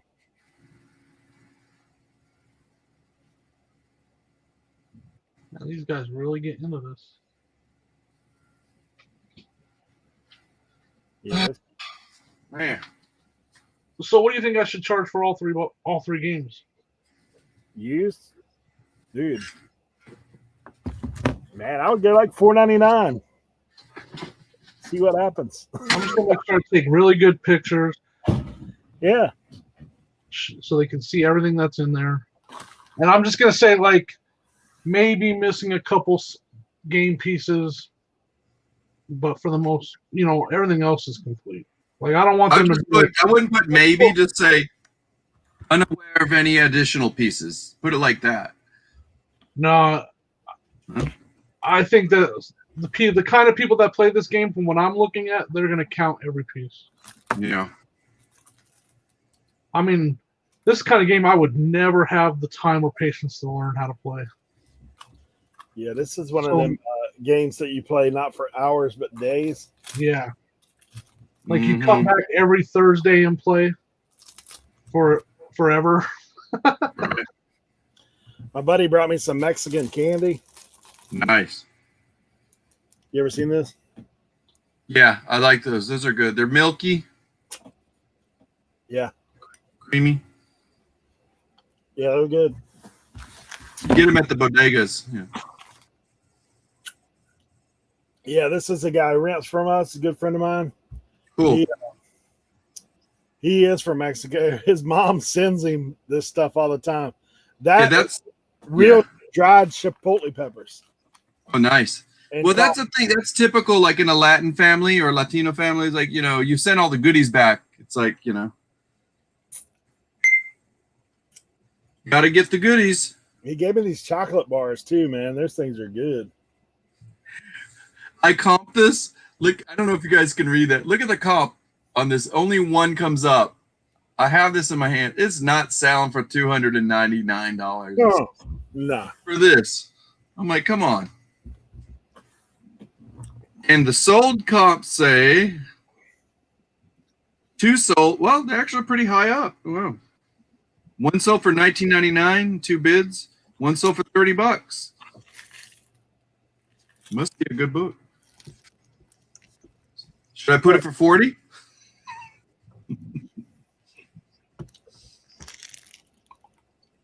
Hey, you can always go down. You can't go up. Yes, sir. Yes, sir. Ooh, guess what? That one I was asking you about, Jimmy, the plush Nintendo. Yeah. I went down to $21.75. They took the offer. It's not bad. Hey, I just got some. Like, I'm getting a lot of subs recently on YouTube. I'm up to 717 now. I might be to 1,000 before I know it.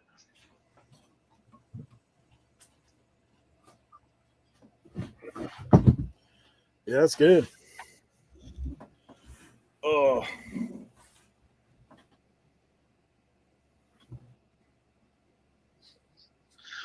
All right. So these board games have kind of got me. Jimmy. Yo. The board games kind of got you bored. Is that what you're saying? No, they got me. I don't know what the word is. Like, I'm thinking about it too much. Like. Yeah, don't overthink it. Yeah, but I don't want to underthink it and lose money. And I also don't want to underthink it and then have them return it because they thought there was going to be more.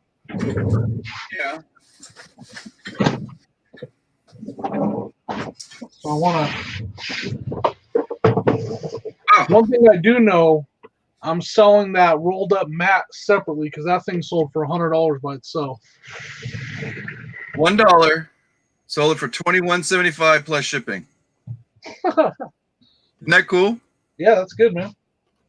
Good flip. That's I can't see it. That's that Mario. It's but look at this. He doesn't have his overalls. Oh, he doesn't have his overalls on yet. This is from 2001, so I don't know if he ever had overalls, but this thing is nice little. It's got the tag on it and stuff. Yeah, that's cool. I'm sure he had. Walmart are not cheap either.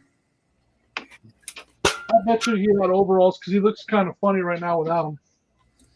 I think I wrote something in the description, but hey, they took it for 21. Let them have Yeah.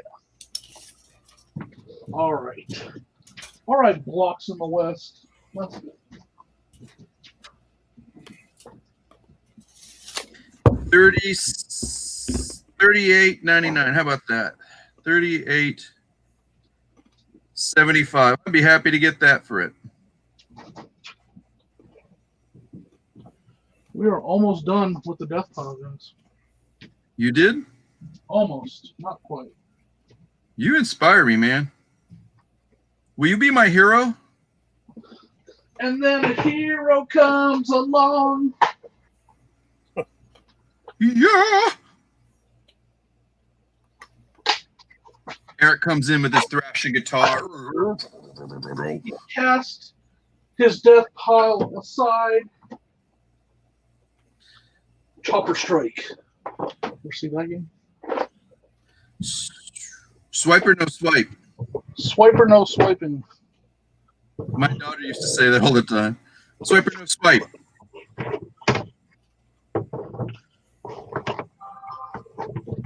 Dora, man, I hated that show. I hated it because she always repeated everything 35 times. That is like a negative, dude. You got some animosity towards the Dora. She'd be like, when they were looking at the map, she'd say the same thing 5 times. Through the candy forest, up the gumdrop bridge, and then she'd say, through the candy forest, across the gumdrop. It's like, actually, I'm doing that sounds like Elf, huh? I'll shut up now. Yeah.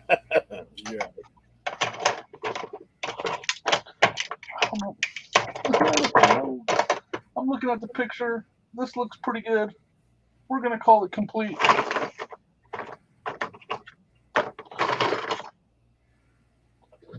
Come on. Anybody that had kids and had to watch Dora knows what I'm talking about, how she repeated everything over and over again. There's no doubt about that.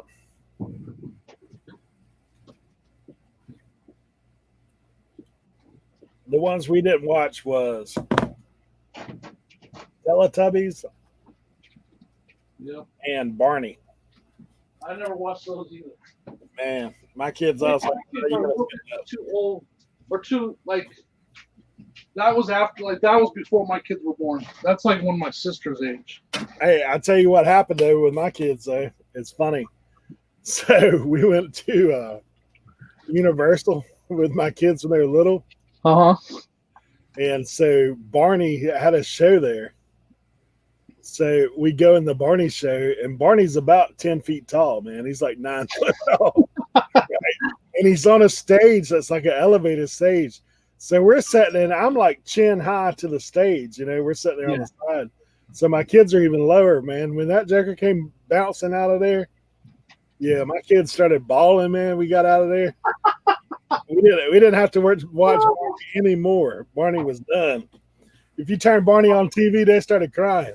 Barney scared the crap out of your kids, huh? I was like, yeah, that's what I like. I need one of these Barneys at home. Man, Barney can go. That's terrible. Yeah, Barney creeped me out too. Yep. My kids and I liked it. They liked it because I liked them too. Of course, I was older than what they were when they came out. But Old Land Before Time, they liked that. Oh, yep. So I don't remember when my kids were little kids. They liked the Wiggles. Yeah. They liked that cartoon Roly Poly Oly. Oh yeah. What else did they like? Yeah, see all that stuff we'd watch with my nephew, so. But yeah, they were into that. The Lion King, good Lord, man. My kids could tell you everything about the Lion King today. Oh, like they could go through the whole. That's like the stuff so I have a 24-year-old sister, and that's the stuff that she watched. Yep. Well, see, my kids are 23 and 25, so that makes sense. There you go. Like everything you're naming is what my sister watched. Like when you were talking about Barney and Rugrats. like I remember my little sister watched that stuff. Yeah. She liked Powerpuff Girls too. Yeah, in our era it was different. Yeah. I've been watching PBS as a kid. Yep. I watched all the popular boy cartoons. Transformers, G.I. Joe, Thundercats, He-Man. Yeah. Yep. Transformers. I used to watch them. I don't know. Like it's a toss-up. What's my favorite between, like, Transformers or G.I. Joe? I like both those equally as my favorites. Yeah, all that stuff was when I was coming up. Of course, it's weird. Like the rules at my house were a lot different about stuff. So yeah, I hear you. Like Sunday mornings, you'd watch a cartoon. I mean, like Saturday mornings, and then you better go find something to do unless you wanted to go to work. Right. You better get out the yard after that. Like, that's how my family was. Yeah. See, I had such a different childhood than most people, man. Like, my dad was real.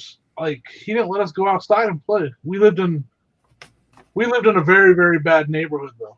So, like, he didn't want us going outside to play. Yeah, we lived out. We basically lived in Oakland, California. Oh, I got you.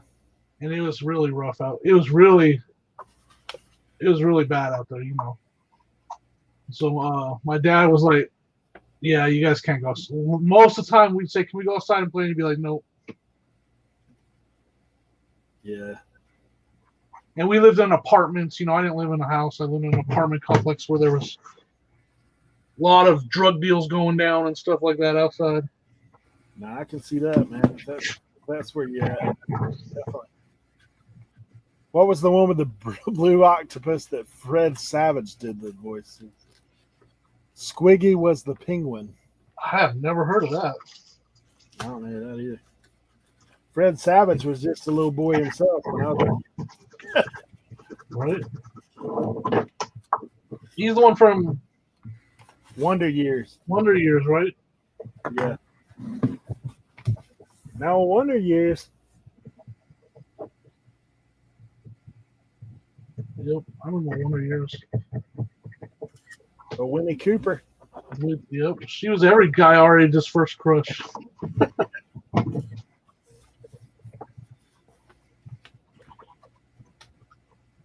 5:30 till noon. Monster movies till like 5. Gee, we never had satellite or anything when I was a kid, man. So you got them 3 stations. Yeah. Then you get Oh, that's fun. on the UHF dial, you could get PBS if you were in the right place. Right. I'm pretty sure I grew up with cable, if I remember right. So we had cable. Yeah, we had. I remember we had that old cable box where we had to slide the thing across the top instead of like that's how you change a channel. Dude, I had my earliest memories of television was those crank dials, like the ones that you go to get there. Yeah, but you had I guess you said you didn't have cable, right? So like, ours was antenna. if you had that style TV, but you would hook the cable up, and the cable box had a slider that you would slide and it had numbers across the top of it, so you would slide the slider to the number of the channel to watch it. Hey, Cannon Picker, thanks for coming in. Man, yeah, for us, like Glock was saying, ABC, NBC, CBS, yeah, we had them. And usually we got a PBS, most places where we live, we would get one of those. So PBS, I watched a lot of that coming up, man. Sesame Street and Reading Rainbow, Mr. Rogers, all that kind of stuff. Yeah. Romper. Did you watch Romper Room? I don't remember the Electric Company. I watched that. Electric Company. I remember Romper Room. I don't know why I remember Romper Room. That was one. So I know I watched it because I remember the name of That's probably on cable. it. Yeah, right. It was one of those privileged cable shows. Sometimes, man, I go and some of my cousins had cable. Like when we'd go visit them. They would have different shows than we did. Because back in the day, I remember one of them had HBO when it first came out. They used to have Fraggle Rock on there. Fraggle Rock. See, so I did have cable because I watched Fraggle Rock. Yeah. Eric would be like, "Can I stay the weekend?" Yeah. I got cable. It's funny, man. The other day, I tell you what else one of my friends had that we never had a VCR or anything to begin with. And so, man, one of my friends got the old Beta. Their family had a Beta. Yep. And, man, so they were like the first people I knew to have movies you could watch at the house whenever you want. That's crazy. So I'd go there and watch that. And I was like, man, that's wild. We watch old Beta tape. Yep. So that's funny, man. Now you look at it, all this vintage stuff you deal with, you're like, dude, that's crazy. Like, this is what we had to work with. Hey, I'll tell you what I've seen lately. I don't know if you've messed with this any. I mean, it's kind of, I guess it'd kind of be a pain to ship. But, man, them old 13-inch TVs. All right. Old. I sell them locally, man, with the VCR combo. Yeah, well, some of them are selling now just the regular 13-inch TV because it's selling gamers.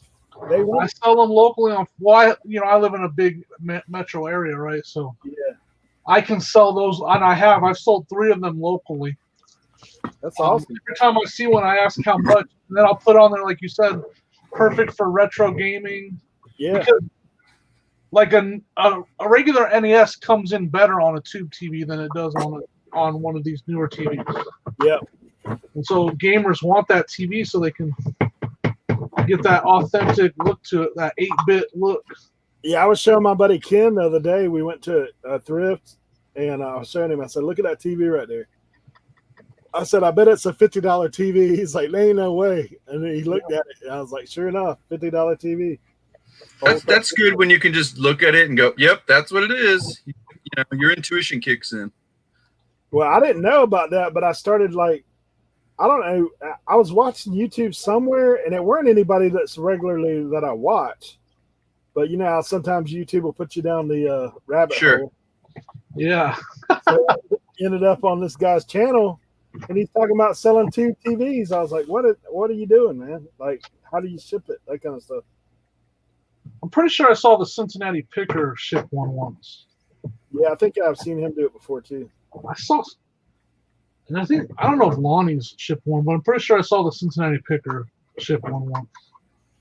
Some of that stuff's fun, man. But man, do you want to mess with it or not? What was the item again? I couldn't hear you. 13-inch TVs. Oh, no. Like a tube TV. Oh, yeah. No way. Forget it. They're like $50. Is where they're at now. Not me. Like I said, I've bought and sold 3 locally. I won't buy them unless they're $5 or less, though. Yeah. Exactly. And like you said, locally, too. I had one a while back because when I was putting in that antique booth, like my idea, like nobody had any kind of retro stuff in there, like stuff I grew up with. Yeah. So what I was doing, man, is I had old gaming systems, and I had one of those little TVs in there. So I had old Atari hooked up to that TV. Yep. And then once I got like the booth shut down, I mean the antique place shut down. So then I was like, yeah, I guess I'll just dip on. I used to have one right here. If you watch some of my older videos, I used to have a white Panasonic one right here. Yep. I sold that one for $70. It was for sale the whole time it was sitting here. Nah, I'm fixing. I've got this little shelving unit beside me. I think I'm fixing to start putting some retro stuff in there, just to move some stuff around. Yeah, but that's definitely, if you. I got you guys. Oh, what's up? Went to my neighbor. He's a musician. He checked it out. This is an amp that plays like 7 or 8 different sounds: funk, blues, jazz, this and that. Picked it up for like $30, and he says works perfect. He tested it for me right now. So. Nice. It's like $100. There you go. Yes, sir. You better put that thing on a scale before you list it. Oh yeah, I already got the. I got the what do you call it, dimensions and stuff down, and I looked at others. I'm gonna have to do like a FedEx shipping or something like that. I would definitely put it on the scale because that's the kind of stuff you think it weighs something, but it don't weigh it. I got a question for you, Eric. What's that? If you sell something like a big DVD combo, you sell a lot of stuff like that, bigger stuff on eBay? How much does something like that cost to ship to California or like Oregon or Washington? Oh wow! What carrier do you use? I use FedEx probably like 90% of the time. Yeah. And a lot of times I can do it under $20 on FedEx. Oh wow. Yeah. Through USPS, it's more like $30. Yeah. Through FedEx, it just depends who you're comfortable with too, right? Right. And that's good though. I mean, that sounds about right. What about, have you ever sold like?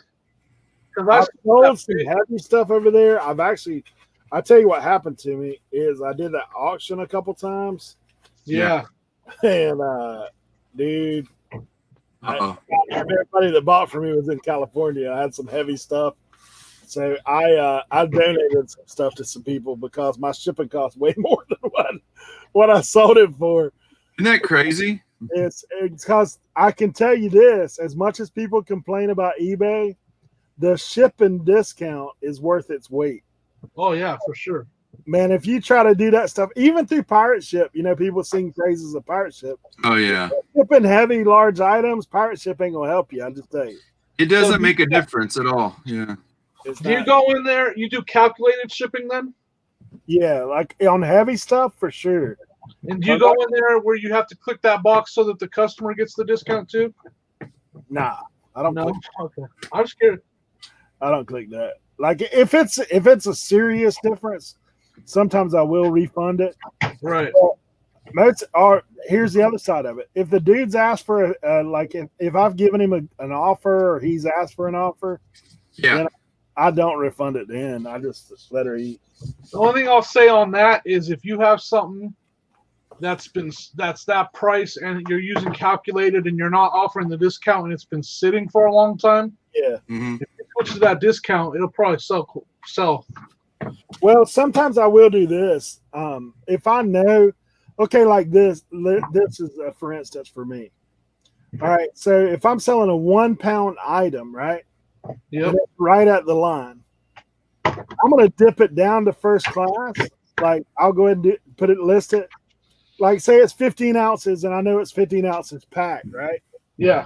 So I'll list that at like a 12-ounce rate because I know it's not gonna be no $8 to ship that. I know that. Right. Yeah. So I'll do that. Yeah, like I do a flat rate on most stuff, and I'll take, I'll do, if I know I got good money on it, I'll make the customer pay a little bit less. Yeah. I don't care if it helps me sell it. Yeah. I mean, I don't mind doing that. Like I said, I don't just discount everything. And some calculated things, like I said, I do look at it because, I mean, California to me, man, is California, Washington State, they kill me, man. Right. The shipping on that stuff is heavy for me. Yeah, like I sold that ceramic Christmas tree, and it went to New York. Oh my gosh! It cost me $38 shipping on it. I don't know about that. You use FedEx? It was FedEx. Yep. Dang. That was the cheapest one. I had to, that thing. It wasn't that big, but it was heavy, and it had to be in a big box because I had to wrap it up really good. Yeah. And then the base separates, so you can't have those right up against each other while it's shipping. So I had to separate the base and wrap it up too. Yeah, ceramic stuff. Here's a dilemma. I'm selling one of those books that you were selling, Eric, the motor books from whatever it's called, or something like that. And it just sold. I probably got like $13, and then they only gave me. I think actually maybe free shipping. I don't even remember now. I can't remember, but the thing is it won't. I listed under auto parts by accident, and now it's not letting me send it book rate. Ooh. But I probably can get away with sending it for £1. Should I pay the double amount, or should I wait and go to the post office? That's on you, man. Like whatever you want to pay. It's not about the payment. It's about the hassle. Do I want to wait in line at a post office? Well, there you go. $250. I think I'm going to cough it up. I mean, I wouldn't wait in line, but that's just me. That's what I'm saying, bro. That's what I'm asking you. Because my lady at the post office, buddy, she'll hold you in there for a minute if you get in there. Well, that's just it. Like, in some days it's worse than nasty people. I had a lady crawl up my backside the other day. I had to giving her glares, and she's like, so when I was my turn, I was picking up some packages, and she's like, excuse me, why are you staring at me? You're giving me these glares. And I said, because I looked down on the floor and I said, look. She looks down and she sees it says, keep social distance 6 feet apart. And I'm like, I said, I'm not trying to get sick. And she just looks at me and she's like, how rude. And I went, yes, for once I agree with you. That is rude. And I walked away. Yeah, mine ain't for that reason. I don't. Yeah. That's why I think I'm just going to go ahead and they can have the two. I probably only paid $1 for the book anyway. Our post office truly, bro, you wouldn't make it in ours then. Because really? If you see somebody in there with a mask, then they're probably not from around here, to be honest. Oh, Lord. Yeah. We have a little different here. No, the mask thing wasn't the thing. It was just, I really just didn't want her. She just was like right up in my space. Yeah. You know? Yeah, I just, when I go in the post office, most of the time I'm in a hurry and the people behind the counter ain't. So it's kind of it's things I like. And I get along with all of them. A lot of times my post office is actually great to me. So if anybody's watching this, like they actually do treat me. I always do the bulk shipping label. So I try to help them out as well. Yeah. And then, but the other side of it is sometimes I'm in a hurry, man. So I'm like, I'm going to unload this thing, just give them my ticket. But they'll put it in my box. This is what I'm bringing up, just because time is money, right? And and it's not only that, it's like, you weigh out the stress level of it too. And I'm like, I just found out I got $16. They're all in with shipping for this book. I can cough up a couple extra bucks just to not have to drive to the post office. See, my poster master, like we have PO, like you can get home delivery here, but I've never had them pick stuff up for me. Like I'd rather put it in the post office. My case, I got a good guy. I as long as I schedule it, they're obligated to come pick it, and they're always nice. I leave them waters. I'll give him like pepper, Gatorade. He likes Gatorade, so I give him Gatorade once in a while. Hey. There he is, Dave. What's up? Hey, we were talking about you, Dave. Talking about you earlier. Were your ears burning? All good things, bro. All good things. What was it I was saying, Jimmy? Huh? What was that saying I was saying that Dave uses in his clips? Was it you know it? No, that's not it. What was I saying? No, that's it. Yes, sir. Yes, sir. Yes, sir. Yep. Yes, sir. Yes, sir. Time is more valuable. You're right, Joey. Michelle said the TVs are not that hard to ship. So. Hey, thank you, Dave. Bless you too, man.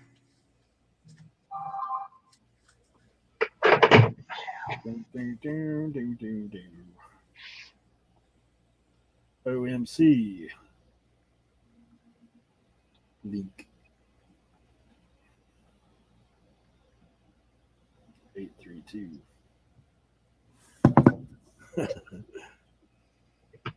Yeah, my post office is literally, it takes me 5 minutes to get to the post office from the time I walk out my door.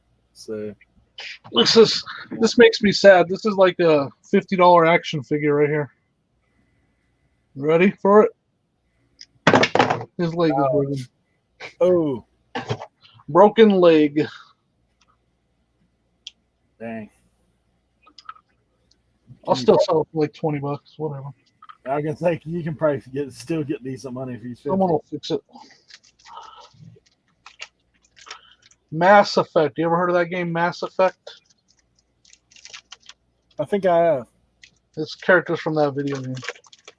I ain't never played it, but I think I've seen it. I've never played it either. It's like an RPG. It's like an action RPG. I've never played it. There's so much of that stuff out there, man. That who knows? Like half of it. Yep. I sold there was 3 of them when I bought it. I just sold one yesterday for $55. One of those action figures. Well, that's pretty good. Pretty good.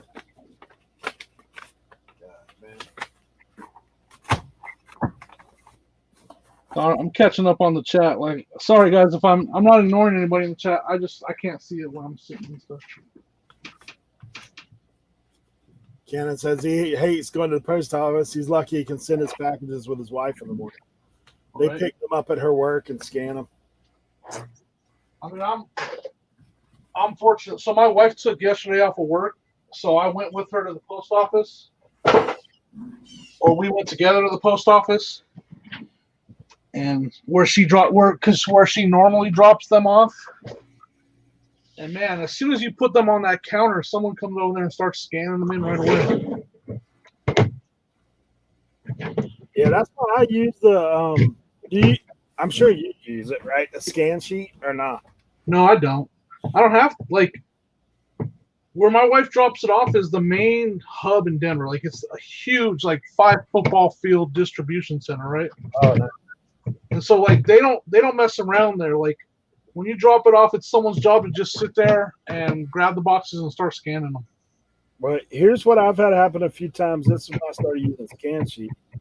It's because I've had a few times where they scan it in backwards. Like they scan it like they received it instead of it going out. Oh man. So then I get a message from somebody, hey, where's my item? It shows that it got delivered today. Yeah, that's not good. I'm like, yeah, it's happened a few times. Hey, somebody got a sale there. Yeah. Sold a DS game. I've got my volume off. I've sold a couple things today, but that's only my second sale today. Kind of slow. I sold the first item I listed today, so that's good. I need a break after this last weekend, man. Yeah, 30 some, man. That's great.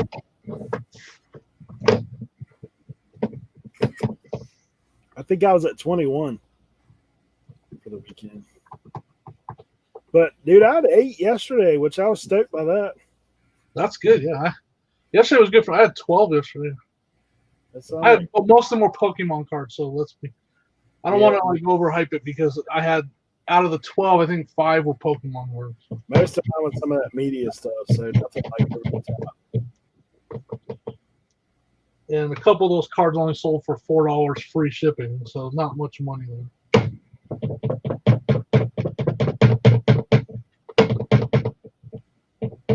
I don't know if you guys, here's a Bolo for you guys.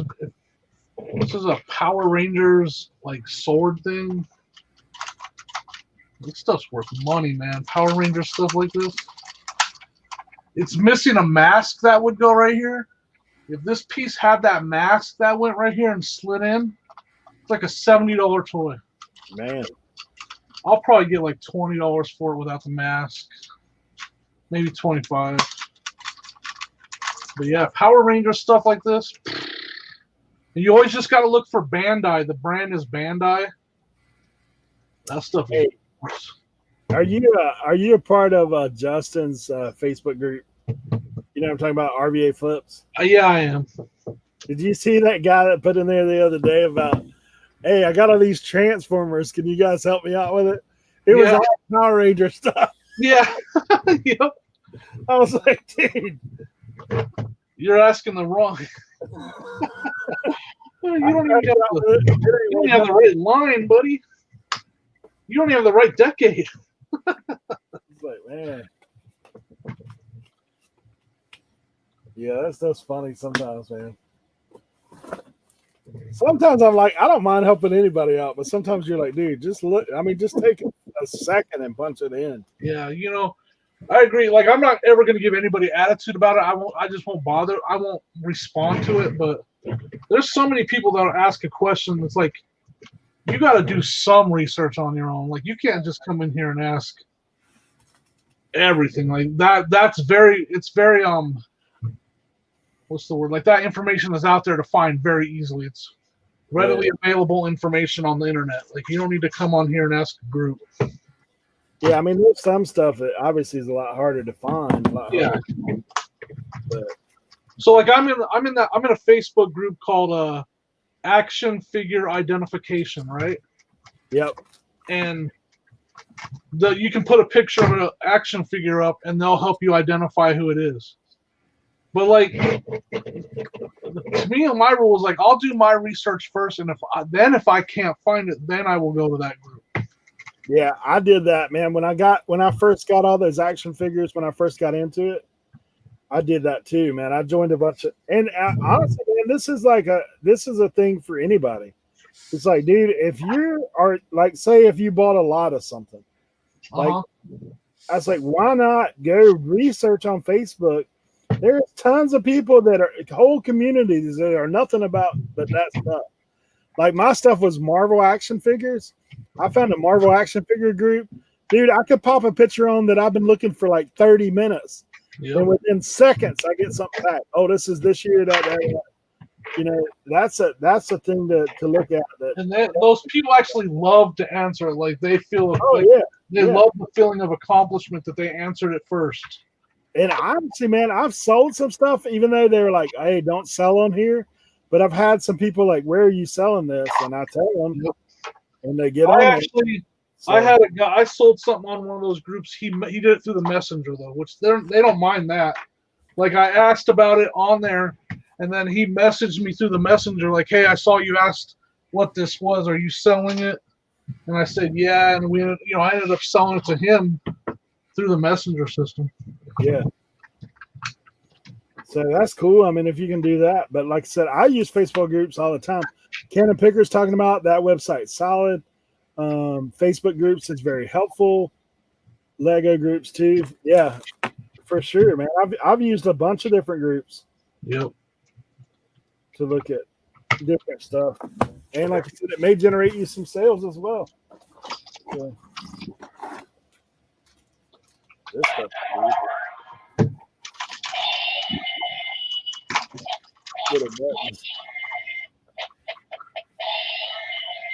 It works.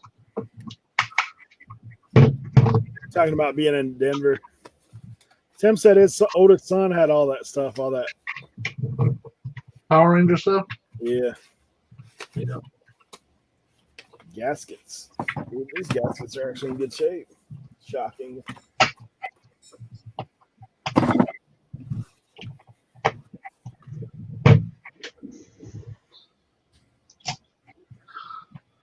Man, I ain't gonna lie, I'm about worn out now.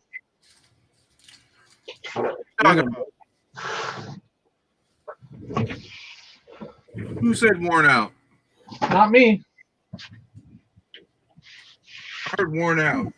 Did you see this table when I first started over here? I'm gonna show you.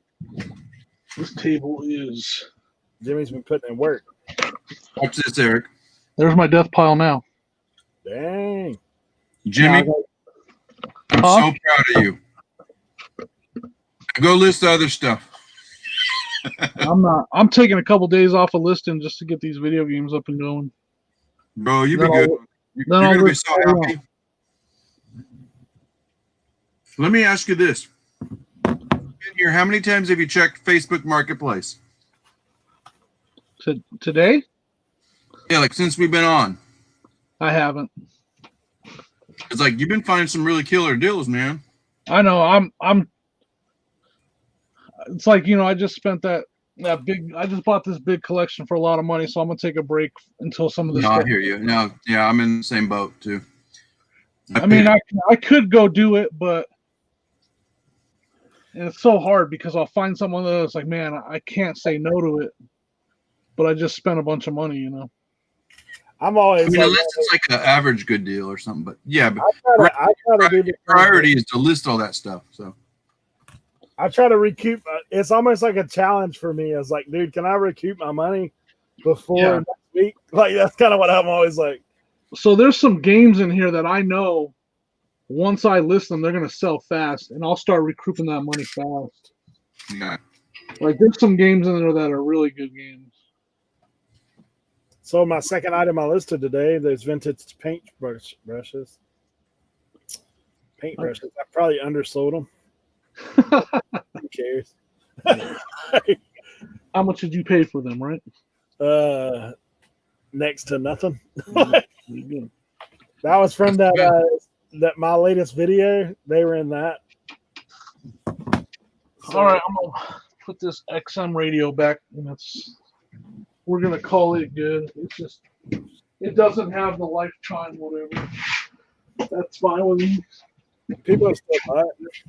I mean, I paid $25 for the whole set, and I priced this little receiver right here at over $100. Yeah, you'd be good. Man, you got me productive today, Eric. I kept So going on. I'm not going to go on. So I'm pushing up 40 now. I'm in 40 picking back up a little bit. Yeah. I can't list that fast. I don't know. Well, I get distracted. I got to like go wrap a package or this, that. I got 14 packages going out today. It's good for a Tuesday. 14? Yeah. How often do you ship? I shipped about, well, Friday was kind of weird. And then I listed Friday night or Saturday. So do you ship every day? I probably had about 8 or 10 on Monday, and then people came in last night because I was listing some more. And it's only because I'm triggering it. Go ahead. I'm sorry. You ship every day. Do you do 1 day handling or? Yeah, I went ahead and did that to keep my what do you call it? My bonus. Oh, so okay, yeah. Because like there's some people I watch, they don't ship every day. Like they ship. I prefer to get it out of the way. It's out of sight, out of mind for me. Yeah, but like they offer like 2 day handling or whatever instead of 1 day handling. Well, I mean, I used it. I think as long as you print the label, if you forget to, like, let's say the postman already came, it's not going to knock you that bad. You already printed the label. It's in the system, and then technically half of those you have to the next day. You have to the next day is what I'm saying. What did you say earlier, Eric? You were saying something with a quote? If you print the label, do what? No, you said something with a quote. Yeah. I said I ship every day too. You can print the label and not get a ding if you need to. Well, I mean, yeah, that's what I mean. Like 3 came in yesterday. My guy, I looked at before I knew it was like 5 o'clock, and he comes right on the dot, 4:30, 5:30. He's always here. Yeah. Well, see, that's why. Yeah, if I can't make the post, that's why I ship at night. Like, it's basically I'm doing same day handling because I ship every night. Oh, I got to show you guys something. So I found this plate, and just like you guys said, when you start looking, you're going, oh, I didn't know that about that. And then you kind of realize you educate yourself. There's apparently some porcelain or ceramic plate company called Dresden. I think it's out of Dresden, Germany. Whatever it is, it's called Dresden. And then the majority of the stuff they do, I didn't realize it because he hides it. So the artist does like nature, wildlife. His name is R.K. Beck. If you find him, like for $1 or $5, grab him. This is what it looks like. I'm going to show you. And I picked it up, and I tried to get the guy. I go, can you take $1? He's like, no, I want 2 on that. And I was like, yeah, I understand. He's like, and he joked with, let me just show you like that. And he goes, do you know what that is? And I'm like, what is it? Because it was a venison plate. And I said, no. He said, no, we don't know if it's for venison. In the hidden thing there, I looked up these comps. I picked it up for $2. There were some, like if you have a whole set of them, like with dishes and plates and stuff like that, they're selling $150. I just found this was a giant one by itself. Like Colton and Courtney were like, anytime you find anything with deers and wildlife, put the word cabin in there, put the word, hunting, whatever you could fit in there. And I couldn't fit it all in there, but.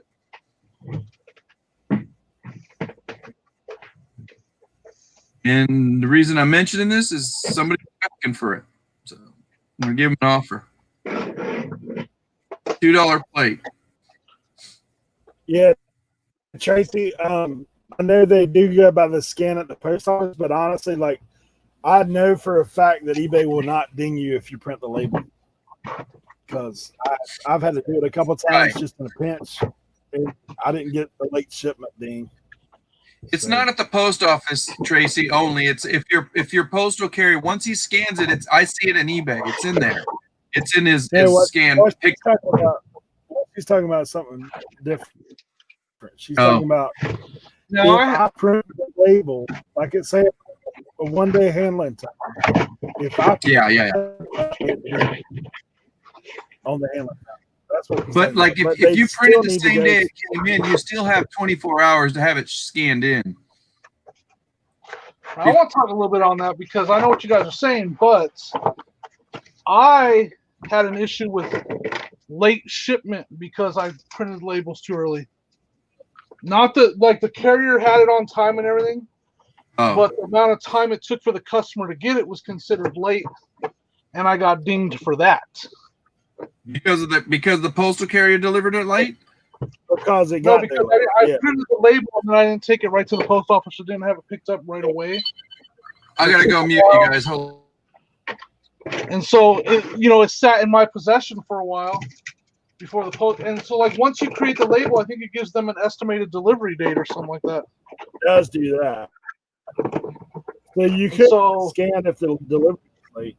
Like I wouldn't do it on a Friday if I'm not going out till next week, but I would do it on a so what I would do is just take that post office first thing next morning and get it scanned. But I went ahead and print the label. It is the only issue I ever had, so I just stopped doing it. I don't print I print my labels basically the night before, and then the first thing in the morning they go to the post office. No, I don't make a habit of it, but in a pinch, I've had to do it a couple times. Right? Yeah. I would say I don't recommend printing your label, putting it on the box, and then having it sit there for 16 hours before. I don't recommend doing it. No, but like I said, it didn't, because you know how like if you have a late one, it'll say it's overdue on your on the eBay side. Because I've had that happen before too.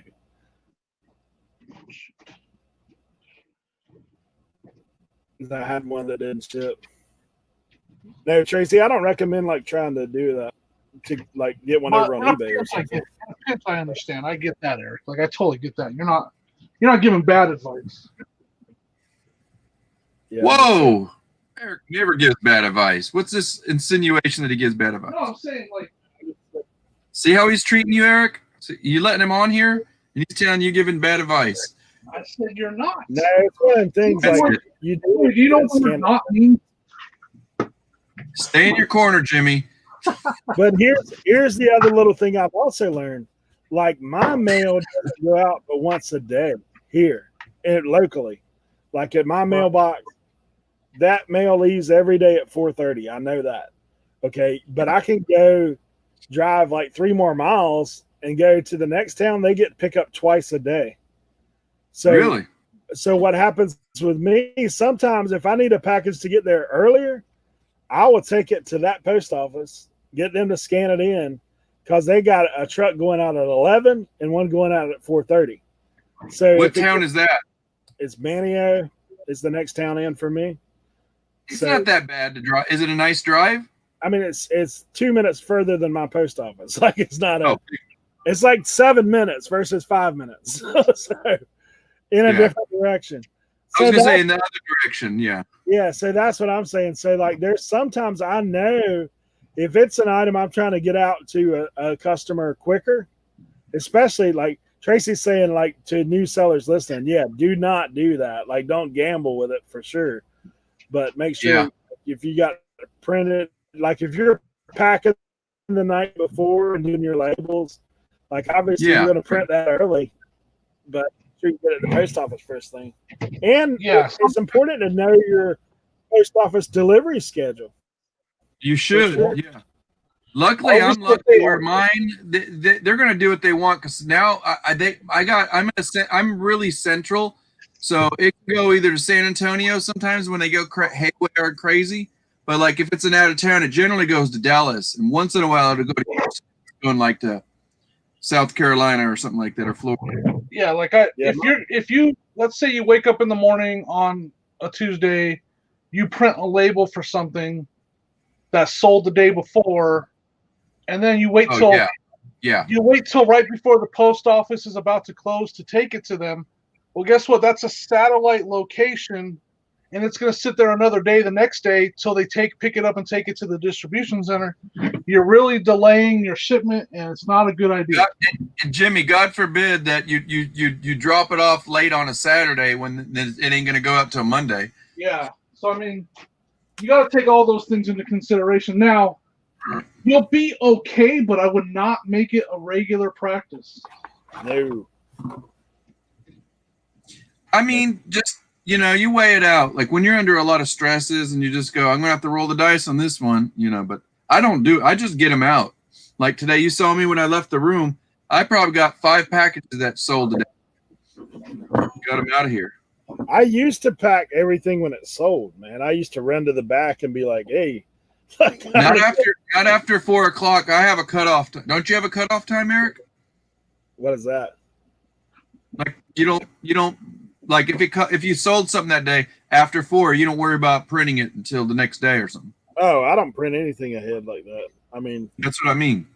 Except for the weekends, I have started getting ahead on the weekends because it's too much. Well, I mean, if you got a little downtime while you're watching a ball game, go print them and just go back in the other room or something, What the heck is this? I want to look at it because I know someone that did that exact same thing that I just said, that scenario, and they lost their top rated because of late shipments. Late shipment. I mean, what's the exact name for it? It's overdue. For their late shipment rate, they lost their top rated because of that. Yeah. Yeah, which means you lose your discounts. And it's because they were doing exactly what the scenario I just said. Yep. If you print that label early and then don't get it out, they would wait till right before the post office was about to close. So then it sits there for another day because. Well, I did have one I printed last night or like afternoon, but it didn't go out to today. But I'm not worried about it,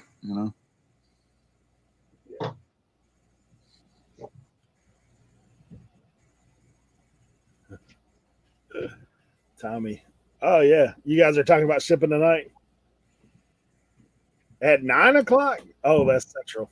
That's what you can say. Tracy was saying they're going to be talking about shipping tonight. Oh yeah. Who is? Tracy and Tommy. Tonight? It's Thursday? Let me check my calendar. No, they're doing something else. It's not Thursday. I was like, I set my calendar to their show. What are you talking about? Tommy and I are discussing shipping tonight at 9 p.m. Central. All right. And she said on his channel, of course. You need to switch that up. It needs to become the Tracy and Tom with Tommy.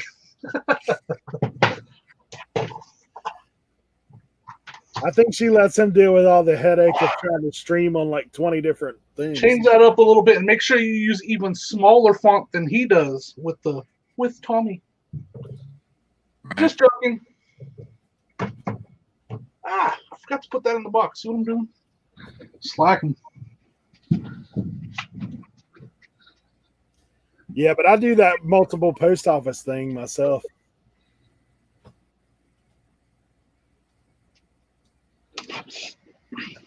Yeah, there is a lot of misinformation out there for sure.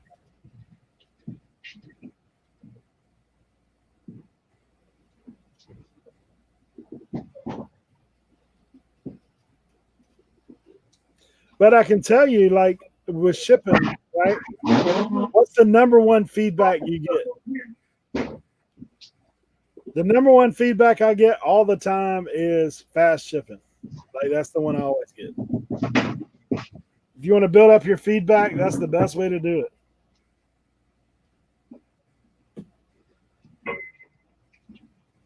Man, it smells like pure campfire in my basement. Michelle, I just read your comment. I understand what you're saying. Thanks. These dang forest fires in Colorado. Yeah, no doubt. My basement smells like a campfire right now. I don't like it.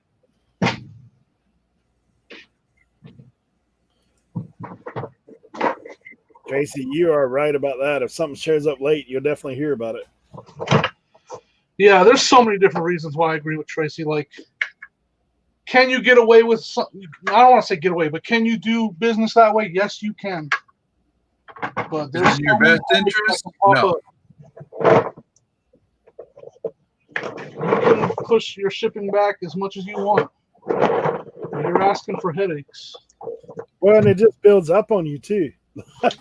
I mean, then tomorrow you got to ship double. You got stuff going on. And with the postal service right now, you're shipping to some parts of the country you're already going to be dealing with late.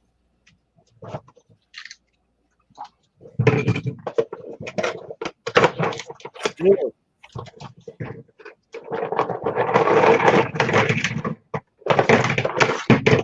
In media mail, good Lord. Yeah, I'm not using media mail right now. I use first class. Yeah. I'm not even. I do. I finally got the picture on that one with DVDs. Yeah. DVDs, man, I'm gonna ship it cheaper first class, depending on how heavy the well, DVD it depends is. on the zip code. But like, if you think about it, Eric, it's like pennies on the dollar. It's not that much. I don't mind paying 15 seconds extra to get it there faster.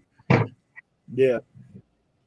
Well, I've been selling box sets a lot. So, like a box set, if it's 2 or 3 pounds, dude, I honestly, unless I've got a ton of money in it, I'm not right. And you and I and Jimmy, we don't spend much for stuff. We're cheap. Well, it's a good thing you got a ton of money, Eric. I mean, if I got a ton of money in it, like on some of those, I did get a ton of money, but lately I've been paying up. I need to stop that. I need to back off. Yeah, I had some of those box sets sold for like $200. So at that point, to spend an extra $5. Well, like that monitor and camera that I just sold the other day, that one I sold for $700. Yeah. You know, I maybe I should share this in my video, but I don't. It ended up costing me like $15 more to ship it, but because I added insurance to it. Yeah. So I lost like $15 in shipping, but I do not care. You know what I mean? I would do a video about that because people need to hear it. At least even if they disagree, they can hear your perspective. The problem is when I'm shooting the video, I haven't shipped it yet. You know, I'm just putting it on the table over here. What's your threshold with the putting insurance on it?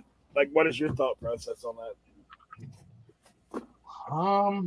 Well, you know, if it's so you got $100 coverage on priority anyways, right? Yeah.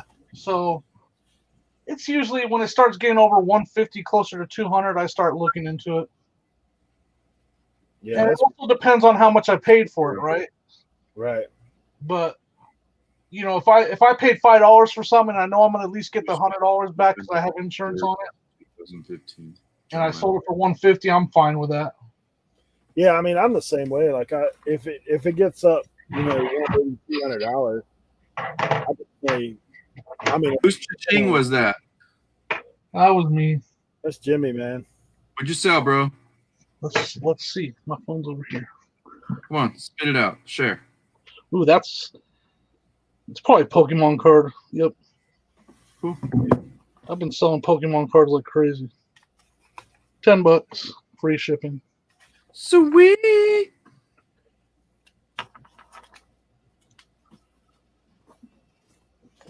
Pokemon.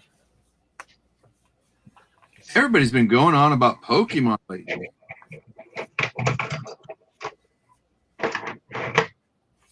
I don't see much of them now.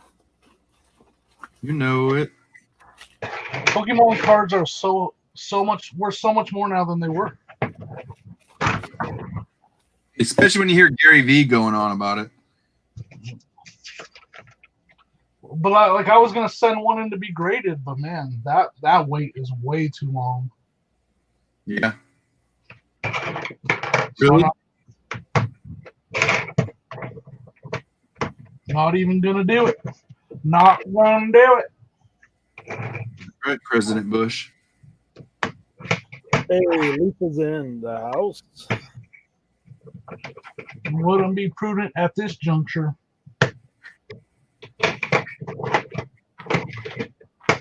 It's okay. Lisa! I'm building a train, y'all. Sorry. Train track. Get on the train, gang. Thomas the Train. I don't know what that was, but You making your own cartoon sound effects. yes, sir. Hey, I did pick up the other day 2 Lino trains. Yes, sir. The Yeah. old guys, like 50s. Did you sell them? Nah, I didn't list them yet. I got to get them cleaned up. What's taking you so long, bro? Yep, that's the latest one. I've been trying to go in order for the most part. Yes, sir. Where's this thing old piece go? Not an extra piece. Oh boy. Justin, you Uh-oh. What'd you do?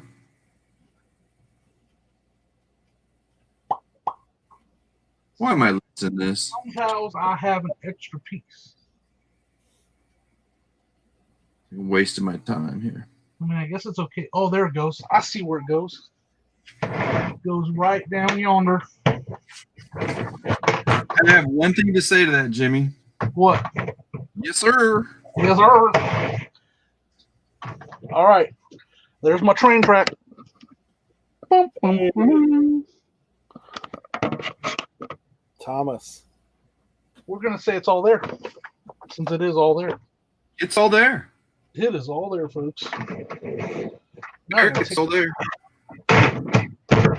Come on, man. Come on, man. That's another Tesla picker thing. Come on, man. Bro. My favorite is straight up. I like the voice. How it has like the electronic voice to it. Straight up. That one. That's the one. Oh, boy. Straight up. That voice box. This better sell.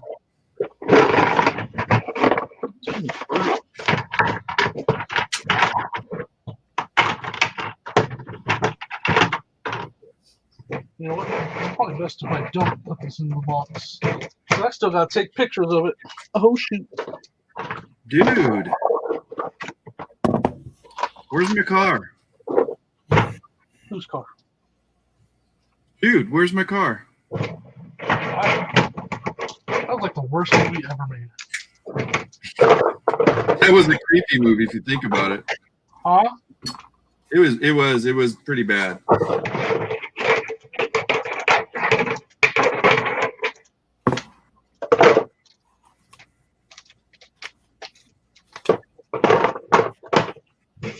We got construction right here. Oh, boy. Yes, sir. Yeah, we're-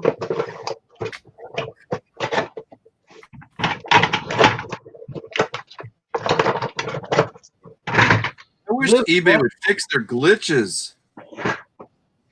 You know what they've been doing to me? What? I often end an item and then list sell similar to refresh Yeah. it. And they bump up every time if I don't check the promoted, they bump it up. You know why? They know you sell. They're gonna go. We're gonna get some money out of that guy. We're gonna squish blood out of a rock. So like if I had it at 4%, when I go to relist, because I do everything across the board at 4%. I end it and I sell similar, and it's at 5. All right, eBay. They get out of you. Hey, see this tiny part right here? $37. 55. Hey, that was only like $12, $13. I got 2 of them. Bruh. 55. Look at that smile. What a great, you know why he's smiling, everybody? Because he doesn't have to pay much for shipping. First class, throw it in a bubble wrap, boom. 278 out the door. Yes, sir. Yes, sir. All day. Hey Dan, how bad is the smoke at your, like Dan lives pretty close to those fires. I want to know how bad the smoke is at his, because it smells down all the way down here. Aren't you in Colorado? Yeah, but he's not too far from those fires at all. Like he's not close enough he has to worry, but the cloud of smoke goes right over his house. Dang. And we can smell all the way down here by Denver, and he's not in the city. You know, he's up north of the city. I bet you it's bad up there today. If I can smell it down here. It's still burning like crazy, huh? Well, yeah, there's like 2 or 3 new fires. Do you think, are people setting them? That's what everybody thinks, because there haven't been any lightning storms anytime. There's been no storms. Some pyromaniacs, dude. That's crazy. Or just stupid people. Excuse my language. Yeah. Probably some of both. Makes me angry. You can kill people. Well, yeah, people have been. People are losing houses, and it's bad down here. Like my basement stinks, man. Wow. You have to go, man. You better get some filters going, bro. Yeah, I might have to. Uh-oh, did I sell this? All right, y'all. Here's the laser disc. Yes, sir.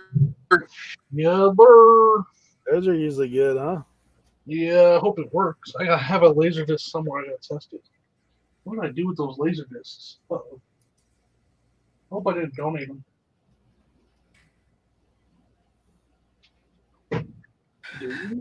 You said you caught a little bit of that thing last night, Jimmy? Yeah, just a little. Did you see the guy that's in the back there? His name is Aaron. He didn't say much. He was kind of. Yeah, I saw him. Yep. So him and I, we just talk on Instagram. That was the first time I met him, like on a live that I remember. I may have met him before, but he was pretty quiet. You know, I thought but you saw I posted it on my story on Instagram. Next time you're on Instagram, Jimmy, look at it. You'll see what it says. All right. Insider trading. Insider trading. Dang it, man. I don't know what I did with those laser discs. How am I going to test this without a laser disc? One from Saturday burned down several $1 million homes near Boulder. Gosh. Yeah, hey, Eric, I got that thing. Thank you. Oh, cool. Yep. Dude. Oh, there's shipping on it too. Yeah, if you look at, I think Dan, did you post pictures of the smoke on the house on Instagram? I think you did. This is crazy. Like, I'm sorry for you guys, man.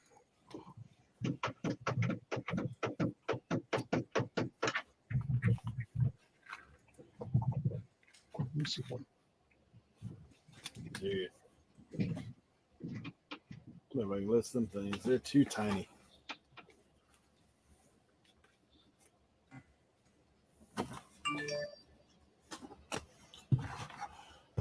Hey, hey, hey, hey.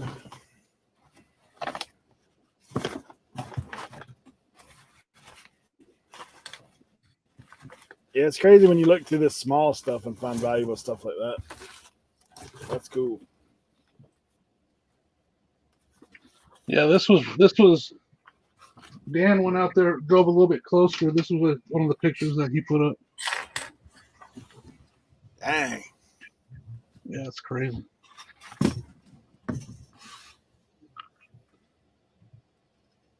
Yeah, that stuff's nuts.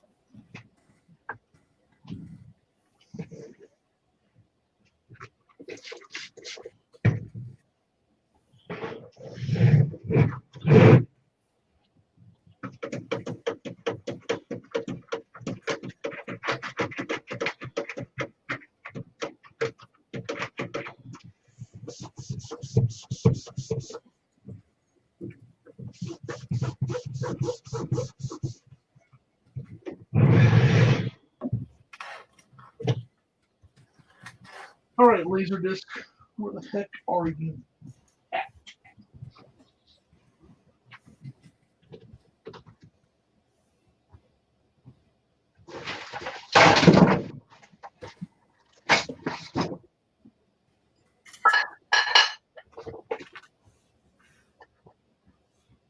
I learned a hard lesson on buying glass to sell. Yeah. Yep. I bought this pretty piece right here.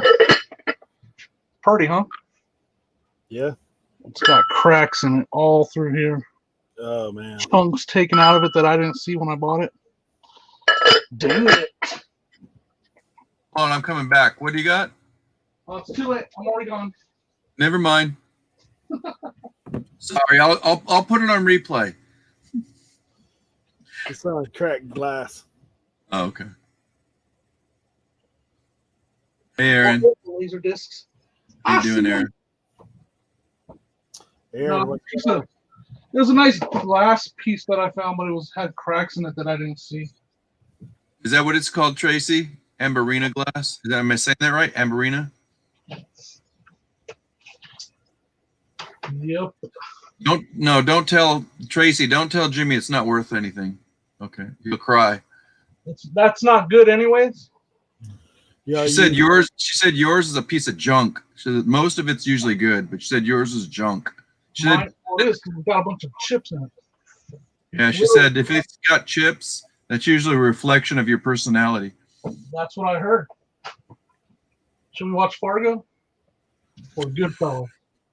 Fargo. Tasha has a question for you. Do y'all use your built-in webcam or a computer for lives or an external webcam? Question time, Jimmy. Well, we're definitely watching Bronx Tale. Whatever your name is it Tasha? Tasha?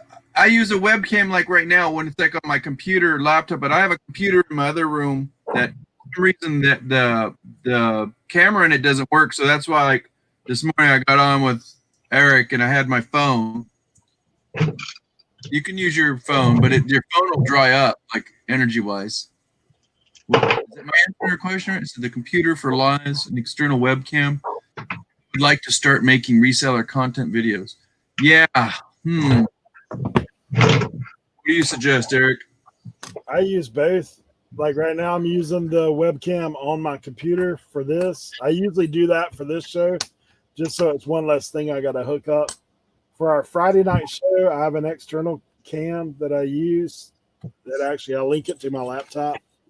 Okay. And to make content, I use my phone and a GoPro. So got a little bit of everything going on. But if you're just starting out, I mean, if you have a smartphone, you can film with that thing. Just get you a cheap selfie stick or something. Or like I was told, I haven't figured it out because I'm just not tech savvy. Somebody said you get your GoPro and use it as a webcam, right? GoPro? Yeah, you can plug a GoPro into your USB port if you have one. I actually have like a vlogging cam that I plug in for Friday night shows. Sometimes it helps, sometimes it don't. All right, let's see if this mother trucker works. Houston Reseller, thank you for coming in.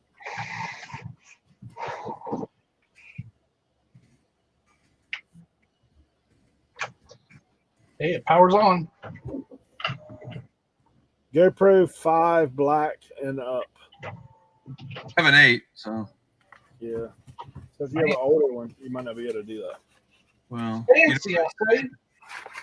I will say what Jimmy would say. Tough luck. You don't have the good stuff, you don't get to do it. What? He's falsely. Maybe he is representing me pretty well. Only like 30%. That's 30%. Actually, it's pretty accurate. Who is this? Who came in? Oh, Houston. That's Simon, by the way. Hey, Simon, how you doing, man? I think it's only GoPro Black. Multiple discs? Simon's in my area. Like he's about a couple hours from me. He's about 2-3 hours. I gotta go visit him one day. We gotta do a video. So does it go this side up? What's that? Which side up does it go? That's a secret. Does it say something on the ring? Well, it's double sided. Never mind. Man, I've never used a laser disc. Simon? These things are thick. Like that disc is thick. Yeah, they're like No record comment. files. Only clear. Yes, sir. Simon, All right, let's see what's gonna play. Simon said collab, Louis. All right, dude. We're gonna do one. We're gonna do one at that. I want to go down to Houston first. I'm going in November. Maybe in November if you can get your girl to come along, or just let you maybe watch your son or something. We can go and do like that. The distribution center you said where they get rid of all the what do you call Amazon stuff, whatever. Go dig for some goodies. Check it out, guys. It works. You are the bomb, Jim. I better be careful. It's a mafia movie. That's why they call you Uncle B, because you're the bomb. Uncle Bomb.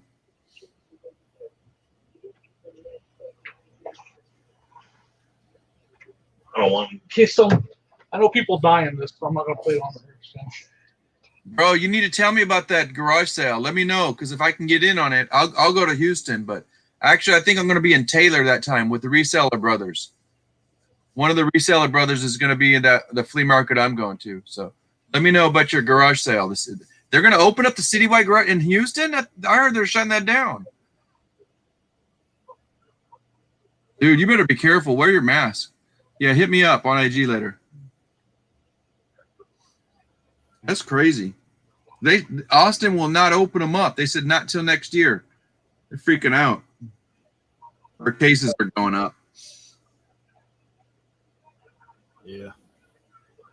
It's crazy that I was watching somebody the other day. They're like, there's more testing than ever right now. So Yeah, that's big money, right?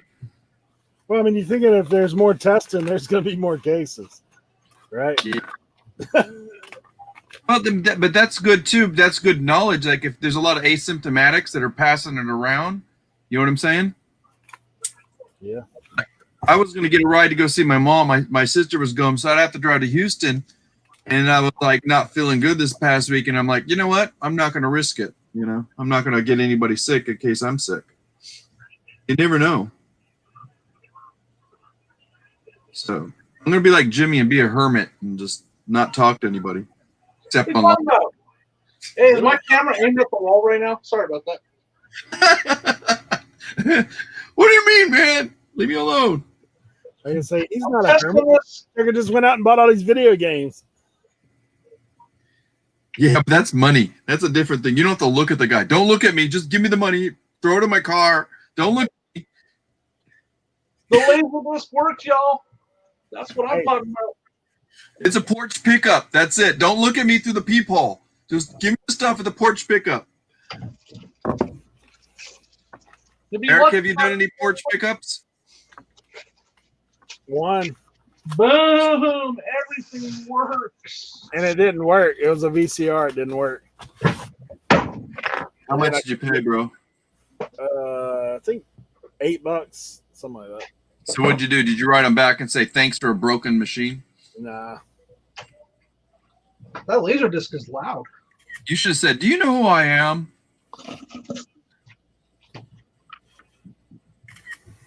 Oh, Navasota. Dude, you going to Arizona? Is it Navasota in Arizona? Yeah, I've only did one porch pickup though, man. Most people here, like, there are some people that are a little bit more aggro about it, but people here, you can go. I haven't done as much Facebook Marketplace lately, though. All right, I'm saying happy birthday now, Simon, because I'll forget later on. That's all you're getting from me. I'm almost ready to dig into these games. Dig, dude, dig. Now that I'm done testing all this stuff, and I cleared off my table so I can. You know it. You know it. Say what? $21.75 Hey, and Tracy still $99 here? shipping for a plush. That's almost $27 for a dollar plush. What do I got here, Tracy? Found my. There's $1.50. Anybody needs some Willie Nelson shirts?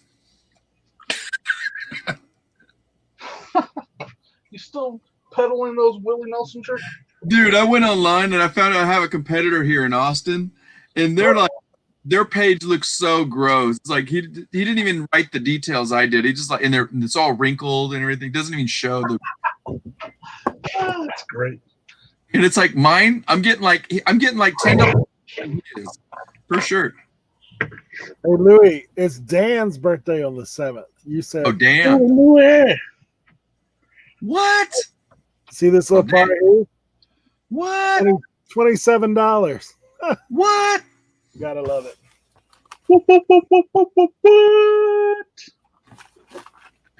Okay. Too bad, Simon. I'm never wishing you a happy birthday again. He's probably saying, learn to read the comment right, bro. I don't have time to clean my glasses, man. I'm trying to list. Ugh.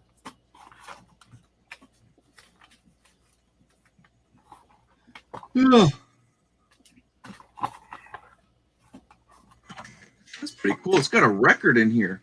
Sonny Terry's Country Blues Harmonica. Got that for like a quarter. $18 candy dish. All right, I'll take it. She said, I know, I was reading that. I was like, I'm not going to say anything. I'll let you read it. Hey, I'll take $18.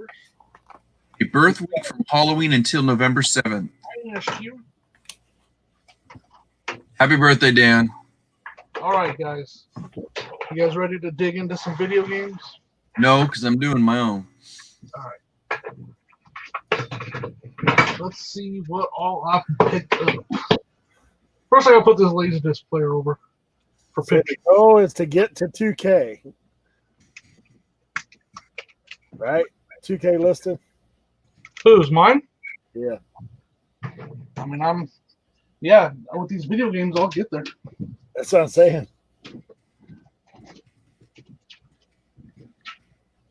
If you get all that, all them systems are pure profit, you'll be in great shape. I need to list some big ticket items. Dang. This box is the gift that keeps giving. Just keep selling those parts, huh? Yeah. Tiny little parts, like $15, $16, man. That's what's up. Who needs video games? When you can sell parts for $50. List them all, buddy. List them all. I'm listing all of them, but the It's been a while since that table's been cleared off. Bam. You know it. bro. What's this request? Who's requesting? Hey, Tracy's second comment. Did you read that one, Jimmy? Huh? Oh, $150 candy dish. Could be one or the other. Hey guys, I got an important email on Instagram. Are you interested in growing your Instagram, Facebook, TikTok accounts? 100% guaranteed. $1,000 for $10. Nope, that's not why I'm on there. I have no interest in growing it. You know, hey, send me your Instagram. I want to check out the proof. Should I write that back to them? No, because then I got to accept them. I'm deleting it. I'm blocking them first. Block and delete. How do you delete? All the time, man. All the time. Delete this chat. I luckily I'm not getting them a lot. I must be getting a little more popular. I don't know. The Legend of Zelda Majora's Mask. I don't have time to look all these up right now. You know it. I got some cards I need to get graded. I need to hook up with Nate and Anthony. Don't they do that like once a month or once in a while? I don't know what they're doing. You got a secret society. It's like the Illuminati. Baseball cards.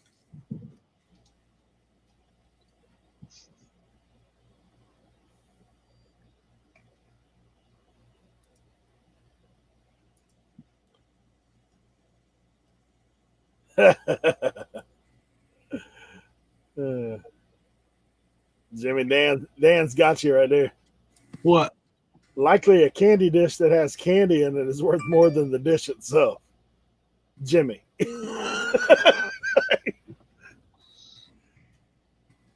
I'm right there with you, bro. Me too. Candy dish, does it have anything in it? Nah, it ain't worth nothing. Okay, where is this?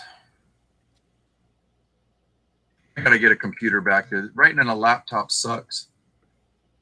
My fat fingers. How's the new shed coming along? You see it. I mean, do you like it? Are you happy? Yeah. I need to get some more Bathroom stuff in there? Need to get some more stuff done, like up there before the winter. I got to put some insulation in that little end gable. Yeah, do that before the winter comes. But I would start working on getting the shelving in the right areas and stuff the way you want it. You know, it's gonna make a big difference, bro. I've already got shelving. I could put some in there. But I mean, like, you know, strategically. I'm not saying I've got to do some Space. stuff, but other than Yeah, that, I'm just saying, maximize your space. You know what I mean? yeah, the storing part of it, we're in good shape. Yeah. Maximize that space, baby. Oh, Sunny Storms. Come on, somebody buy this book. Nope. Rayman. That's it. Yeah. All right.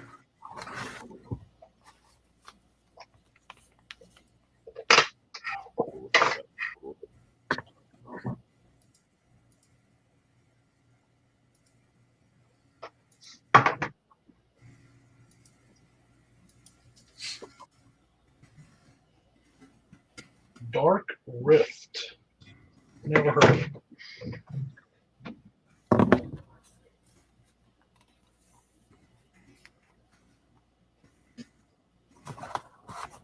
Man.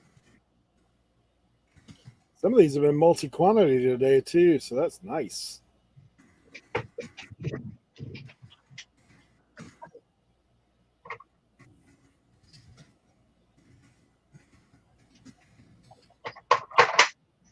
I do like where eBay's added in the volume pricing. I don't know if you noticed that, like on your app. Well, I don't play it. I don't list on my phone, so. Yeah, well, it's not even in listing, but if you go in your active listings, Oh, okay, I see what you mean. yeah, if you're scrolling down, you can see it'll show. I got you. It'll give you an opportunity to add volume pricing. Oh, I don't have a lot of stuff with volume pricing. Yeah, if you ever get multi-quantity, I do. Yeah, I have some stuff, but I don't have a lot of multi-quantity stuff. pretty nice because you can add it in like a couple clicks. It's there, so pretty nice. Yeah.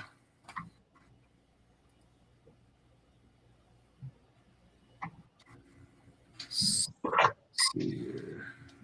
Yeah, because if somebody wants to pick it up and buy you out, I'm down. You're like, I'm down. Yes, sir. Hey, Yes, sir. you want to buy 6 of these $20 little parts that I can put Yes, all sir. in? I'm down. Yes, sir. I'm down is yes, sir. Translation, yes, sir. Keep saying her. Dude, what the heck is this thing? Yes, sir. Just trying to get on your nerves, Jimmy. Just it's not working. You're so calm and cool and collect. You know it. Shit. This whole poor Eric's like, keep going, you two. Just yap away. I'm ignoring you. I think both of y'all have had coffee today or something, man. Y'all jacked up. Surprisingly, I'm usually about down for a nap after 8, but I ate a little salad. I ate something. Whenever I eat healthy, I'm more lively. I hate all this junk food I've been eating. Look, I even got a Mario Kart 64 man.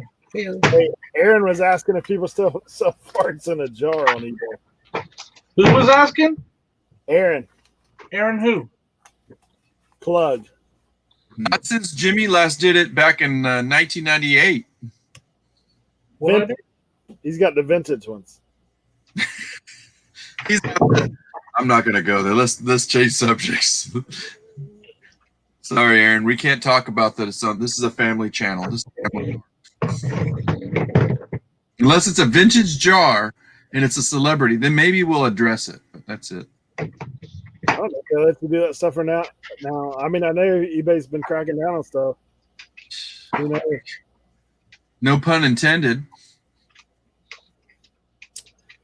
Last week, I posted to eBay UK site and made my first eBay UK sale yesterday.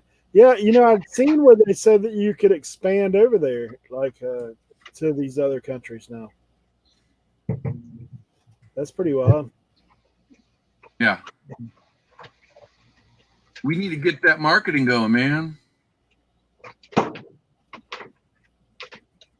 Sunny Terry. Joe, how did you go into a separate thing to do that or what? Huh? He's like, Joe's talking about that he added a post to eBay UK site. huh? Huh? What'd you say? Huh? Can you repeat the question, please? Hey. I thought you said Jimmy. You said Sonny? I said Joe. Oh. No, I'm selling something called Sunny Terry's Country Blues. See? I'm You listening. do listen. Really. I'm basically not listening at all, am I? You know it.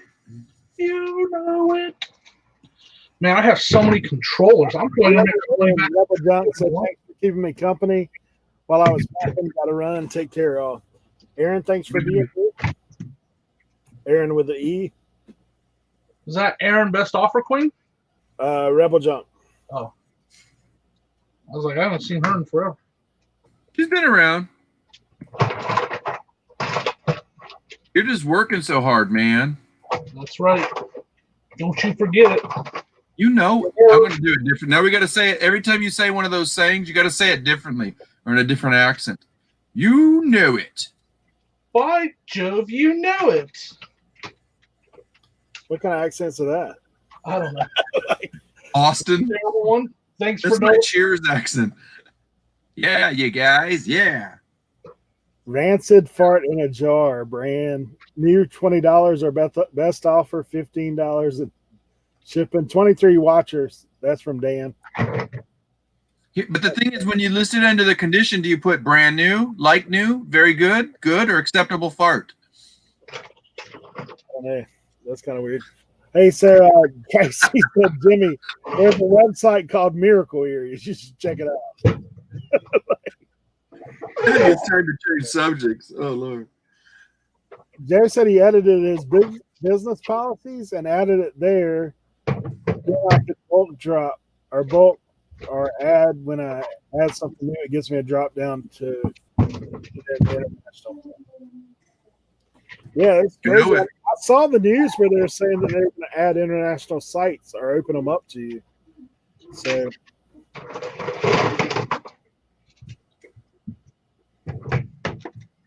You know it. Oh, Lord. He's gone nuts. Yes. Bible adventure? I've never heard of that. What you talk about?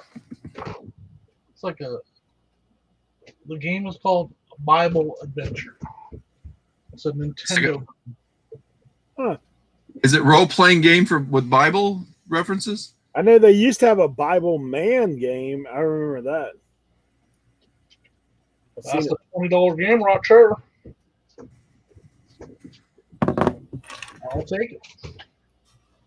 You ever like sometimes go into a listing, like you're listing based on somebody else's, and you have the other window open, and you Never information so you don't have to retype it? It's never happened, Louis. Because I did it, and then somehow I took the guy's whole like crazy. It's got illustrations in the background and everything, and I'm like, I want to just keep this. It's good. What's my son doing upstairs? Shaking the whole thing out. What are you mumbling? Dog. Bro. What you doing?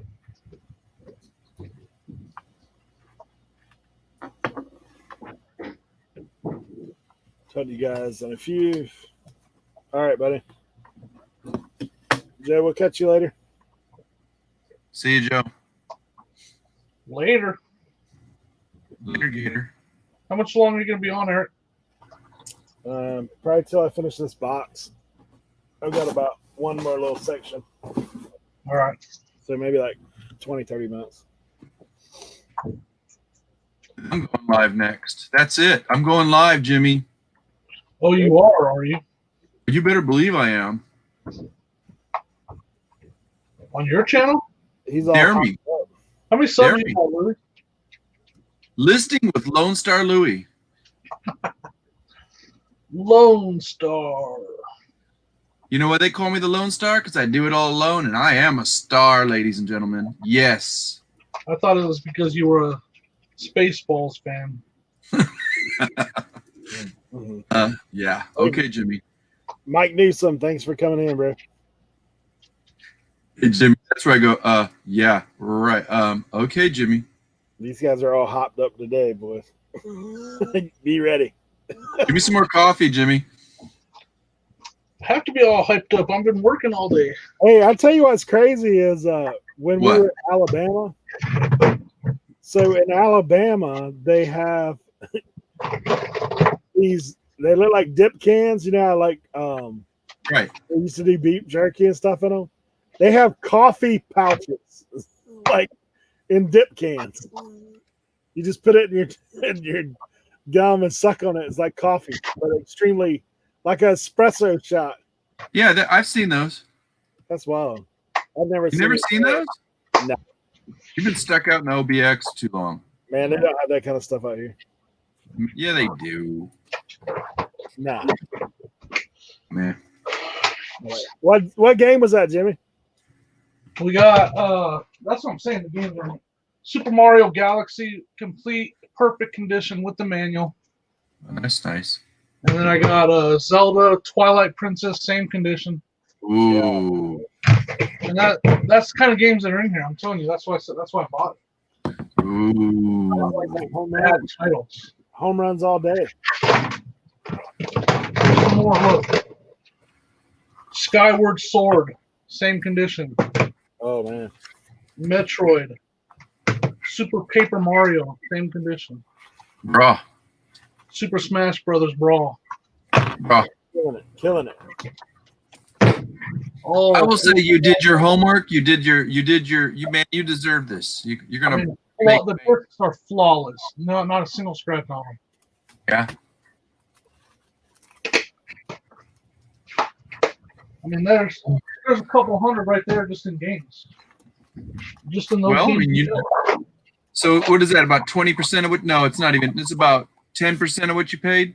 Yep. But again, it's. Get it going. I'm starting to stack them up. I'll show you the stack of the N64 games that I just made. You know it. Those are all N64 games that I have to go through and test and clean and all that. And that's just a small sample. And then obviously I got two of the consoles work, and then 2 of them don't. And that's also just a small sample. Hey, do you ever mess with fixing any? Doing what? Fixing any of those things? You know what? Probably not, Tracy. Do I ever keep any games? Tracy asked that if I ever keep any of the games. I haven't yet. I won't. Eventually, I will, but I haven't yet. Like, I've never heard of this game. 8 Eyes. 8 Eyes. You collect them because they sell. Like Super Mario Brothers 2. That's a good game. Hey, So decent. Some of these original Metal Gear. I'm gonna play that. That game was fun right there. Louis, Mike Newsom asked if you plan on doing an auction. You ever plan on doing an auction? Oh, I thought it was. I don't know why. You're right. I got to get my glasses. I thought Tracy asked. Mike, break out the Windex or something, bro. What happened? You got to break out the Windex or something. You know? Dude, for real, like I am blind, man. I'm like, I got to get Coke bottle glasses. I'm Mike, I might. I don't know. Why do you ask, man? They got so much junk in the back. I probably should. I'm actually, you know what I'm going to do when things calm down a little bit, when it's like too cold to go out? Probably going to make like reseller boxes. I got so much good stuff that somebody's looking for, and I'll like say ephemera or, vintage T-shirts or something like that. Got so much stuff. It's crazy.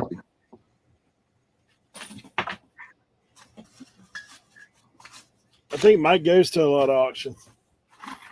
Like yeah, Mike, I do see you in there, man. I need to do one, bro. Maybe today. You got enough stuff to I don't know. I'm like, I have a lot of friends that do it, but I'm like, I don't know. I probably do need to get rid of it. I have to get one of those tools to open these games up. Guess I'll order that today. Hey, Jimmy. Huh? You do that. I should do that? You do that. I should do that? I should say hi to everybody? You do that. All right, I'm going to stop talking to myself because Louis is making fun of me. You do that. You do that. Does not take much. Yeah, I'll highlight it for you, Louis, so you can see it's the right one. I'm going to play Bible Adventures for sure. That's the first game I'm playing. Mike, I might actually. What do you collect, Mike? Let me know. Like, if you guys, Louis said I can go, but I'm like, I'm just, I go in there. I'll source. Like the other day, I got that hat, and Mateo was like asleep, and I was like, everybody was like, "Man, you got that for a steal." I know I got that, and there was like a couple vintage things in there. I got like $15 that one. Were you there? I think it was on Luis's channel a couple weeks ago. That 1990s cap that was like from Walt Disney World with that purple and green. I looked it up. It's like comp at $50. Bruh. I could pay 15, She paid for shipping. Like, here's a little lot of game books that I can sell. I dare you. Check these out. Are these any good? Were they from the same buy? Yeah. Be careful, you may need them for your stuff. No, they're not related. I'll put the ones that go with the games. Little NES poster. There's 2 of these. Raise the price. Hey, Mike, are you on the Instagram? Dr. Mario book. Oh, that's right, Mike. Yeah. Mario Brothers. Instagram me later, Mike. Captain Commando. Sorry, Eric. No, Mike, I was going to tell you if you're on Instagram, maybe I'll shoot you some pictures tomorrow. I've got some Lionel stuff I just picked up. Might be You something. just mentioned that. You better get in on the action, Mike. Because the other guy, there's another guy that likes trains that comes in and tries to buy them. He's on. Usually, he's on January houses. You know what I'm talking about, Mike? What's the name of that one dude? He always buys the trains up. Or that's not you though. Do you ever go to January houses, Mike? Yeah, Stuff.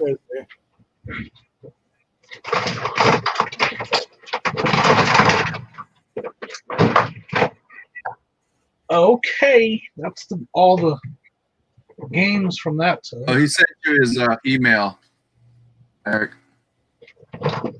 Okay.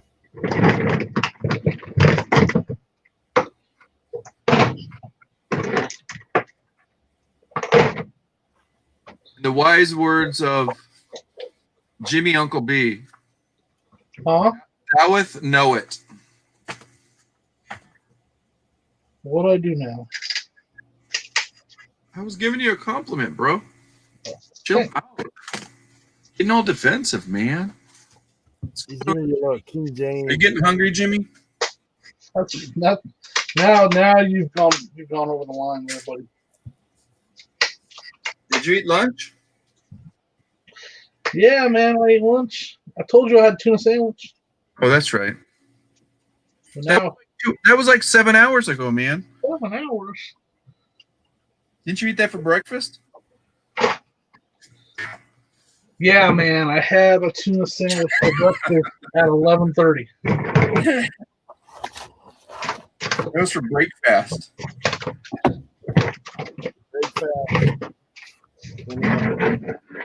All right.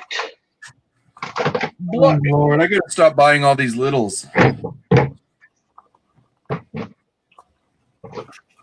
Little. That's the first disappointing game so far I have What no happened? clue what that game is.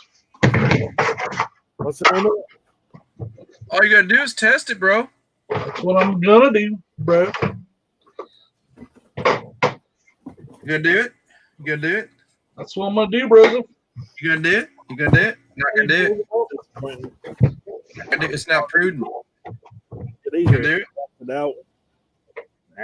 Don't do it. Yeehaw! Authentic rust. Perfect. Come on, I gotta get to 700. 700.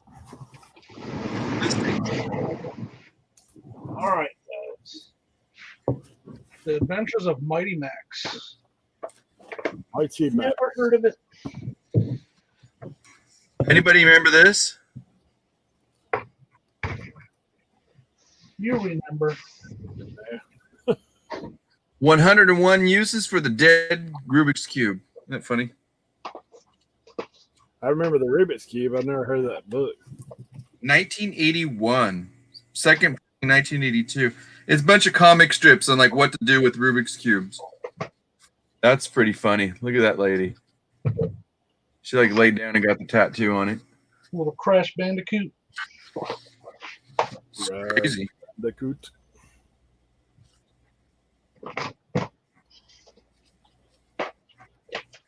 You know it.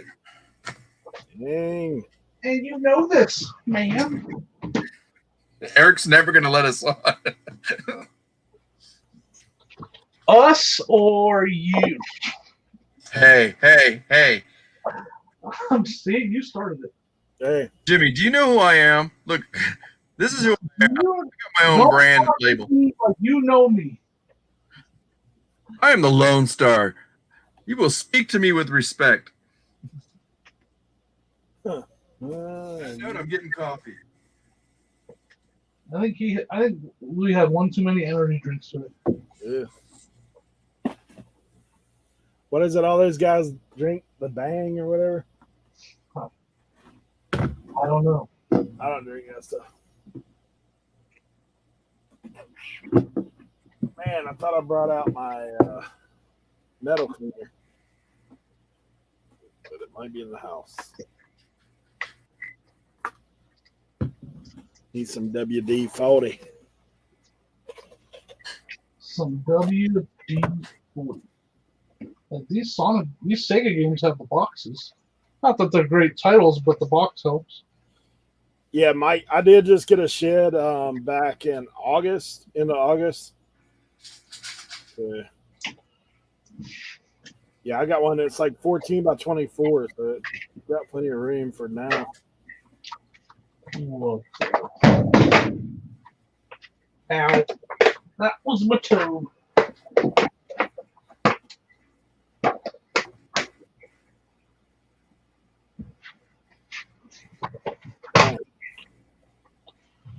Got me a Wii U in here? What?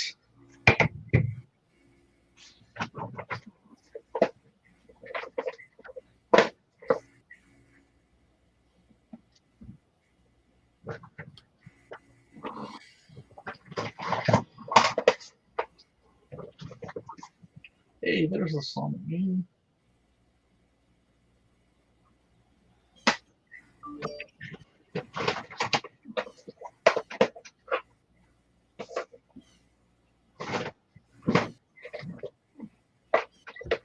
I'm in the mood to help you, dude.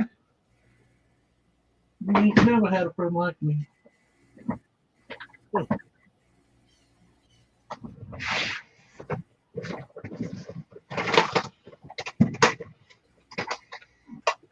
Sonic and Knuckles.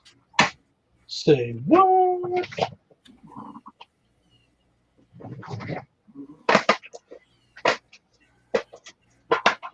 I'm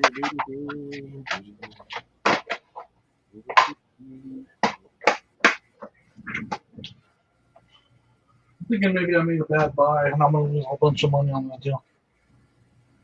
Just joking.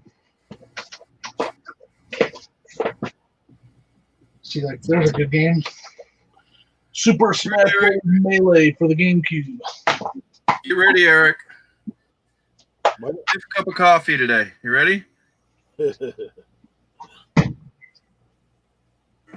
You be listed tonight?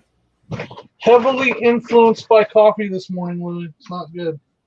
I'm influenced by coffee and you guys. I just need to get this stuff listed. You know, it's like I want to make that money. Gonna make that money, man. Gonna make that money.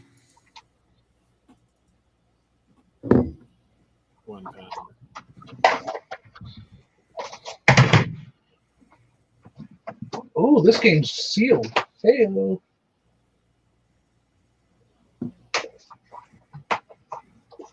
It's always bueno.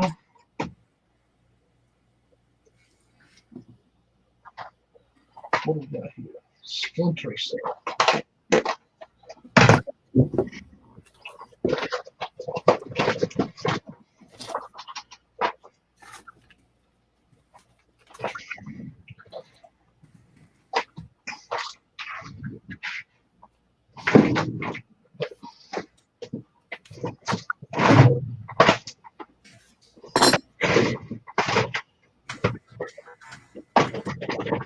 Nice. Here's some more of the big hitter games. Another Zelda game. Zelda. He just goes, another Zelda game. Like Super Mario. Super Mario Maker. Super Smash Brothers. Like, I find that every week, man. It's every week. No problem. That's all. Just a couple. This is a good game right here, too. Def Jam Vendetta. Here you go.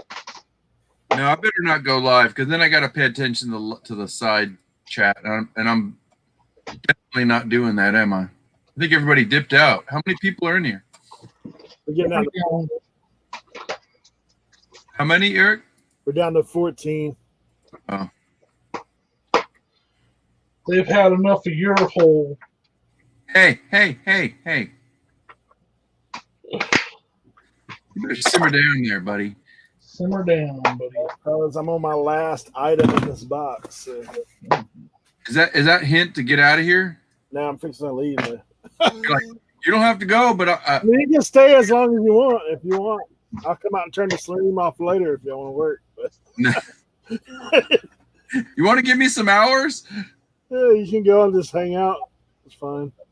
I'm going on mine, Bubba. I'm gonna get me some hours. I need some hours. I need to go to my. Oh, it's already. What time is it? Darn it! I gotta go to my PO box. You guys know Salvador Bulls Mercado? Yep. He made me yeah. I use mine all the time, man. I just haven't got. He said it got delivered, but then when I went, I mean, they can deliver it to the post office. Doesn't mean it's in your post box, right? What did he put on it? What do you mean? What did he put it like? My the design. I told him to just go ahead and use my moniker. He used like blue and red and white colors. I told him just get fancy, do whatever he wants. I didn't care. I was like, just you're the artist, whatever. But he's supposed to. I think he wouldn't show me, but I think he put a star on the side with the name. That makes sense. We'll see. What was this game? Leisure Suit Larry. I've never heard of that game. We'll see. Y'all know Mickey Gilley? I don't think so. Country singer. Country singer. Country.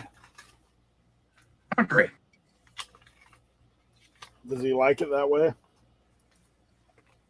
He's from the country and he likes it that way. The Mickey Gilley's like from I think I'm trying to remember what his popular songs were in the 70s. He had some movie songs or something. This is the guy I'm talking about. Remember he had Gilley's? Do you remember that movie with the what's his name from Greece? And then he played something cowboy. Rhinestone Cowboy? No, not that one. That one was with Stallone. This one was with John Travolta. Cowboy? What is it? I think it's called Urban Cowboy. Maybe. I don't know. It was filmed in Houston. The place was called Gilley's. That was Mickey Gilley's place. I got you.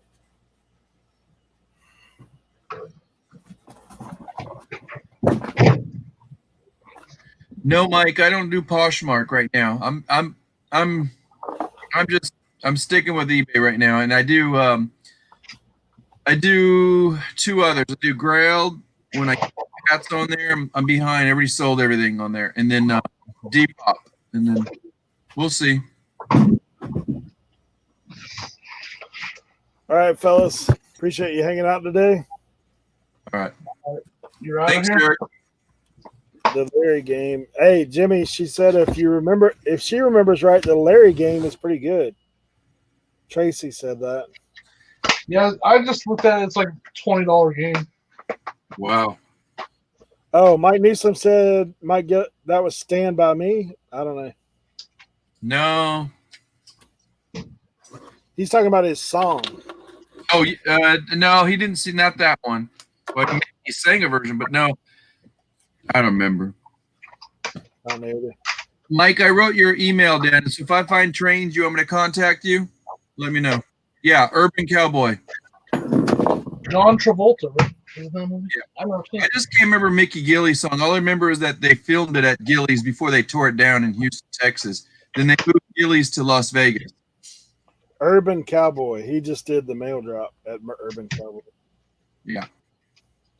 I got you.